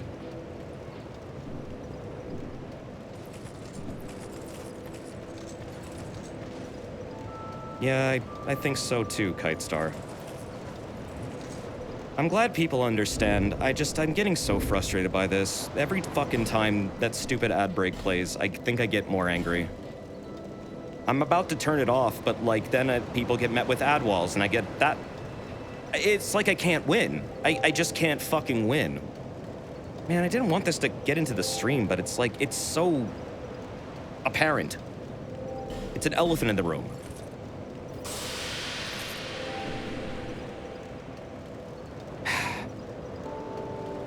I feel like it's important.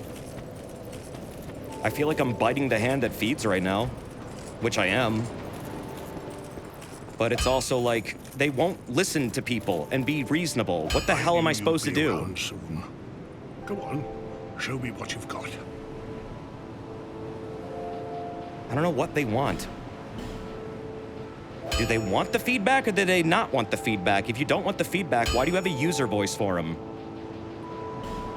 Doesn't really make sense to me if you're just gonna shut down topics immediately that are addressing like, hey, can we reconsider this? Because this is actually negatively affecting me. They don't want to hear it. They just don't want to fucking hear it.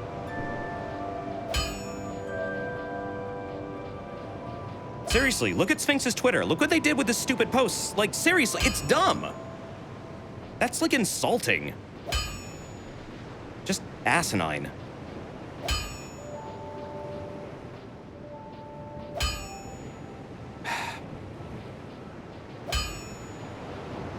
Shouldn't be saying this shit, but I am. I'm getting that livid about it.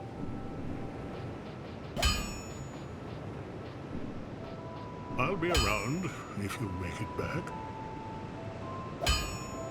They want positive feedback for shareholders and advertisers to look at. Yeah, that's gonna be great when the VGAs come up and then no one's fucking hosting them and no one wants to be in the goddamn VGA chat.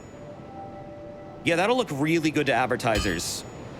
When barely half the people that would be watching are watching and most people are group watching over fucking Discord instead of Twitch. Good job. You really saw through the future there. I know what I'll be doing that night. Because you can't, like, restream it either. Not like normally. If I were to restream it, it would have to be, like, no audio or something. I don't know. It'd be totally different. It'd have to be like that double format thing I do, which is awkward and not ideal for me. But it's just, it doesn't feel like anyone's thinking about this shit. Like, what do you do? No, I know. I'm glad people want to follow me wherever I go. I really value that. You guys are way too nice to me. But thank you. That's reassuring. It's just, I wish things could be simple again. I miss it when Twitch was very simple. Cut and dry. Not really any of this complex ad bullshit. None of that. It was just stream, have fun, stream, watch events together, stream, and have fun. It was literally that simple. And now it's a mess. I don't get it, man. I don't get why this has to happen.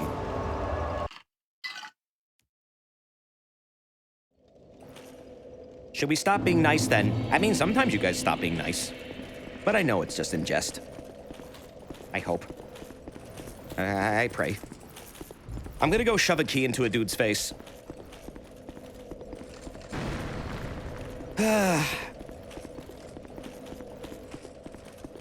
But yeah, I've got a lot of weird fucking bullshit to think about, I guess.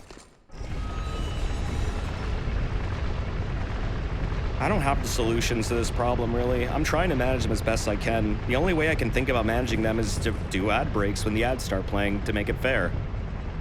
But that also completely invalidates the perk of subbing, which is they don't get ads. So I guess you get the benefit of just hearing cool tunes that I handpicked, but it still interrupts the stream, so there's almost like a redundancy there that wasn't apparent before.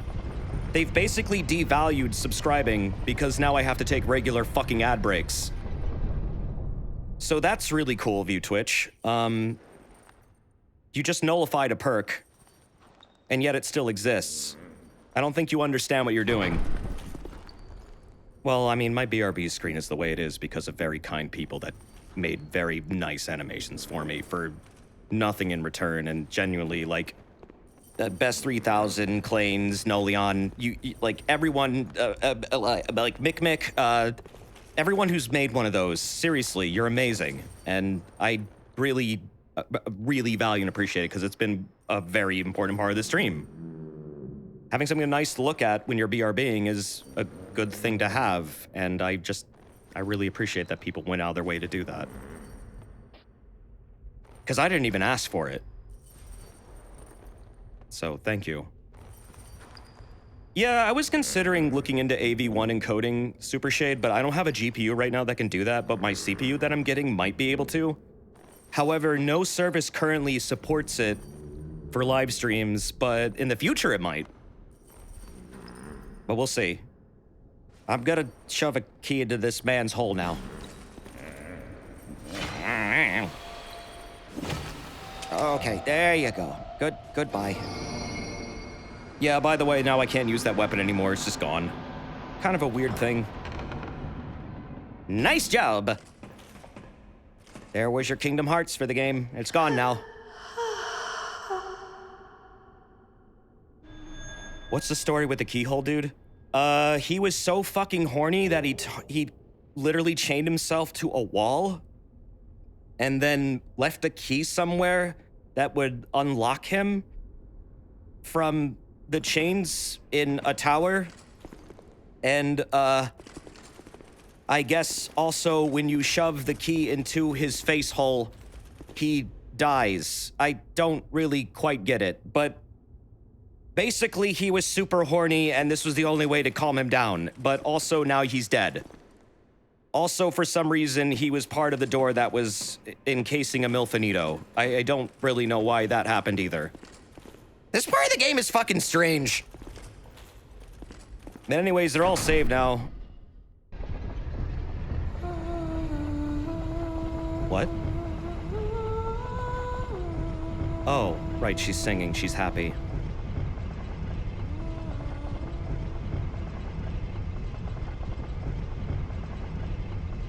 No, that was the Milfinito. She's free now and she's singing. She was thanking me.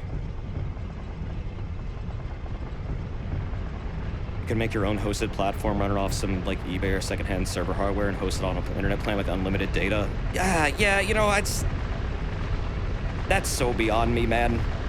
And that's so beyond the means of, like, this stream, too. I'm not anywhere near big enough to, like, sustain such a thing like that. I'm really nobody in the grand scheme of things. It would work if I was, like, a much more prolific streamer, I feel like, but at the same time,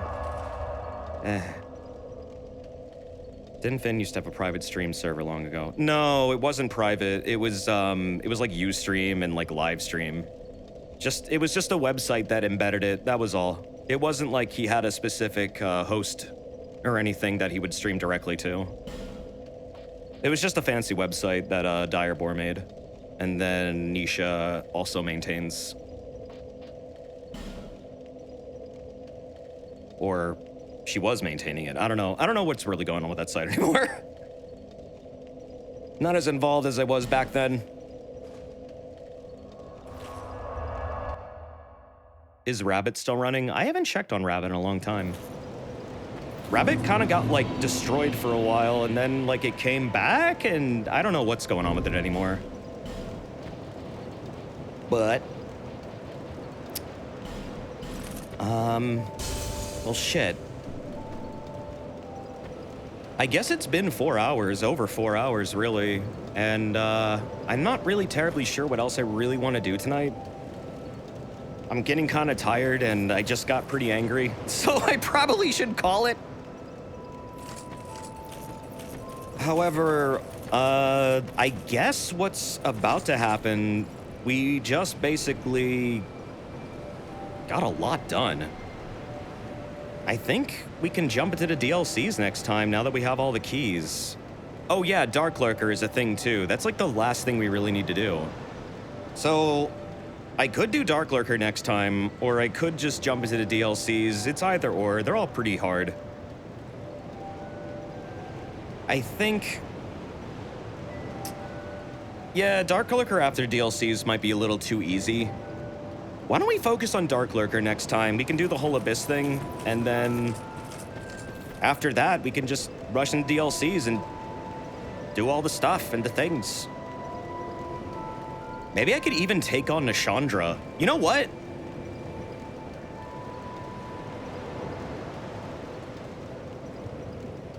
I think you get a different ending if you do all the DLCs before you view the ending sequence, but you can do, like, all the fights before it, right? And I'm probably somewhat over-leveled for them now. I might just want to get them out of the way. But Throne Defender and Throne Watcher are pretty hard. Like, they're actually pretty hard. I'll have to think about that. It wouldn't really be a bad thing to take out Nashandra right now. It's good to get all the crowns before fighting Nashandra. Yeah, I guess it would totally... it kind of makes her trivial fight even more trivial, but it does fit thematically. Maybe just do the DLC. How about Dark Lurker, then DLC, then we'll do Nashandra after all the DLC's done. Easy, not hard. Pretty good flow. We'll probably take a couple streams, though. The DLCs are not easy, and they're pretty lengthy. They're pretty big. Desert, my head hurts. Do you have ibuprofen? No, but what I do have is, I have a big bonk stick. Come here. I'll knock you out for an entire year.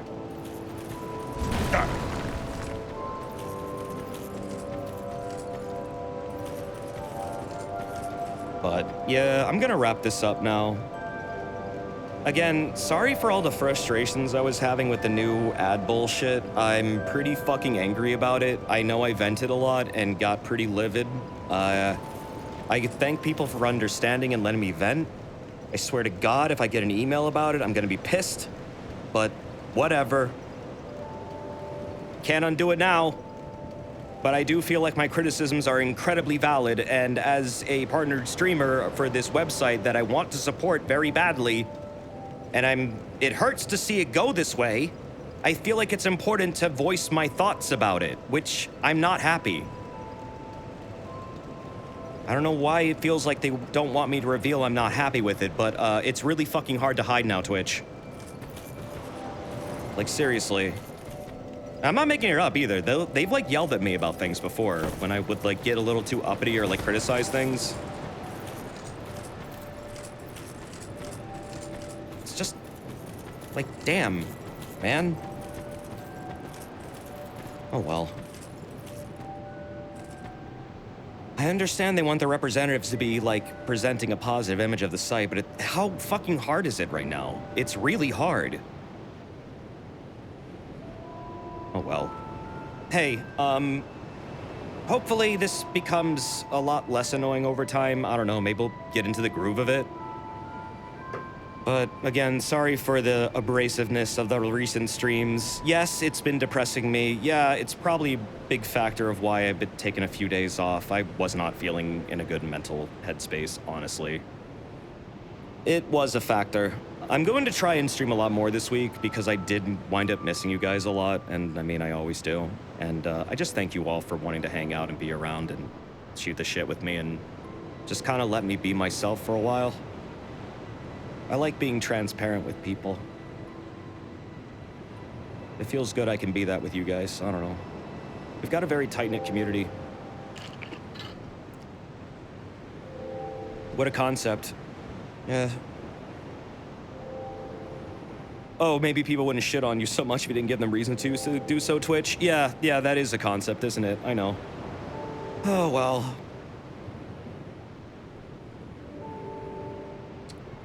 All right. Let's wrap it up, man. So, thank you for joining me for Dark Souls 2. And, there is actually an art or two. So, let me go grab that really quick before I get out of here. And take a look at what people have made. There's at least one that I'm aware of. Doesn't seem to be more than that. Let me just double check.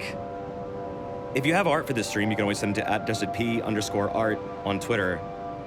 Or to the stream art section of the Discord, where I will take a look at the end of the stream of whatever people have made.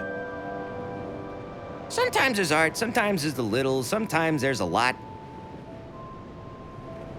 Still, I always appreciate, no matter how much it is, what people have made. There are rules for the art now, and they're a little bit more strict than they were in the past. I realize I've been saying that a lot lately, but I'm just making sure people know. They're posted in the art section of the Discord, the stream art section. Just be aware. They seem a lot more strict than they are, I should mention. Seriously, not a whole lot has changed, other than a few things. Just, you'll read about it, I guess. Okay, well, let's take a look. Alley Cat made this. First Xenoblade D stream. Oh, Definitive Edition? Just background noise. She didn't really give a shit about it. Pretty piano music. Most recent Xenoblade 2 stream. But what happens next? Yeah, it grows on you, didn't it? Honestly, the writing for the Xenoblade series has been pretty fucking good. I've enjoyed it a lot. It doesn't hit the same emotional rawness, I feel like, of Gears or Saga did. It kind of is a little bit less intense. I'm not saying it doesn't hit like raw emotion things. I'm just saying it feels a little less intense. But it's been really fucking captivating and good. It doesn't make it a weaker story. It just makes it more accessible, I guess. I would say Gears and Saga are pretty brutal. They are very visceral, brutal games with incredibly, really dark themes in their story that can make people very uncomfortable. They approach themes that you might not expect from them, a lot of which involves traumatizing stuff, death,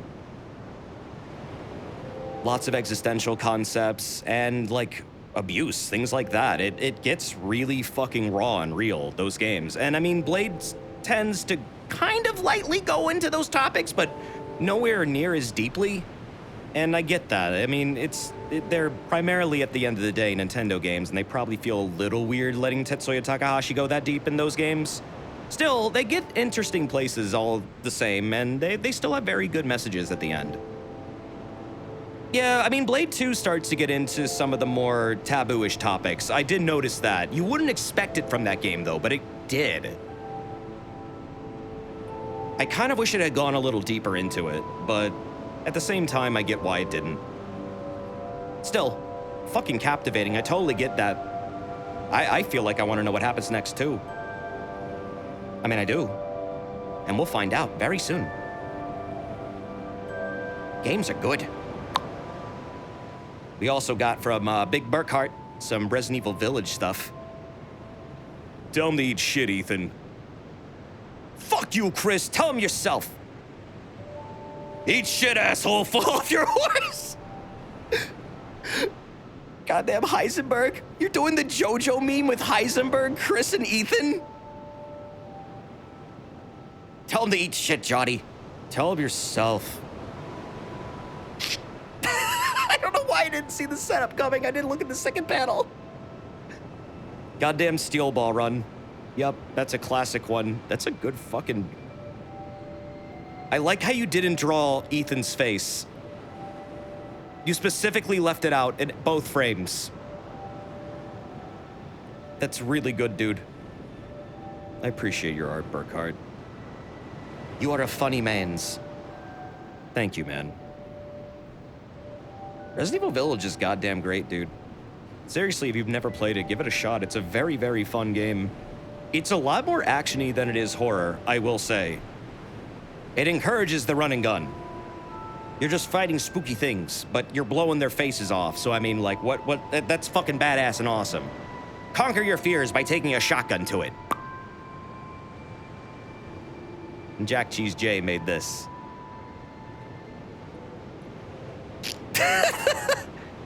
It's Monster Hunter art.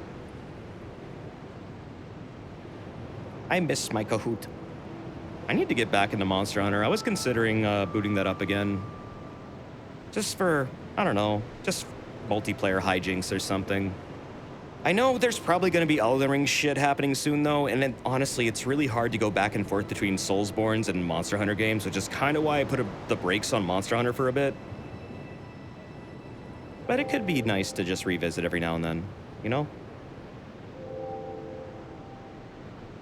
I love these expressions, though. They're very cute, Jack Cheese J. You're really good at that. Like, those, just, these faces. I don't know, they're cute, and they're staring into my soul. Just a very cute, simple comic for Coma. But for people that were actually, you know what, actually? There was a discussion over, like, what kind of comics are good for a stream. These are good comics for a stream. Short and simple. Very few words, sometimes no words at all. Just, you know, 2, 3, or 4 panels. Short, simple, to the point. Quick joke. Little funny. You know? And referencing the stream a bit. Referencing a game or two. It's really that easy. Yeah, 4 Coma are really good for stream formats because it's like, it's a stream. You don't have the time to really take in all that detail, especially if it's a lot of writing. It can be fucked up by the encoding too. You gotta keep that in mind. That's easy. Understandable. Simple. Funny. Good. Bite-sized. I love this. Thank you for this. I love them. I love that last panel too, Jack. The face. But hey, thank you very much for hanging out for this stream. Thank you for everything you guys do. Thank you for all the bits and subs and the raids, and I just really value you guys and being so supportive. I'm glad you enjoy the streams. I really enjoy them too. Sorry if I've been a little bit depressed and salty lately. It's that time of year and there's a lot of things happening lately, but I'm okay. I hope you guys are doing okay. Take care of yourselves and be well, and we'll do some more Xenoblade 2 throughout the week. Sonic is coming out in... Uh-oh. Wait, is it in 30 minutes? No, it's in a day. I'm kind of wondering if I should pick up Frontier. I don't know if I'll be able to fit that in, because I also wanted to pick up the Rabbids game. There's too many things coming out, and I'm not even sure if the Sonic Frontiers game will be good, but if it's bad, it could be funny, I guess. I don't know, Sakurai said it was gonna be good, and some people are responding to it very positively, so it could be nice to get. Do what your heart says. That's the thing, I can't decide. I'm very curious about both.